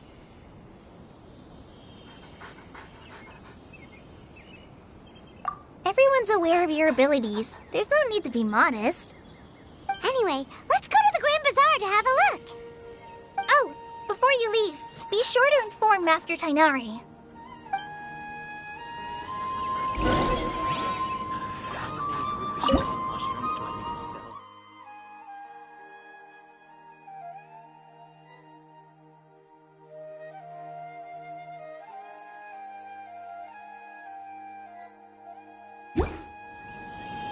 Everything has been getting better lately, and my mood has been improving as well.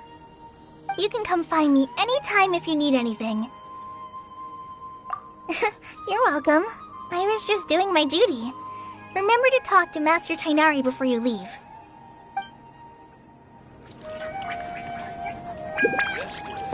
Total of 5 dusk birds.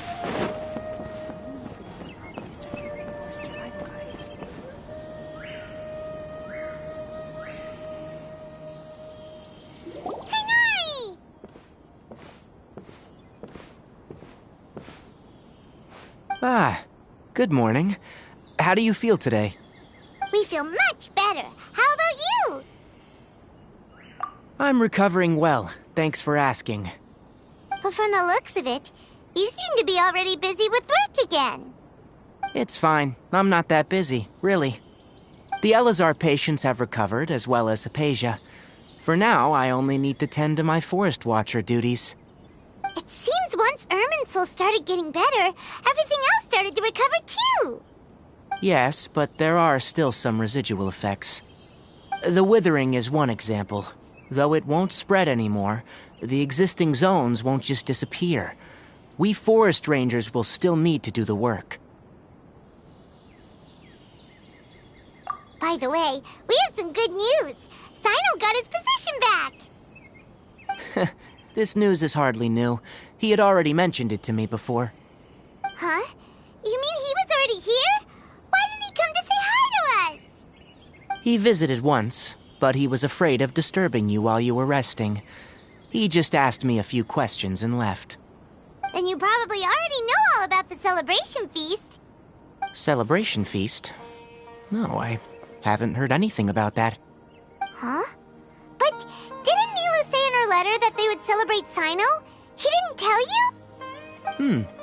Perhaps. Or, alternatively, he doesn't know about it either. Come to think of it, Sino doesn't seem like the type who'd enjoy a celebration feast. You and Kale are both Sino's close friends. Why don't you come to the feast with us?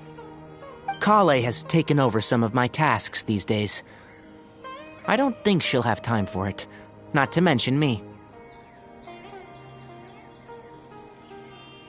You see, some VIPs have come to the forest recently. Huh? VIPs? Very important Paimons?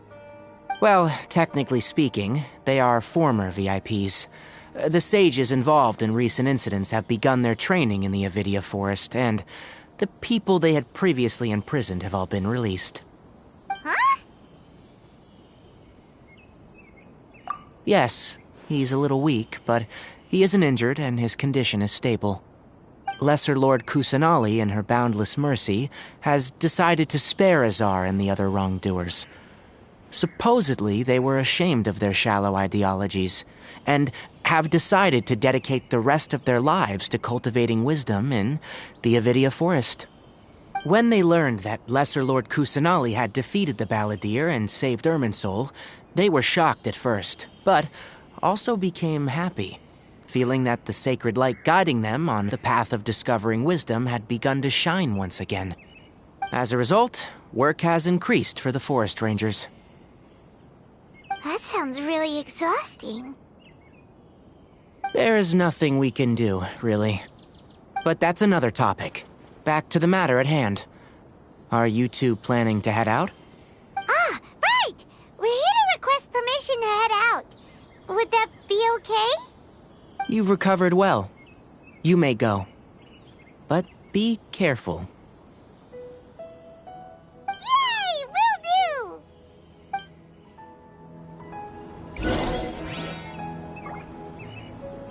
Is there anything else you'd like to ask about? Ah, yes. Thank you for remembering her. She continued her training in the forest after she recovered. As a scholar, she never slacks off. A lot has happened lately. Kale and I have been busy, but don't worry. We'll take care of ourselves. As for Sino's reinstatement, the more I think about it, the more I suspect that he just doesn't have a single clue about this feast. But this does remind me that Kale and I should find an opportunity to celebrate him as well. He has helped me a lot during this time. And you as well. Thank you. Take care. Please, find me if you need anything.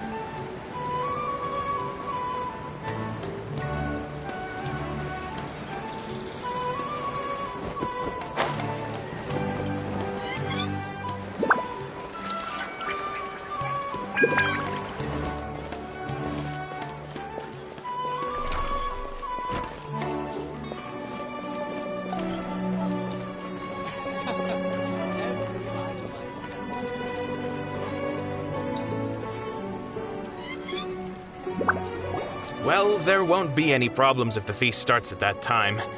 Everything has already been prepared. Mr. Zubair, I finished tallying things up here. Well, except for the guests. Is a simple reply really that much to ask of our guests? It's affecting our arrangements. Oh, it'll be fine. Besides, it never hurts to get things ready in advance. I was thinking the same thing. The feast will be held sooner or later, right? Hey, Nilou! Traveler, Paimon! We got your letters, so here we are! You're the best! The other guests haven't even replied yet. Huh? Are we the only ones that have arrived? Yeah, I had someone deliver letters to all of our guests. But maybe everyone is still busy with other things.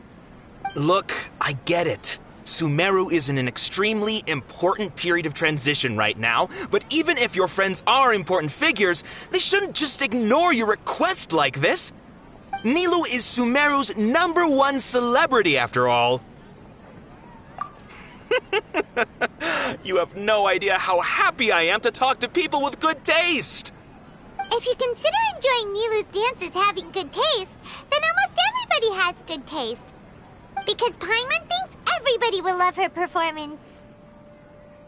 That's right. We all think she's amazing too. Nilou is an absolute favorite among those of us who frequent the Grand Bazaar. For Outlanders, you have a great eye. Master Zubair, let's have a vote for the most outstanding audience members next time. I think these two may win. Nonsense! It is not for us to determine the value of an audience. But indeed, we could try giving gifts to people with particularly good taste. I heard there's a device in Fontaine called a camera that can record people's appearances as pictures. Such pictures would make superb gifts. Ooh, good idea. I wonder where we can find one. You guys are so funny. There's really no need for that. I'm satisfied just being able to perform here. There's always a lot going on at the Grand Bazaar. Yeah, and that's why I love it here. Traveler and Paimon, could you help confirm if the letters were actually delivered? If for some reason they didn't receive the letters, then please tell everyone that there will be a feast here. Yeah, we can also check out how everything in Sumeru is going now.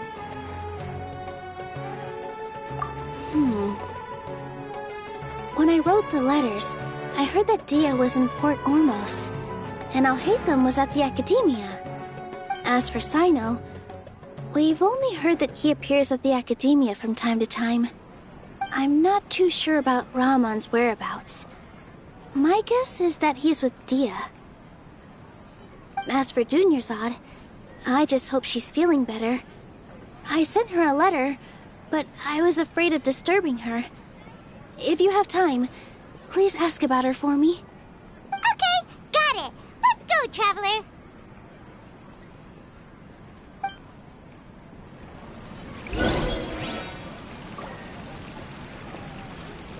I'll go to the Adventurers Guild later and ask Miss Catherine if she knows how to get one of those cameras. Yes, please do. I'm sure the audience would be thrilled at the chance of receiving commemorative gifts. It could be our special surprise that we prepare for everyone. I think it's an amazing idea. Who knows? If we take more pictures, they might even become the signature souvenir of the Grand Bazaar. And Nilou will become even more famous. Ha! It won't be long till people are fighting for front row at your performances. I've heard that this camera is not just something anyone can use as they please. It must be aimed properly, and subjects should pose for the best results. Oh, should we get ready then? Perhaps we should wear something a little more appropriate. No. I think we look absolutely fine. If anything, when we pose for this, clever invention, we should just be ourselves, You really think so?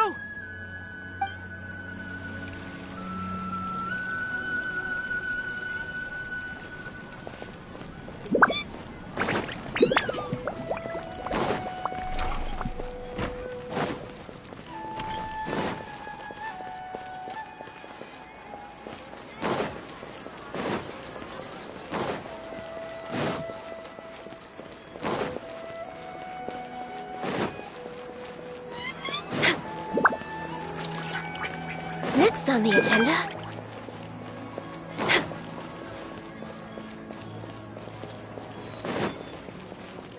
Next on the agenda...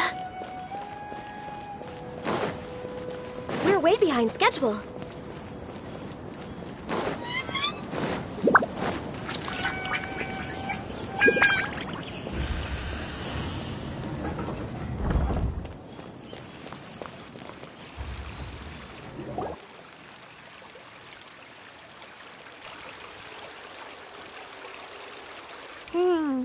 We haven't seen Ƒөΐũើω anywhere. Let's ask that person over there.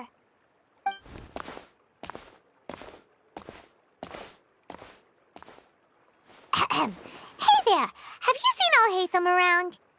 Yes, it seems Scribe Ƒөΐũើω has gone to the House of Dana. You should be able to find him there. But you're already the second group of people I've seen looking for him today. He must be quite the busy man. Oh? Who else was looking for him? Mr. Cavey was just here asking about him. You wouldn't believe how terrible their relationship is. And now you two are here. Don't tell me everyone's here looking for gossip about the sages. No way! We're strictly here on business. Ah, I see. Sorry, I thought maybe everyone's as interested in rumors about the sages as I am.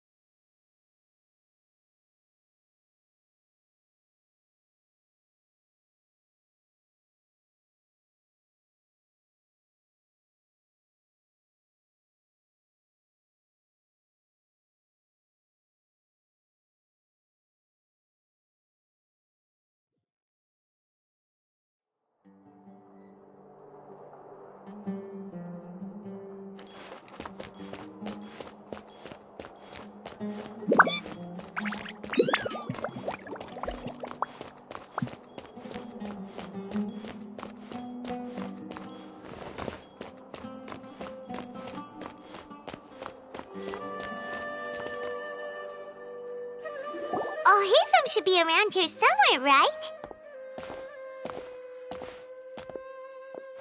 Oh, he's over there! But it looks like he might not have time for us. Just put down that worthless book and tell me what happened in the academia. This is not just some worthless book. Do you have any idea how difficult it is to find a physical book like this in Sumeru? It doesn't matter. It's probably just another thing that you used your authority to get your hands on anyway. Just put it aside. Listen, I came back today only to hear that the sages have disappeared. Oh? You sound surprised. I thought you would already know the inside story. Would I be here asking you if I knew? You're the scribe, not me. So just tell me what you know already. Well, I almost became a sage. Huh? Oh, don't sound too surprised now. You're the renowned Kaveh, light of the Ksharawar. Besides, as a master builder and craftsman, chances are you'll be appointed as a sage too. Why do I feel like you don't really mean it? Huh. What makes you say that? Why would you question my heartfelt sincerity? Maybe it's because you've never said anything good about me before. Yeah, well, I share a similar sentiment, and anyone who knows you as well as I do would surely do the same. Oh, you... See? This is why I hate discussing anything with you. Your ridiculous and arrogant attitude always gets in the way. It seems that you really can't stand my personality. Ha! What was your first clue? Well, then you might as well move out of my house. Are you threatening me? Stooping to a new low, I see. Ugh, and don't change the subject. You, a sage? What a joke. The academia might as well just close tomorrow. Are they having a fight? Forget what's going on with the academia. Haven't you been busy with your construction project? Tell me, when are you going to build yourself a mansion? Don't get me started. I get angry just thinking about it. So, what great building did our master architect work on this time? Like I need to tell you. Keep your nose out of my business. No, I think we deserve to know. Where were you when Sumeru needed you most? I was in the desert for a large project, but considering Haravatat's utter ignorance of architectural and aesthetic matters, you probably wouldn't understand. Which is truly unfortunate. I can only pity the man who doesn't understand the first thing about beauty and romance. Unlike a true... Hold on, wait a second. What do you mean by when Sumeru needed me most? Well, while you were out fiddling around in the desert, many people came together to save Sumeru from a crisis. Ha! And you think I'd believe that? Look, all you really need to know is that Azar and all his accomplices have all been overthrown. Huh? What nonsense are you talking about? It's no skin off my nose if you don't believe me. It's not like my Darshan was the one trying to apply for funding from the Grand Sage. Yours, though, on the other hand... You know what? I'll ask around. I'm sure someone knows what's going on here. You're dead if I find out you're lying to me.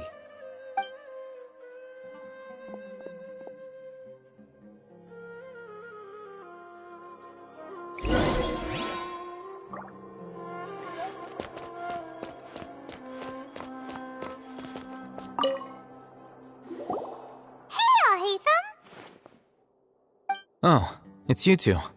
What's the matter? We're running some errands for Nilou. Have you received her letter? Letter? Nilou said she sent out a letter inviting everyone to a celebration feast in 2 days at the Grand Bazaar. We'll also be celebrating Zaino's reinstatement as General Mahamatra. If she addressed the letter to all Ħöŭŭëm of the academia, then the letter should have gone to my office. I've been busy these days, so I haven't had time to check for any new mail at my office. I only now have some free time to attend to personal matters. Have you always been so busy with your work? Of course not.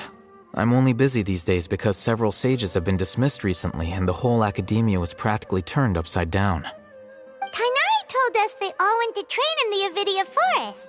Apparently they will spend the rest of their lives there. That is already the best possible ending for the likes of them. 4 of the 6 great sages were possessed by their desire for power and attempted to create a new god. In order to pull it off, they even imprisoned the other 2 rational sages. To imagine such things could take place in the academia. I don't know where to begin. Yeah, you're right. Feels kinda strange to hear them called that after all this time. But then again, the 6 great schools sounded pretty impressive too. Yes, at least that's how they're supposed to sound. It's said that when the academia was first founded, the Dendro Archon herself established the 6 great schools, each representing one of the 6 different types of wisdom. Numerous Darshans have sprung up and faded. Only the 6 Darshans attaching themselves to the 6th grade schools have stood the test of time and obtained permanent seats in the academia. Now, the 6 Darshans are nearly synonymous with the 6th grade schools, and the leaders selected for the schools are the 6th grade sages. Among the 6th grade sages, there is one central leader, the Grand Sage. Unfortunately, only the sages from Vahumana and Amorta remain now. They were imprisoned for opposing Azar and were only rescued after Azar's downfall. So who's managing things in the other 4 schools now? Do they need to find someone new? Yes. Normally, new sages are selected based on a strict set of criteria. Oh, didn't you just say something about becoming a sage? If they pick you, then we'd have a huge connection in Sumeru. Yes, about that. You didn't let me finish my sentence. The person in charge of personnel affairs nominated me to be the Grand Sage in place of Azar and help Lesser Lord Kusanali manage the academia. But I refused. Huh? But why? Ugh, can't you be a little more ambitious? I'm not even interested in being one of the 6th grade sages. Like I said before, I don't like being a leader. Oh, all right. So are you busy these days trying to find others to take the job? That's not my job either. I'm only responsible for handling important affairs within the academia before the new sages take office.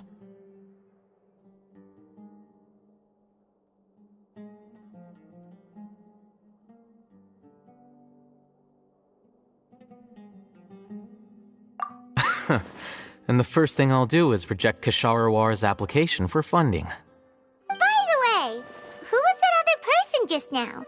Is he your friend? Do we look like friends? Paimon doesn't know. That's why Paimon's asking. His name is Kaveh, my roommate. You could say he's the representative for Ksharawar scholars. Which is exactly why he always has so many problems. So everything that's happened recently must be a huge change for the people of Sumeru. Such is the work of the Academia Scribe. Well, anyway, no matter how busy you are, since you are our planner, remember to attend the celebration feast in 2 days. Alright, I'll see you there.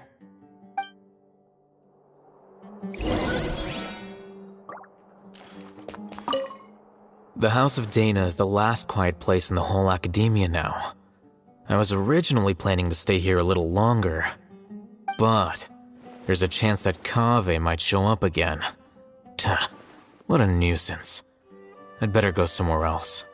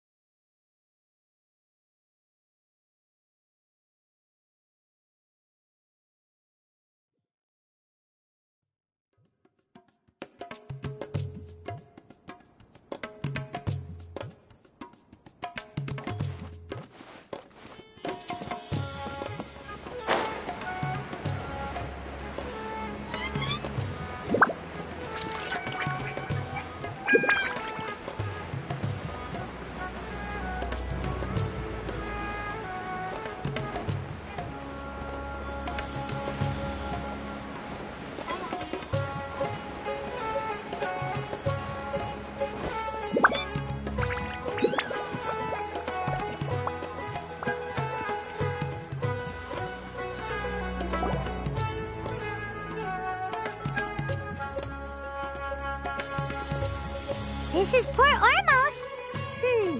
Now where could... Is that Paimon I hear? Huh? Oh, it's been a while. How are you doing? Dinyarzad! It's been so long since we've seen you! I'm doing well. I can go as far as saying I have never been happier in my entire life. I don't know if you've heard, but Elazar has completely disappeared, and all the patients have recovered. You kidding? Knowing them and the connections they've got, I'm sure they've heard about it. Yeah! That's right. My lady is feeling better now, so I'm accompanying her for a walk. Why do you still call me that, Dia? You've already informed my father of your resignation. I guess I'm just used to calling you my lady. Old habits die hard. Resignation? You mean you're quitting? Yeah, I might start losing my edge if I keep being a bodyguard for the Homayanis. You know that my parents and I are fond of you, and that we appreciate you very much. It wouldn't be a problem if you wish to continue to be our bodyguard. I'm not a woman that's easily persuaded.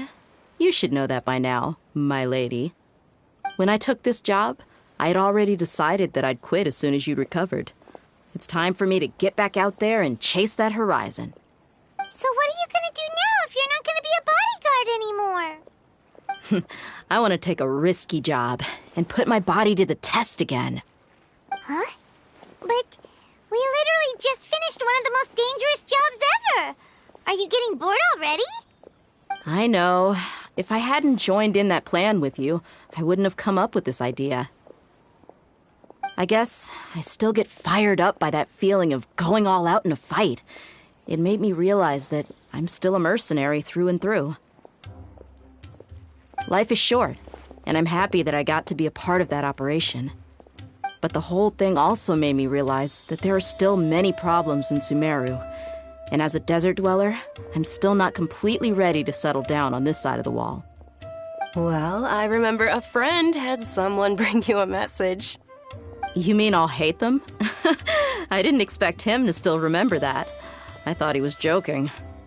We just came from talking with Al-Haytham at the Academia.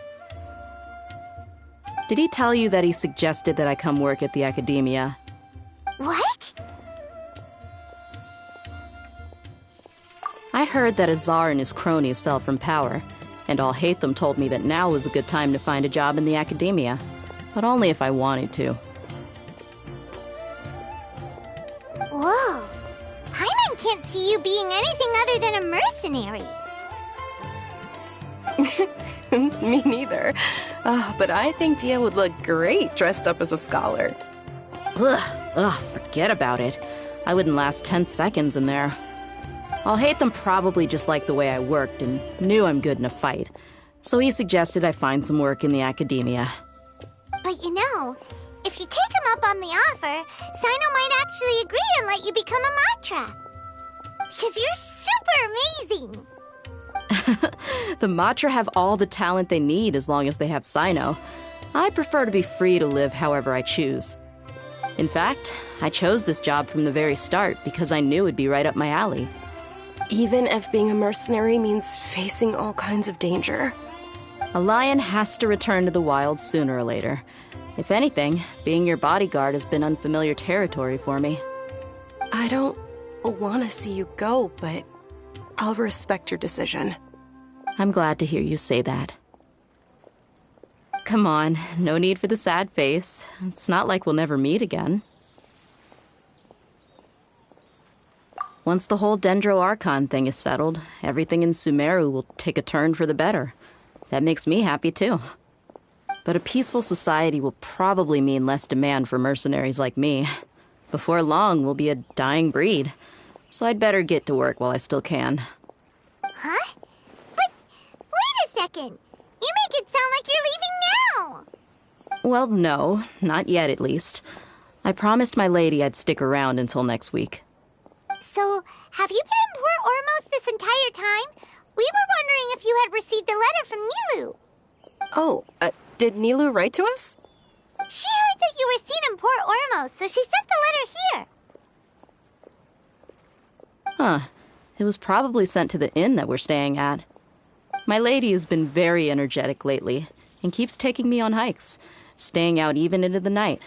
By the time we get back, the receptionist is usually off napping on the job. Right, and we tend to leave quite early in the morning, so the old man on duty is also usually dozing off. So what it really sounds like is that the person on duty is always asleep. I bet the letter's at the reception desk. I'll go check later. No wonder there wasn't a reply. You never received the letter. Good thing Nilu asked us to come and check on that. Sorry to make you two come all the way out here. It must be something important for Nilu to specifically write to us like that. Yes, she said they were preparing a victory feast in the Grand Bazaar, and will also be celebrating Sino's reinstatement as General Mahamatra. She was hoping you could come. Great! I'll be sure to attend. Count me in too. But is there some sort of dress code or anything for the feast? Can I just show up looking like this? Since it's being organized by Nilu, I don't think she'll be too picky about that. If anything, I think she wants to see us as our most natural selves. All right, then this is how I'll show up. The feast will be held in 2 days, so don't forget. Sure. Thank you so much for letting us know. We'll see you there. Oh, by the way, do you happen to know where Sino and Raman are? The General Mahamatra always comes and goes without a trace. Normally no one knows his whereabouts. Oh. But last time we met, he mentioned that he had something to do in Ŭŭ village. You can try your luck there. As for Raman, your guess is as good as mine. I only remember he said that he had something to discuss with Sino. You can ask Sino when you meet him. Don't mention it. You'd better get going. All right, on to our next stop.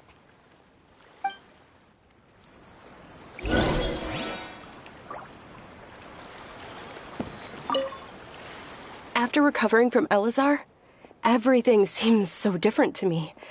When I look at the scenery I visited before, it has a completely different feeling. Yeah. You need to be stronger than an ox to take life by the horns. I think I've heard you say something like that before.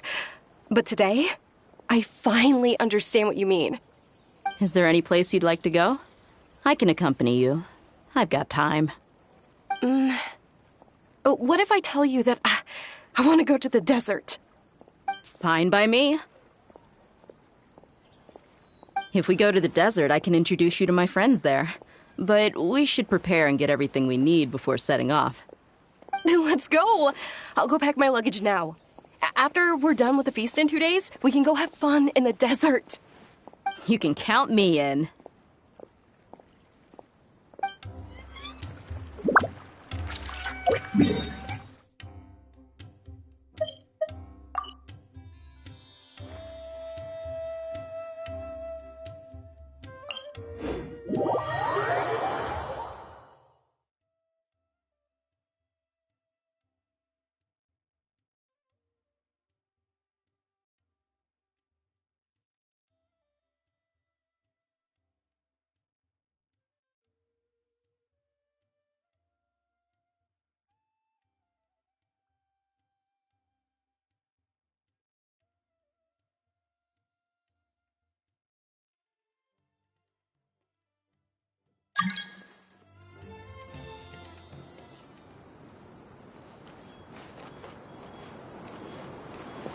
Next on the agenda...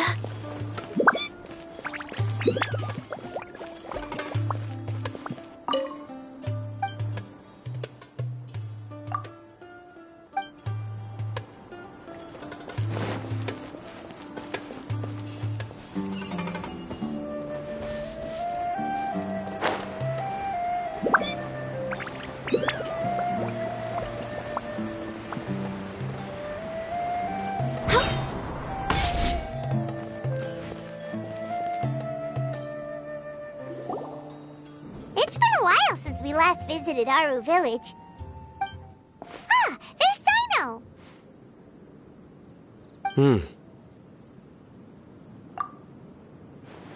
What brings you here? We recovered well, and Tighnari agreed to let us leave, so now we're out and about again. It seems Gandharvaville's medical treatment is still as good as ever. Mm-hmm. And Tighnari is recovering well, too. That's good to hear. Yeah, you're the one who brought us to him when we lost consciousness, right? Thanks for that. You're welcome. Tighnari has excellent medical skills, and Kale is quite attentive. It was the best place for you. But why are you just standing here like a dead tree? I'm meeting some people.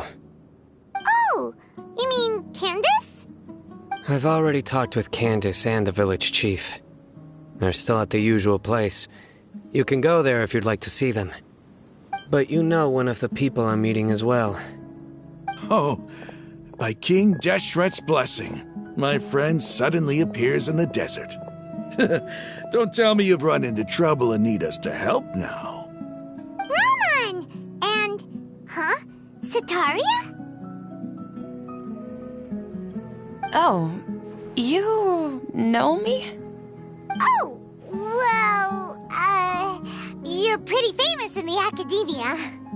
Don't worry, these are our friends. No need to be so guarded. I see. I'm doing well. Many good things have happened recently. Same here. Really, I feel that my whole life has started to shine after suddenly finding a new direction. Oh, tell us everything. Yeah, you go ahead. Alright, well, I suppose I should start by saying I've decided to leave the academia. What? It's not that I've given up on being a scholar. Instead, you could say I've found a new identity. I will no longer pursue research like a typical scholar, but I have not completely given up on my relationship to knowledge either. I can see what you're saying now. What do you mean? I plan to leave the academia and return to teach here in the desert. Wow, so you want to become a teacher? Setaria will return to support education here and teach people from the desert. She can't teach everyone on her own, but there are many of us Eremites all over Sumeru. She came to discuss a collaboration with me and hoped that I could bring her ideas to the Eremites. Yes, it's my hope that the Eremites can help me select a group of smart people with the best aptitude for teaching. I'll teach them, and after they've finished learning from me, they can go educate more people. That is the true meaning of education and the spreading of knowledge. The people of King Deshret suffer from sandstorms, exile, and ignorance. Miss Setaria is more than welcome to come teach here. Her arrival is like a star shining in the desert night. The stars have always guided caravans, thieves, soldiers, and travelers who get lost in the night. They lead those in the dark out of trouble and back to safety. Oh, please. Where's all of this coming from? I'm starting to feel a little embarrassed. You deserve these compliments. Mercenaries are accustomed to danger and don't fear death, which is why we recognize extraordinary actions that common people would easily overlook. Setaria's idea will bring much good to many people. At first, I feared it was destined to fail. Everyone knows that the academia doesn't allow scholars to teach in the desert without permission. As you know, all knowledge is under their surveillance and control, and very few desert dwellers are as lucky as me. But what I heard at that time has been haunting my heart, as if there were lightning bolts constantly bombarding my soul. Setaria, you tread a treacherous path, and the longer you ignore it, the tighter the academia's grasp on you will become. Setaria, why haven't you gone home? Never forget that the desert that belongs to you lies elsewhere. Miss. These words sparked something in me, and I knew that I had to bring something back to my people after going home. I gathered up the courage to approach the Grand Sage, only to find that he was no longer at the academia. Lord Sino told me that Azar didn't belong there anymore. Azar has received much-needed punishment. Though, if you ask me, it may have been too light. You probably have already heard. Lord Sino helped me obtain permission to leave the Academia for the desert, and accompanied me here to discuss collaboration with members of the Eremites. My plan was able to go smoothly thanks to him and Rahman. You're all doing so much for the desert. Aside from that, I also have some other business to discuss with Sino. Lesser Lord Kusanali has allocated many resources to support and develop the desert. I've done some business for her, and part of it required the assistance of the Eremites. I applied for a few batches of educational materials from the Academia, and sent them to several groups in the desert, as instructed by Lesser Lord Kusanali. I believe the people will make good use of them. That's exactly what the people here need. Physical books and other related items. If it weren't for Sino and Lesser Lord Kusanali, I'm afraid we'd never be able to get our hands on them. Apart from this, the Academia is also recruiting scholars that are willing to teach in the desert. I'll let you and Satarian know as soon as I have any more news. We must be persistent about this, and maintain these resources to ensure long-term effectiveness. This is the first time in hundreds of years we've had a glimmer of hope. I think this may be the turning point for the desert. Remember these words. Here lies our faithful priest, Kasala. His wisdom is a miracle among the people, deserving of high praise and admiration. I hope people with wisdom like that priest will rise again among the desert dwellers. Then we'll once again see the wisdom and glory that once shook the world. Enough about us. Are you here to discuss some business too? No, not at all. We're actually here on behalf of Nilou. Nilou wanted to write to everyone, but she wasn't sure where the letters should be sent, so she asked us to come find everyone personally. A celebration feast will be held in 2 days at the Grand Bazaar. She hopes that all of you will be able to attend. At the feast, we'll also be celebrating Sino's reinstatement as General Mahamatra. Although, judging from your appearance, it seems you've already been reinstated. Paimon thought you would only start working for the Academia after the feast. Celebration? Feast? It's the first I've heard of it. Tighnari was right. He really didn't know. This feast is for you, Sino. Sounds to me like you'll have to be there. It's rare to see that kind of expression from Lord Sino. You must not like feasts very much. No, not really. But I'll go. Well, I still have a lot to handle here. Besides, I need to look after Miss Sataria in the desert, so I'll have to pass. I'm afraid I won't be able to join you. Although, if you'd be so kind, please give a message to Miss Nilou for me. The message is, I'm sorry for how I treated you before, but now I understand the beauty of your dance. It's like a light shining in the sky. You and the art you symbolize are not only beautiful, but also lively and powerful, so much so that it was prohibited. Please keep dancing, and someday I'll be able to appreciate your art in person. Okay, we've got all that down. Our job here is complete as well. Oh, Sino, remember, party's in 2 days. Make sure you're there. Got it.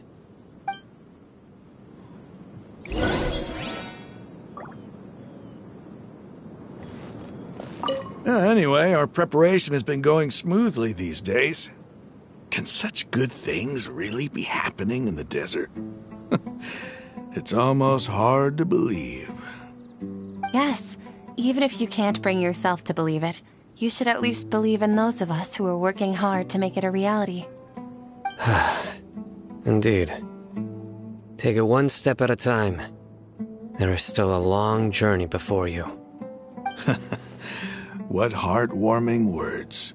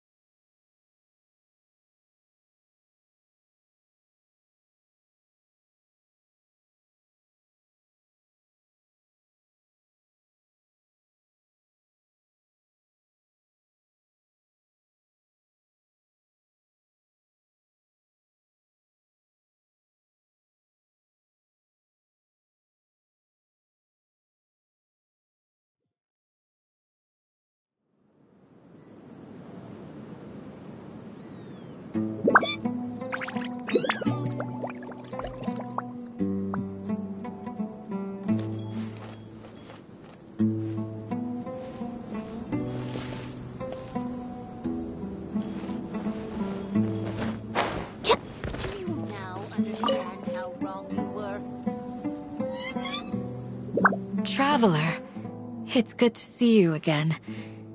Sino said you were resting in Gandharvaville for some time. How are you feeling now? Good to hear. I'm happy that you've returned safe and sound. Thanks for all that you've done. The villagers won't be exaggerating when they say heroes once passed through our village. If you ever have time, please come visit Haru Village again. I still want to go hunting with you.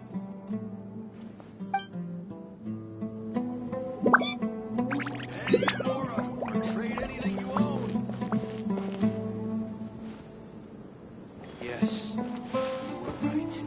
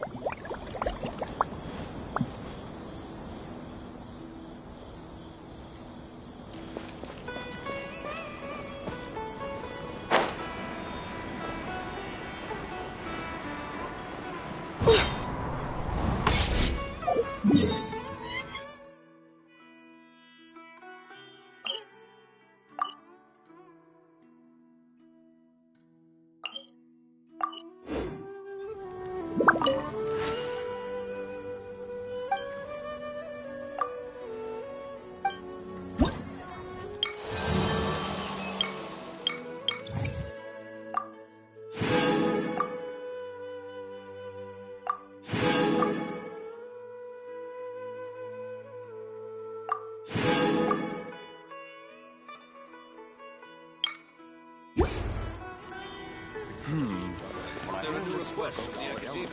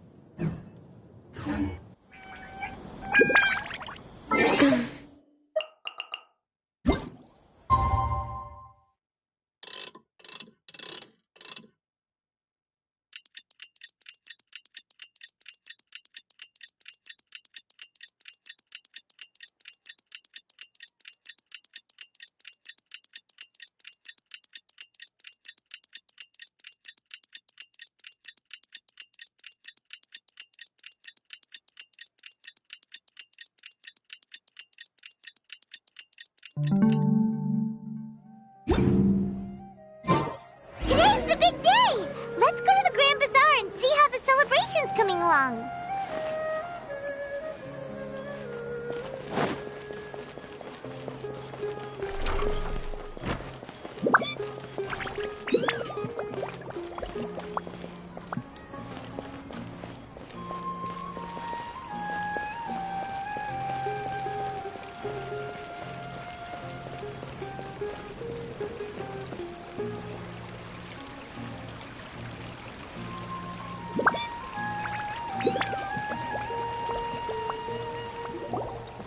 Everybody's already here.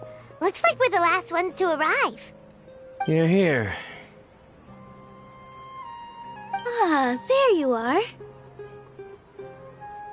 Well, look who finally decided to show up. You look like you came here immediately after finishing up some work. I'm very happy to see you here. But we're not late, are we? It's just that everyone else arrived ahead of time. I propose that the last one who arrived be put in charge of today's speeches. Nah, there won't be any speeches today.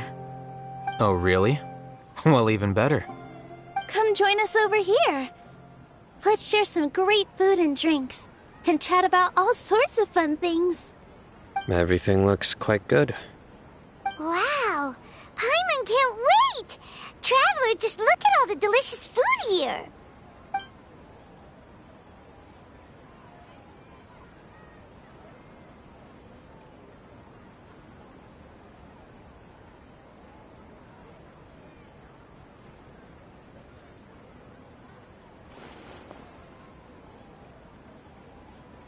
Whoa! It's so delicious! Oh, this grilled meat tastes amazing! The food was specially prepared for you by everyone in the Grand Bazaar. And we have gifts that were sent by the residents of Sumeru City when they heard we were holding a feast. Everyone that came said that you saved Sumeru, and wanted me to thank you all on their behalf. Ah, feels kinda nice to be seen as a hero. I could get used to this. Being a bodyguard is also a hero's job. You've always been amazing, Dia. My lady sure has a way with words. Thanks. I'm glad to hear it. And I'm happy to meet everyone that participated in the great plan. Don't mention it. Come to think of it, we've really done something impressive together. It's unbelievable. We owe it to our abilities. And luck. Really? Why do I remember everybody thinking that luck was against us and feeling like we hardly had a chance of succeeding? That's how I remember it too. It's luck that brought us together, and it was luck that let us form a team. Then, it took even more luck for us to formulate a plan and implement it successfully. Moreover, judging from the results, everything worked out well. Yeah, everyone gave it their all when it mattered most. It was almost like a performance. We took the stage and put on our best show.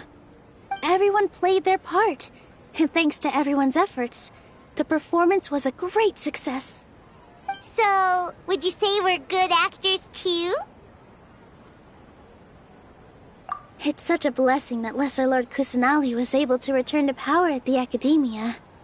Yes, Even after being abandoned and neglected so many times, she's finally returned.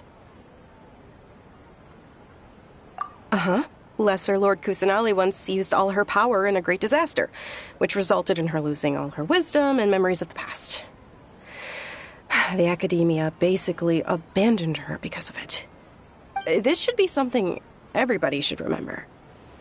Huh? You look surprised. I didn't say anything wrong, did I?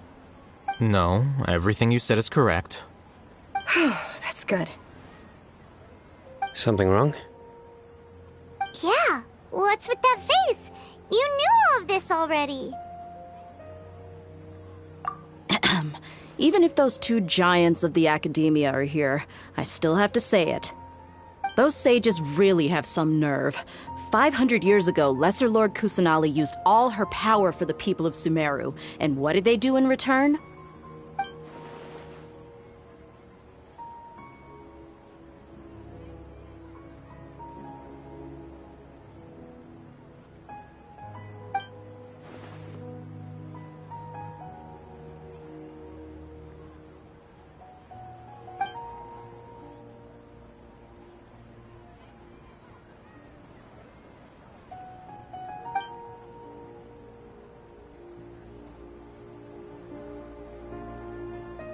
If you bite the hand that feeds you, don't act surprised when it turns into a knuckle sandwich, right, Sino?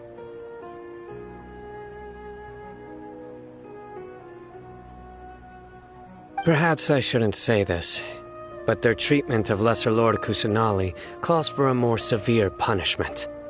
You could simply tell Lesser Lord Kusanali that you wish to have Azar and his accomplices severely punished. I respect our deity's decision, and won't interfere in any way. While we're on this topic, why didn't you accept the Academia's invitation to become the Grand Sage? Are you trying to say that I'm fit to be a sage? Not at all. But every person handling the selection process has said that you are the most suitable candidate to lead the Academia right now. Why? Because he dethroned Azar from power? Could you try to put it another way? This is a good thing, yet you're making it sound like I overthrew Azar for my own personal gain. But seriously, though, I always wondered if you had some personal motives behind it. I did have my own motive, but it had nothing to do with being a sage. If the rules of our nation were suddenly cast by the wayside, then it wouldn't be long until chaos ensued. I had no intention of letting their dreams disrupt my life. By that, you mean your life working as the Academia's scribe? Precisely. Wait, is that all? So, that's the only reason why you joined us and came up with all those plans? It's reason enough. You've certainly got quite the personality. You flatter me. All right then. How about you? You've already resumed work as the General Mahamatra, right? That's right. Will you be happy with that life? It's not about being happy. There are merely a lot of things that I must do. Even so, keep your spirits up and try to be happy, okay? And try to smile more every day, just like I'm doing now. Thank you. I'll keep that in mind.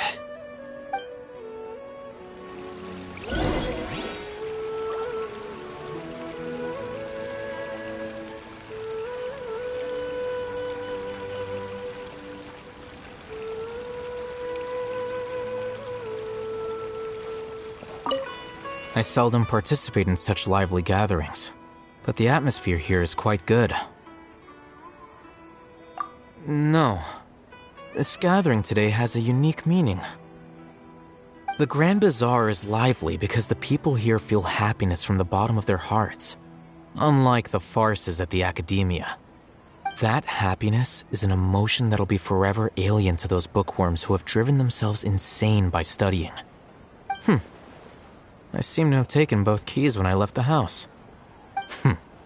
Oh well.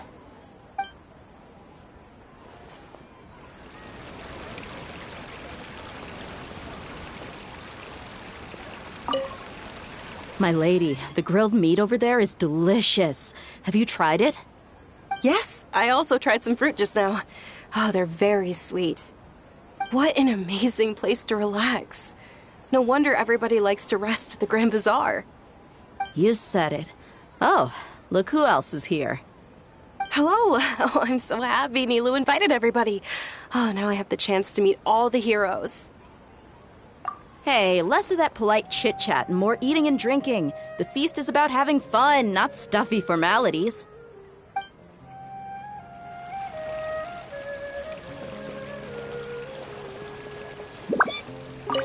Ah, there you are, traveler. Well, how is it? Are you enjoying the feast today? If there's anything you're unhappy with, just let me know. I'll be sure to take note of it. That's good. It's the first time I've ever invited so many exceptional people to one place. I was a little nervous myself. You see, every guest here is quite extraordinary. It's unbelievable that we've got everyone together here. Almost like a fairy tale. Make sure you live it up tonight. I'll be happy as long as you're enjoying yourselves.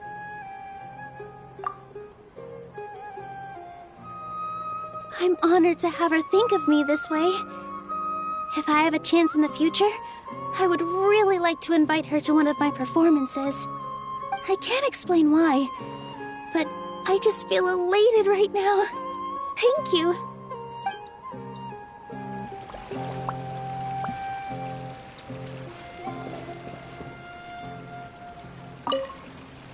The atmosphere here is good, and everything is delicious.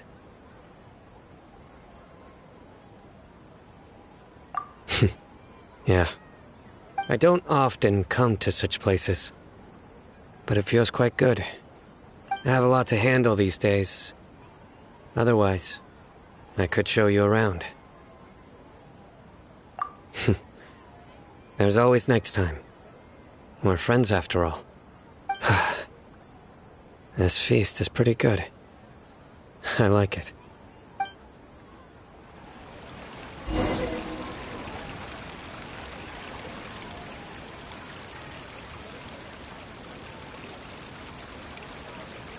Hey, what's wrong? Your head is starting to droop.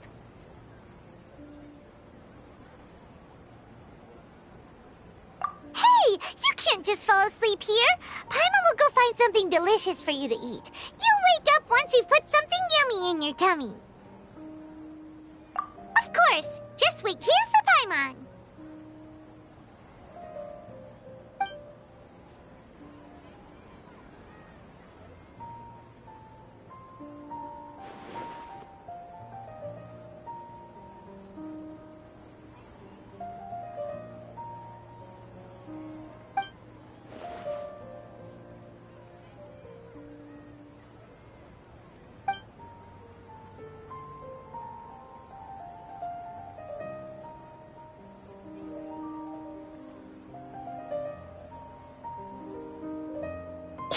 It's me.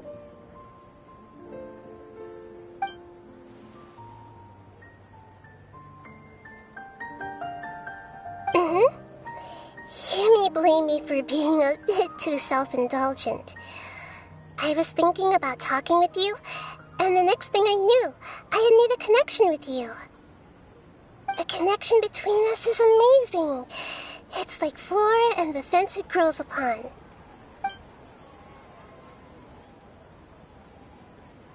I heard there's an amazing celebration feast today at the Grand Bazaar. I wanted to have a look for myself, so I snuck in.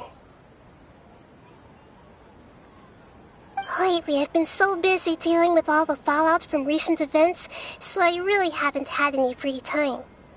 Although you've already helped me with a lot, there's still one more thing I hope you can help me with.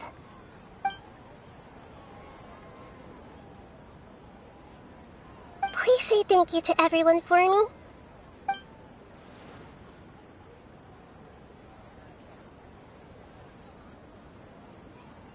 Oh, is it not convenient for you to do that for me?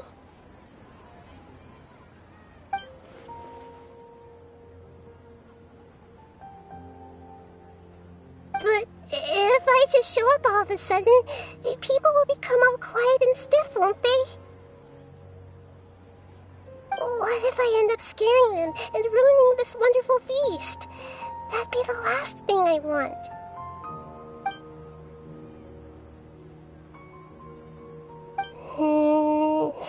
Let me think about it. Okay.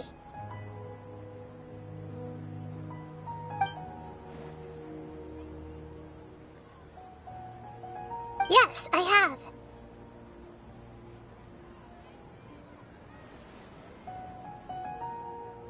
You said I should go thank everyone as myself, right? So... I've decided to borrow your body for the time being. Please don't blame me. The floor also climbs up to the fence to get closer to the sky.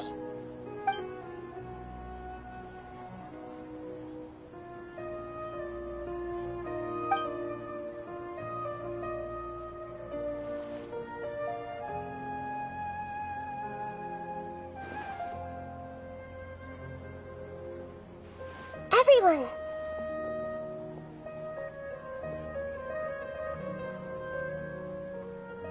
Are you awake now? Paimon was just about to bring you the food. It's me. Huh? That voice. Nahida? Hold up. What's going on? I didn't expect to have a conversation with the consciousness of Lesser Lord Kusanali in the Grand Bazaar. Interesting. Is this also a part of the feast? No, of course not. Are you... Lesser Lord Kusanali? Hello, Nilu. You know who I am? Yes, I already know every one of you.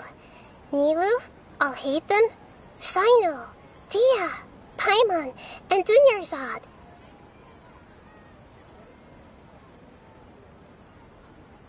Lesser Lord Kusanali? I took the liberty of occupying the traveler's body so that I could thank all of you in person. Thank you so much for rescuing me, even if that meant placing your own safety in peril and taking the risk of becoming enemies with the Academia, the sages, the doctor, the Balladeer, and even the entirety of Sumeru. Without you, without any of you, I would have been in a much more difficult situation. Had you not helped me to resolve the crisis, not only I, but Sumeru and even the entirety of Teyvat would have suffered great misfortune. People refer to you as the heroes who managed to rescue a god. I'm quite fond of this name. It not only explains your identities, but also bears witness to your relationship with me. Please, allow me to present to you my most sincere gratitude. Lesser Lord Kusanali, you have done so much for Sumeru, and I didn't even have a chance to do anything for you. You don't have to do this. Dunyarzad, the suffering you endured during your illness is also proof of you being with me and praying for me. Thank you. You don't need to be so ceremonious. It's always been my duty to protect you. This is how the relationship between the Academia and Dendro Archon should be. We just did what was necessary and set things back on the right path. You're an Archon, but you act so humble. You really don't need to be so polite with us. I'm honored to have been able to take part in this plan. I hoped you liked the dance I dedicated to you. Thank you, all of you. Thank you so much.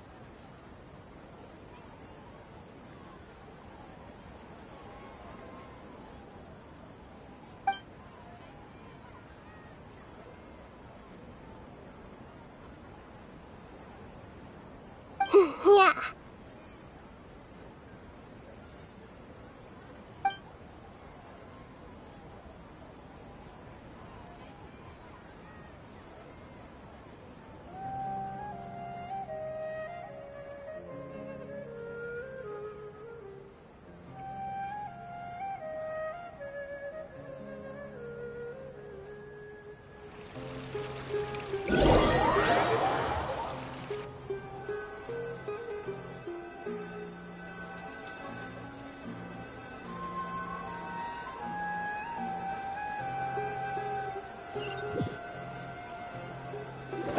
Are you awake?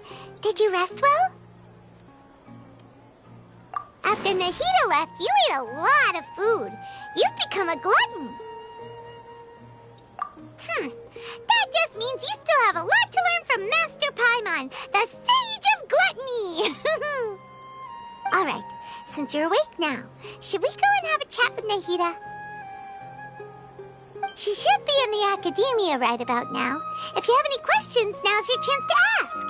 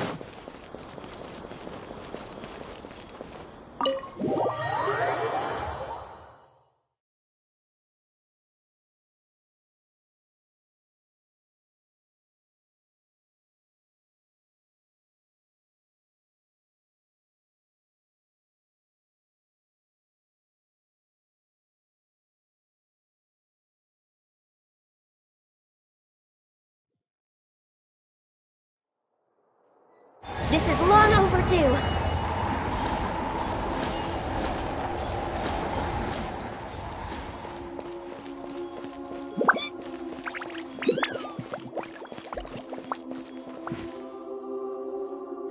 Nahida! Hello, Traveler and Paimon. What a fantastic night. I'm still immersed in all the happiness and joy, like a candle floating on water. So are we, and that's why we're here to talk with you. Is there anything you want to know?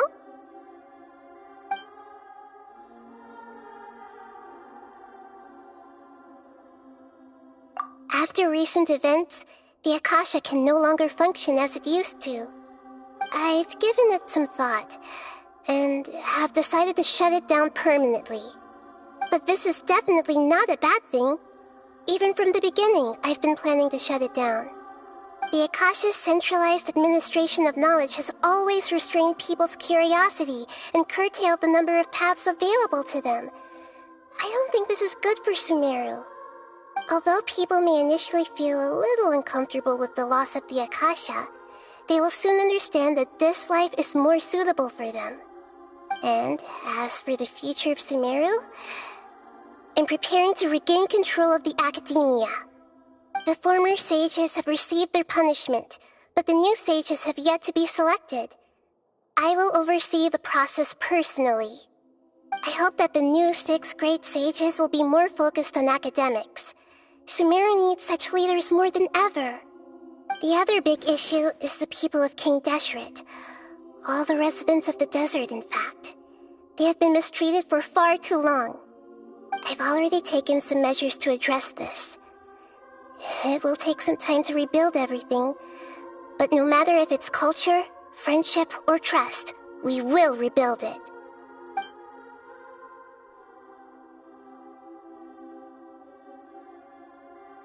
You mean, what happened after the doctor put you to sleep? You guessed correctly. The top-ranked ƑөŨΗ Harbingers, up to number 3, possess power comparable to that of gods. I was no match for him in that kind of situation. However, in spite of the bad situation, I still managed to make a fair deal with the doctor. I'm sure you remember the entity that changed your fate, the Heavenly Principles. In fact, the Heavenly Principles has been quiet since the Conria disaster 500 years ago. I used this point as leverage against the doctor. I told him that the Heavenly Principles may be awakened if I destroy the Gnosis. Although it was just a bluff, he still fell for it. I assumed that the Heavenly Principles wouldn't just stand by and let such extensive damage to its laws take place. And as for what I exchanged for the Gnosis, The exchange served as both punishment for the doctor, as well as a boon of new knowledge that I couldn't refuse as the god of wisdom.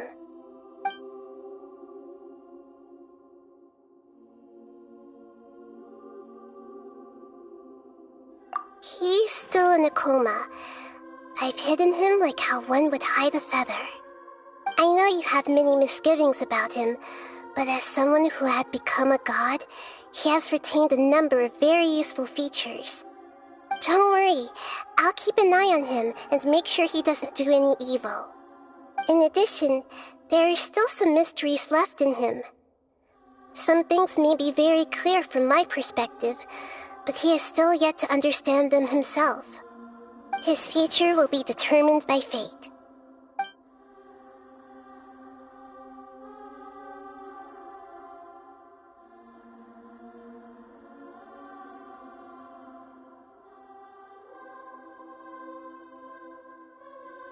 Is that where you're headed next? Fontaine, the nation of justice? As far as I know, that nation operates in the judicial system. Does their Archon personally judge people? No, there's a Chief Justice in Fontaine. Generally speaking, the Hydra Archon, ƑөÚÿ, won't preside over individual trials. However, even then, ƑөÚÿ will still make herself present at just about every trial. It seems that she just likes to immerse herself in that sort of atmosphere. As Archon, she still reserves the right to influence the final verdict. Anyway, let's just say she's got, a very unique personality.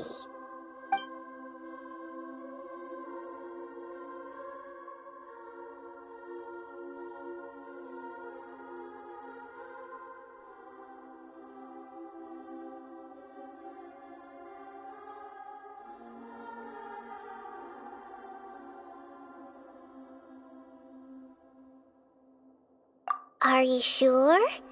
Isn't there something else you haven't asked about yet? Huh? You mean... About your brother. While you were resting at Gandharvaville, I took some time to perform an Irminsul search for information on your brother.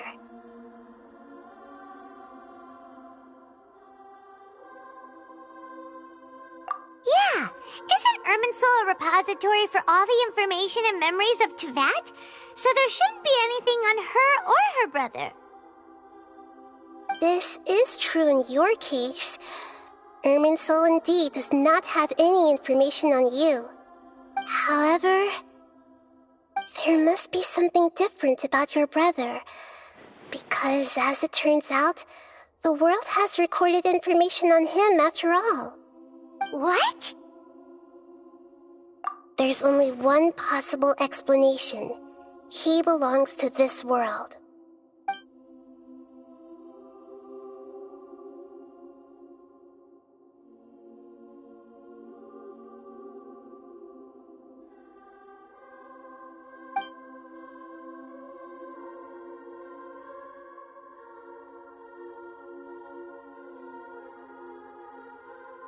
But nothing about this makes any sense! Wasn't this your first trip to Teyvat?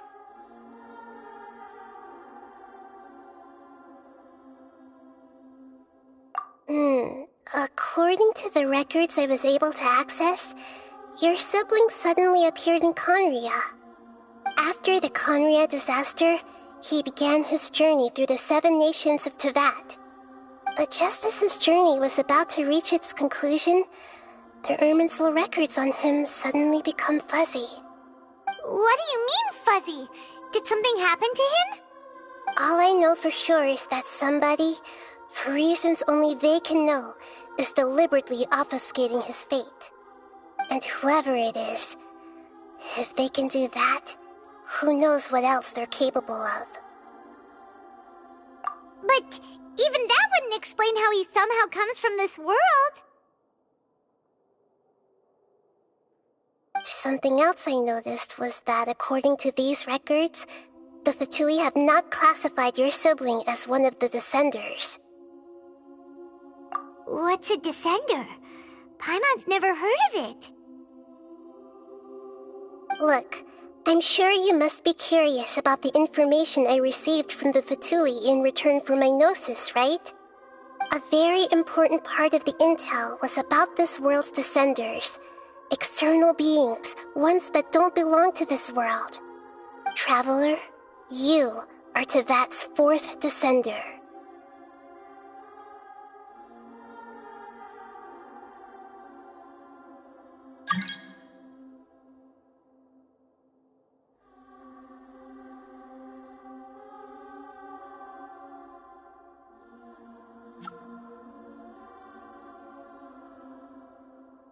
Huh? So the Ƒөΐũើω count 3 other descenders before the Traveler, and her brother isn't even one of them? That's right. My current hypothesis is that the first descender was likely what we now call the Heavenly Principles. As for the other descenders, I still need to verify their existence. It could take me some time. Paimon's head's about to burst from all this crazy new information. And yet, even knowing all this, I'm sure you must still have a lot of unanswered questions. I must say, I truly regret that I can't help you more as the God of Wisdom. There are many questions in my heart as well. I will need some time to go through each one of them.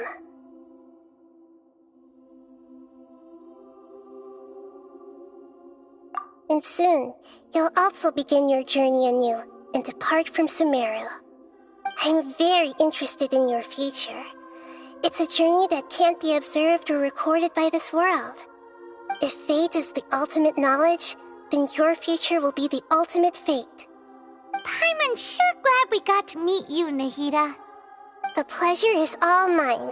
I can't thank you enough. Alright, that's enough talk for today. If you ever miss me, just close your eyes, and maybe I'll appear in your dreams.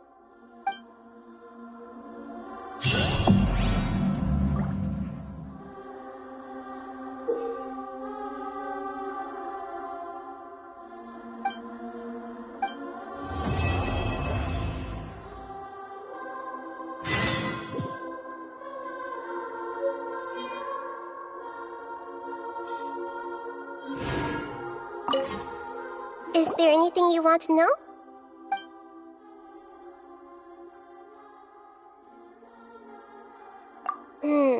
According to the records I was able to access, your sibling suddenly appeared in Conria.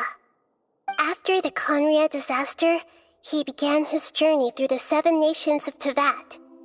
But just as his journey was about to reach its conclusion, the Irminsul records on him suddenly become fuzzy. What do you mean, fuzzy? Did something happen to him?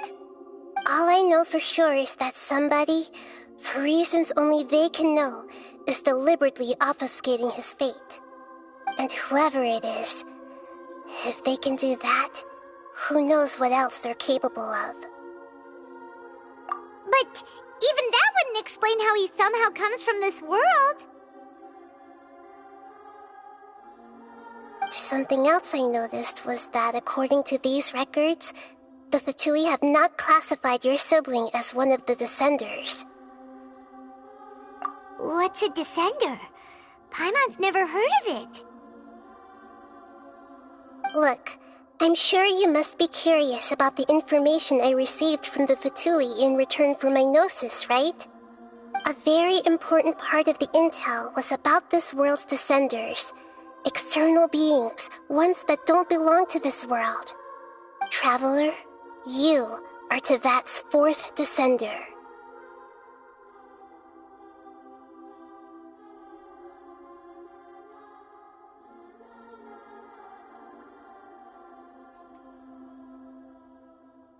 Huh?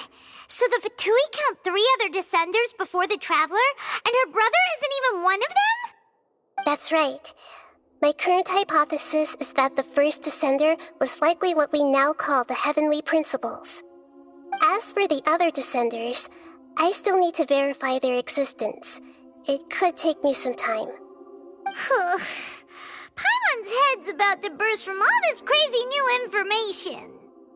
And yet, even knowing all this, I'm sure you must still have a lot of unanswered questions. I must say, I truly regret that I can't help you more as the God of Wisdom. There are many questions in my heart as well. I will need some time to go. And soon, you'll also begin your journey anew and depart from Sumeru. I'm very interested in your future. It's a journey that can't be observed or recorded by this world. If fate is the ultimate knowledge, then your future will be the ultimate fate. Paimon's sure glad we got to meet you, Nahida. The pleasure is all mine. I can't thank you enough. Alright, that's enough talk for today. If you ever miss me, just close your eyes.